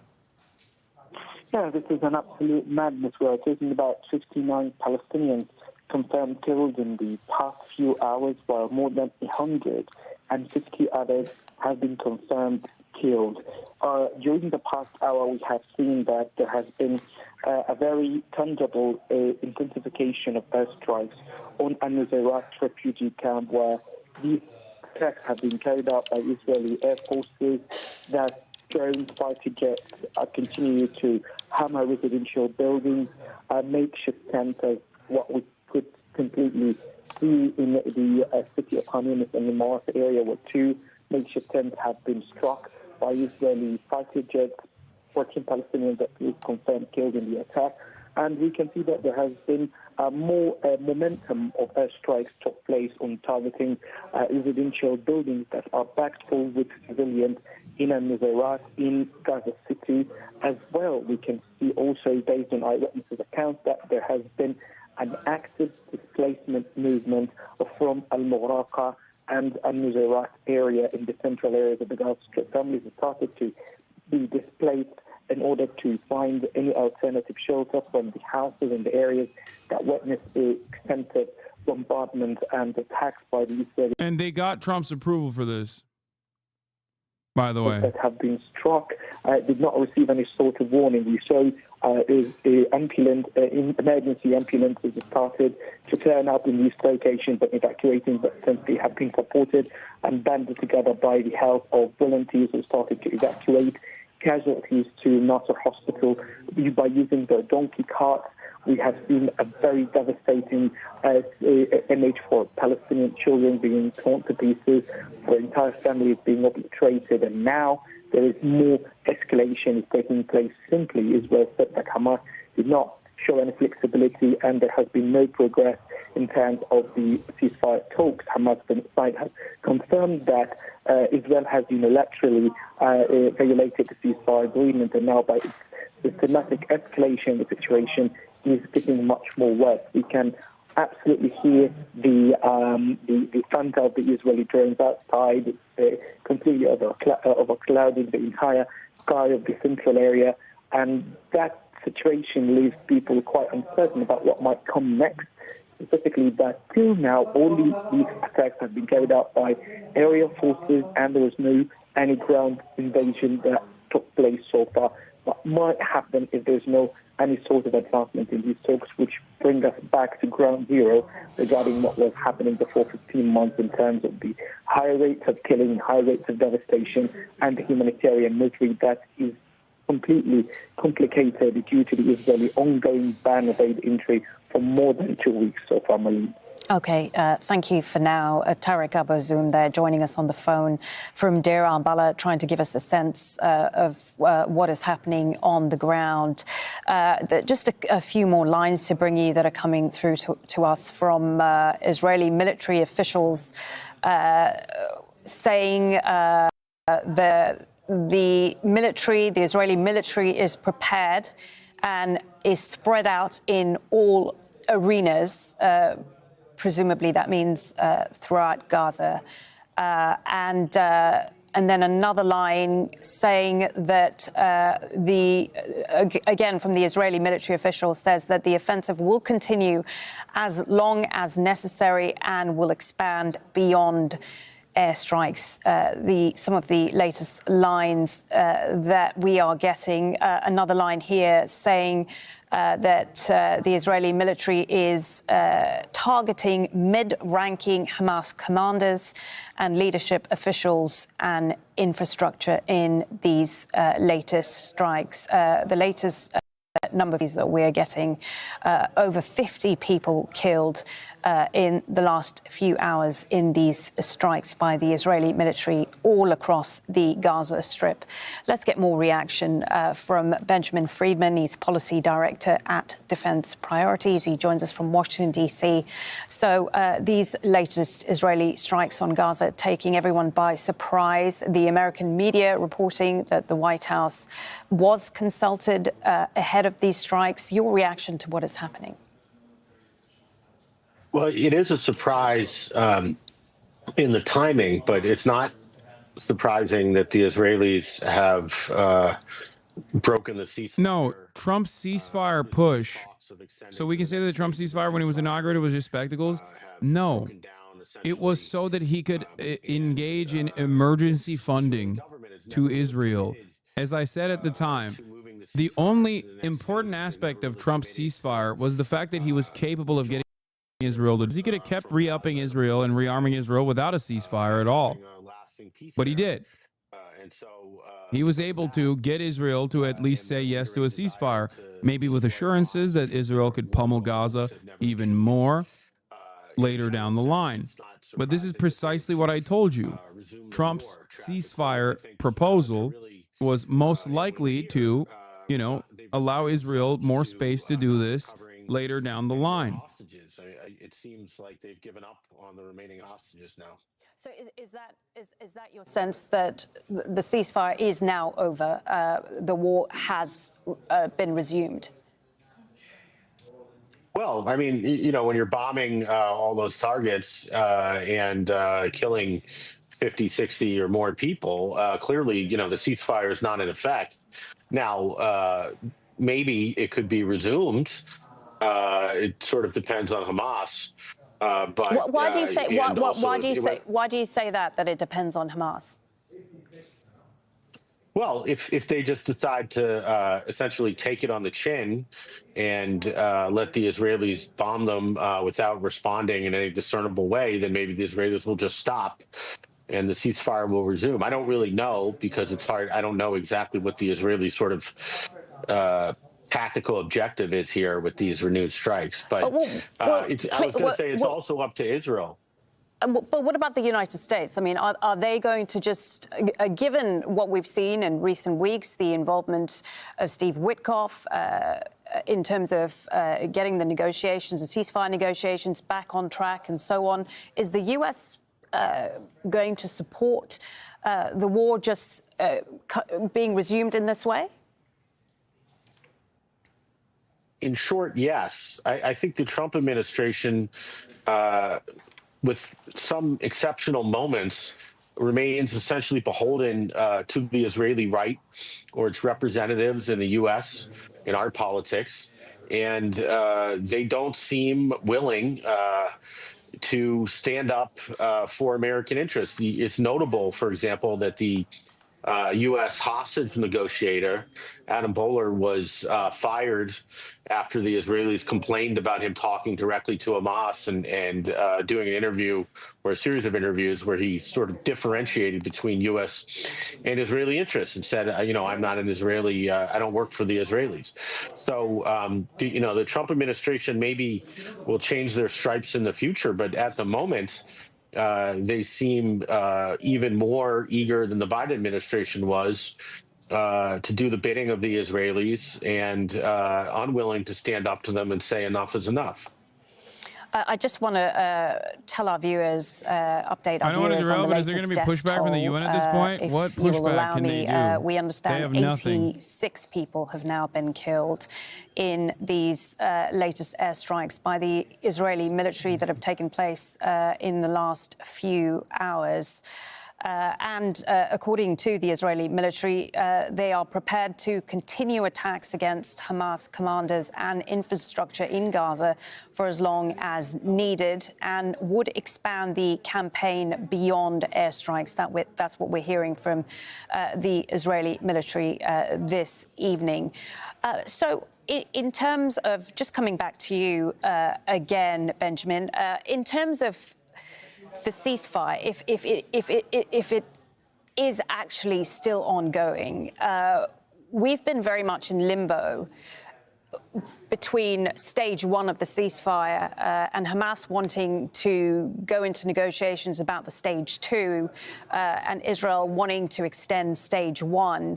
Is it possible that these attacks could be some sort of negotiating tool to put pressure on Hamas? Yes, I think that's possible. I don't really know, what the kind of tactical thought is here or what this has to do with the negotiations, but it's certainly possible that there's some logic in the negotiations and the Trump administration being briefed in advance is a way to say, look, we're just trying to put some more pressure on Hamas to essentially amend the original ceasefire deal in our favor. And the Trump administration, of course, would go along with that. And how much sense what is your sense publicly of how much appetite there is globally? I mean, we've seen protests resume in recent weeks in Canada and elsewhere after Israel began their blockade on aid once again on the Gaza Strip. How do you think the public, the international public, will react to the resumption of fighting in Gaza? Well, certainly, I think if the ceasefire is indeed over, you could see a resumption of protests in many places in the world, but including here in the United States, in Washington, as we had under the Biden administration.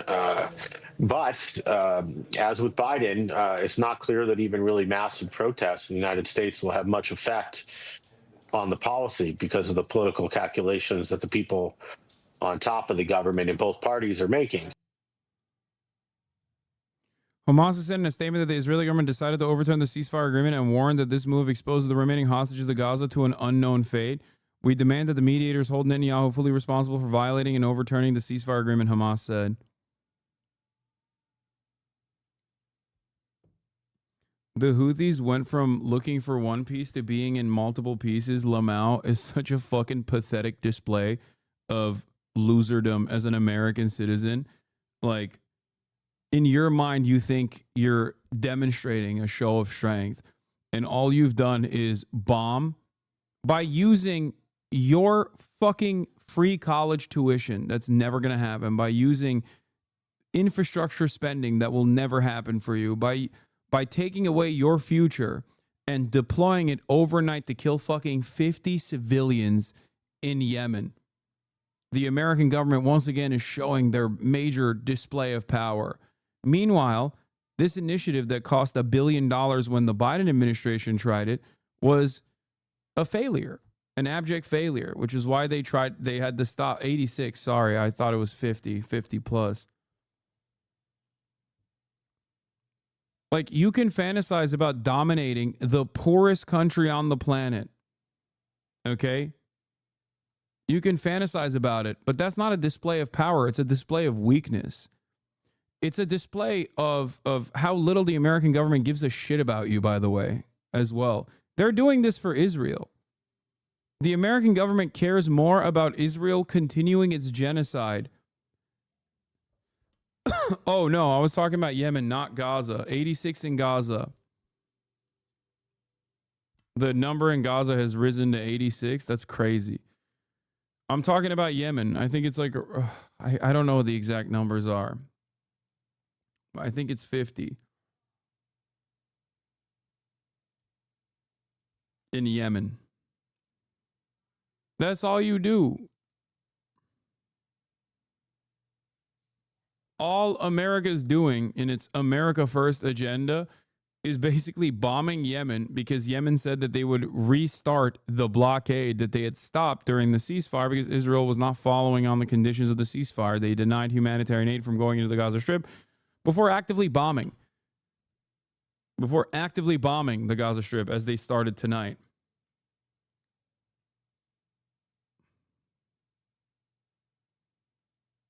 Yeah, here, this is a perfect demonstration of what I'm talking about. I just saw this tweet on my timeline. Yeah, the Houthis are about to be eliminated from the face of the earth from breaking 911. My daughter's math class had to move to the cafeteria today because the roof has more leaks and the room had buckets.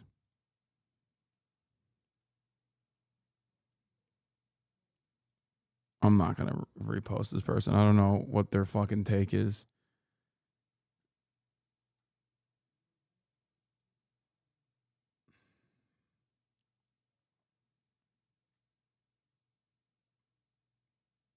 But think about that. Think about that. Every dollar being spent on offensive weapons that are being used on random civilians and like children overseas is a dollar that could have been spent in your classrooms, is a dollar that could have been spent on fixing your potholes, a dollar that could have been spent on giving you free health care, giving you fucking at cost medicine.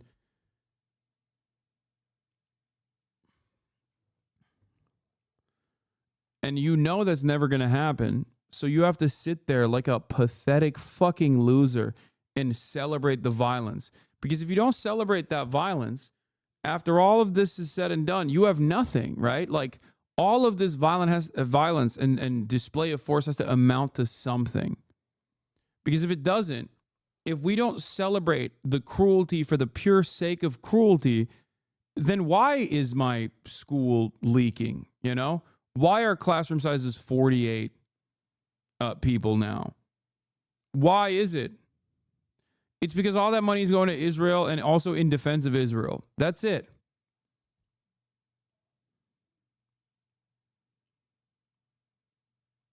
You are completely wrong here.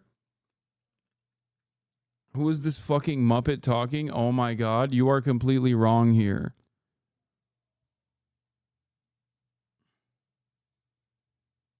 What do you mean?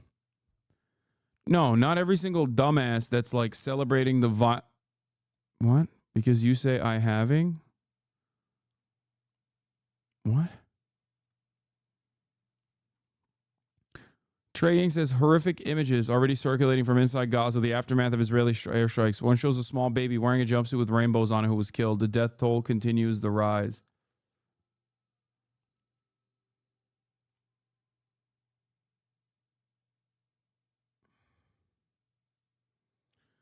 Talks of around 300 casualties around Gaza. Ambulances are now rushing. Casualties means dead and wounded, by the way. It doesn't mean just dead. Al-Aqsa Hospital is inundated with casualties. The number of doctors is not enough to treat the patients. No medical supplies and aid were allowed during the ceasefire. Just horrific images of unjustifiable cruelty coming from Gaza once again. The number of the dead has risen to 86. The ceasefire to take hold, and People were killed in that Yemen was, something to gloat about by both presidents. Yeah, look at the terrorist children, dude. Look at that. The face of terror in Yemen. But in the sense that in this conflict between Palestinians and Israel, there's little to gain transactionally, the U.S., from helping the Palestinians. And given the bipartisan support for Israel in this country, there's little to gain politically for Trump as well. So he has always been 100% on the side of the Israelis, and he has been proud to proclaim that to the American public. And in fact, we were talking with your guest earlier about the international protests in support of Palestinians. Those have really been chilled here in the United States since Trump has began deporting non-U.S. citizens who have participated in those protests. And that is an ongoing story that's really captured the headlines in the United States. And in fact, there is a chilling effect. There's simply not as many people out on the streets protesting for Palestinian rights. That, again, is part of the unpredictable nature of Trump, as you said.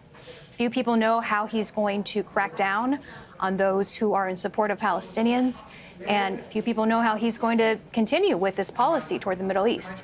Indeed. Okay, thank you for that. Hadi Jo Castro there for us in Washington, D.C. I just want to recap where we are at the moment. The breaking news from the last hour. There have been a series of Israeli airstrikes being carried out across the Gaza Strip. It is the biggest assault since the ceasefire came into effect on January 19th earlier this year. We understand at least 86 Palestinians have been killed so far, including children. Now, in a statement, Hamas has said, accused Israel of unilaterally breaking the ceasefire deal. They're calling on the UN Security Council to intervene and force an end to these attacks. Let's go now on the phone. What the fuck? Why did you send me Ashhark breaking news to tell me the White House spokeswoman, she was just on Fox News? And even all of this darkness, there's a little bit of room for laughter, it seems, where a chatter is like telling me that the American White House spokeswoman said Hamas, the Houthi group, and Iran, and anyone who wants to intimidate Israel or America will pay the price. But instead of sending me like an American news outlet where she probably said this, you sent me Ashhark, the I guess local Qatari. Is a Saudi outlet? Is it a Saudi outlet? He's like, no, you don't understand, little bro. Ashhark is tapped in.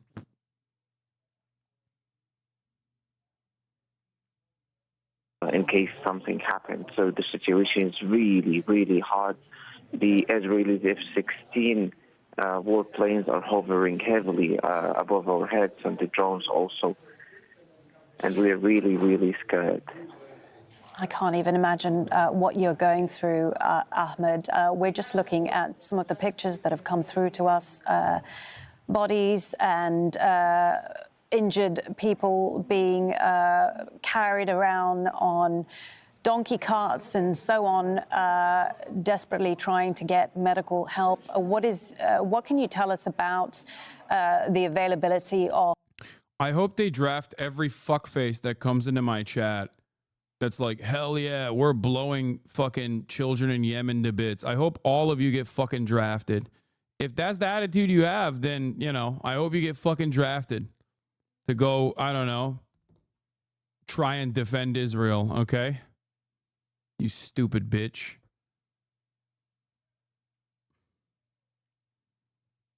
Surely you'll enjoy the process.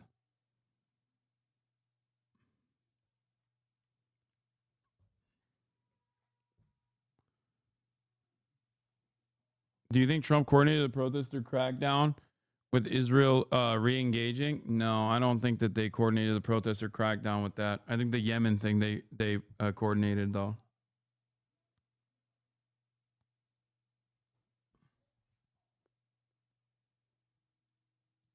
Israel's Channel 14 says the opening wave of attacks in the Gaza Strip has ended. We await the results, which may become clear in the morning. Airstrikes will continue at varying levels.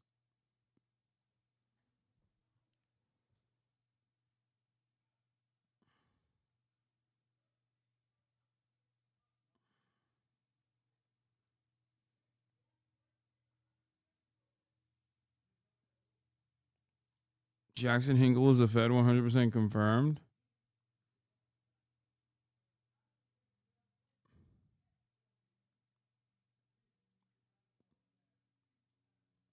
Last month, Rasha Alouei traveled to Beirut, Lebanon to attend the funeral of Hasan Nasrallah, a brutal terrorist who led Hezbollah, responsible for killing hundreds of Americans over a 4-decade terrorist spree. Yeah, how come Jackson Hinkle gets to do that with no issue?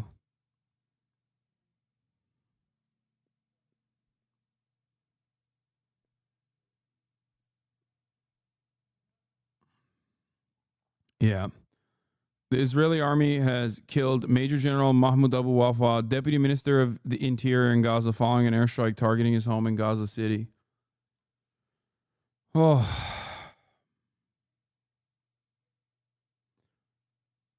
There's also a ground invasion in West Bank right now from Mariam Barghouti. Israeli army is carrying out a large-scale aerial attack, carpet bombing in Gaza, and it's carrying out a large-scale ground invasion north of the West Bank with reinforcements sent to Jenin and Qalqilia. Yeah, the person that they killed, by the way, regardless of the title, general, is a civilian position. Meanwhile, Trump is also violating all norms and all rules, and what remains of the constitutional protections afforded to people here at the domestic front.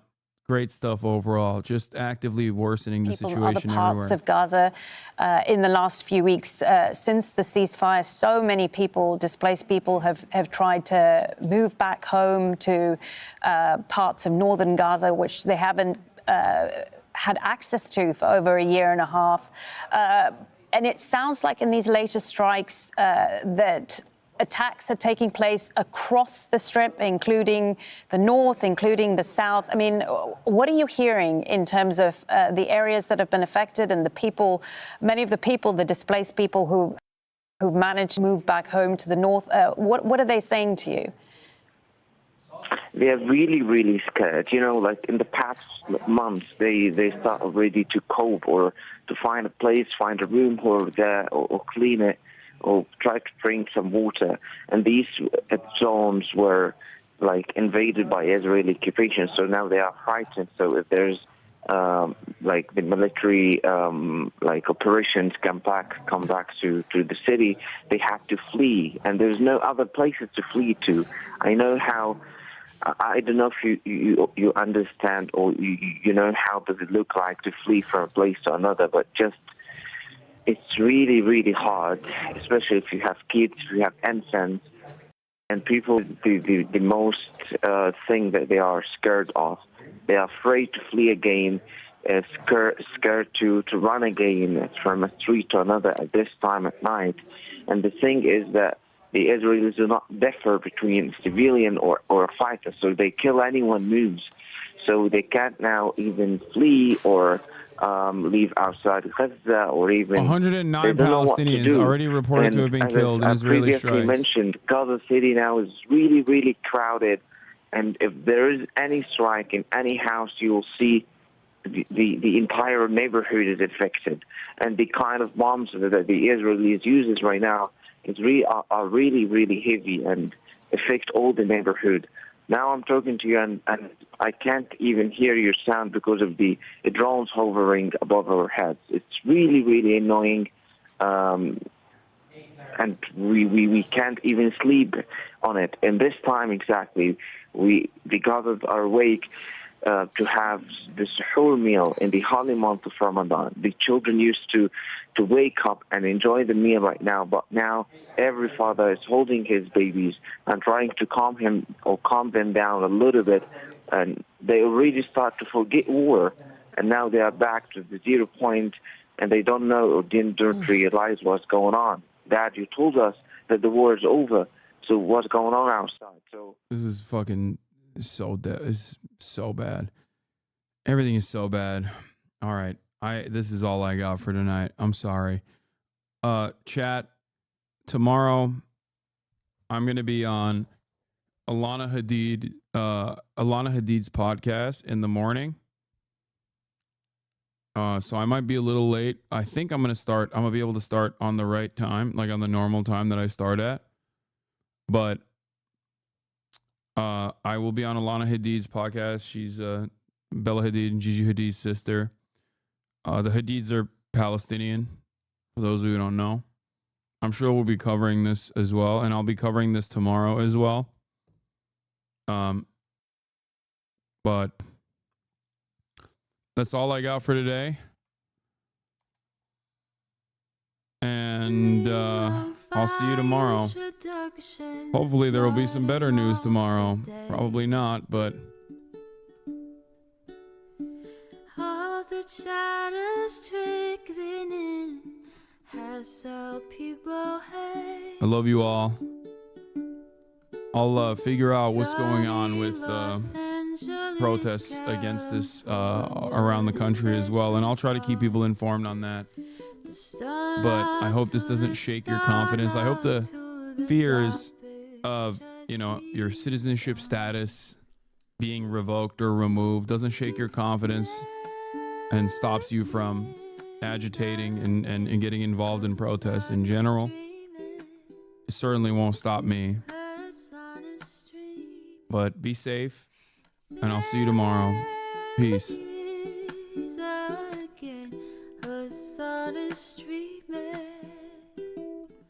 Hasan is streaming, reviewing the P.O. box, Uncle Uger's face. Sat in Discord at your prop, great names take on breaks. Tiny Bernie Sanders, LGBTQ Air Force. The whole left at your fingertips, Ane at your door. H3 crowded debate, the Young Turks online show. 3 full fucking years of this, plenty more to go. 90-day fiance, talks of champagne bourgeoisie. A Trump rally live reaction, a mass riot at DC. There he is again, Hasan is streaming. Hasan is streaming. There he is again, Hasan is streaming. Hasan is streaming.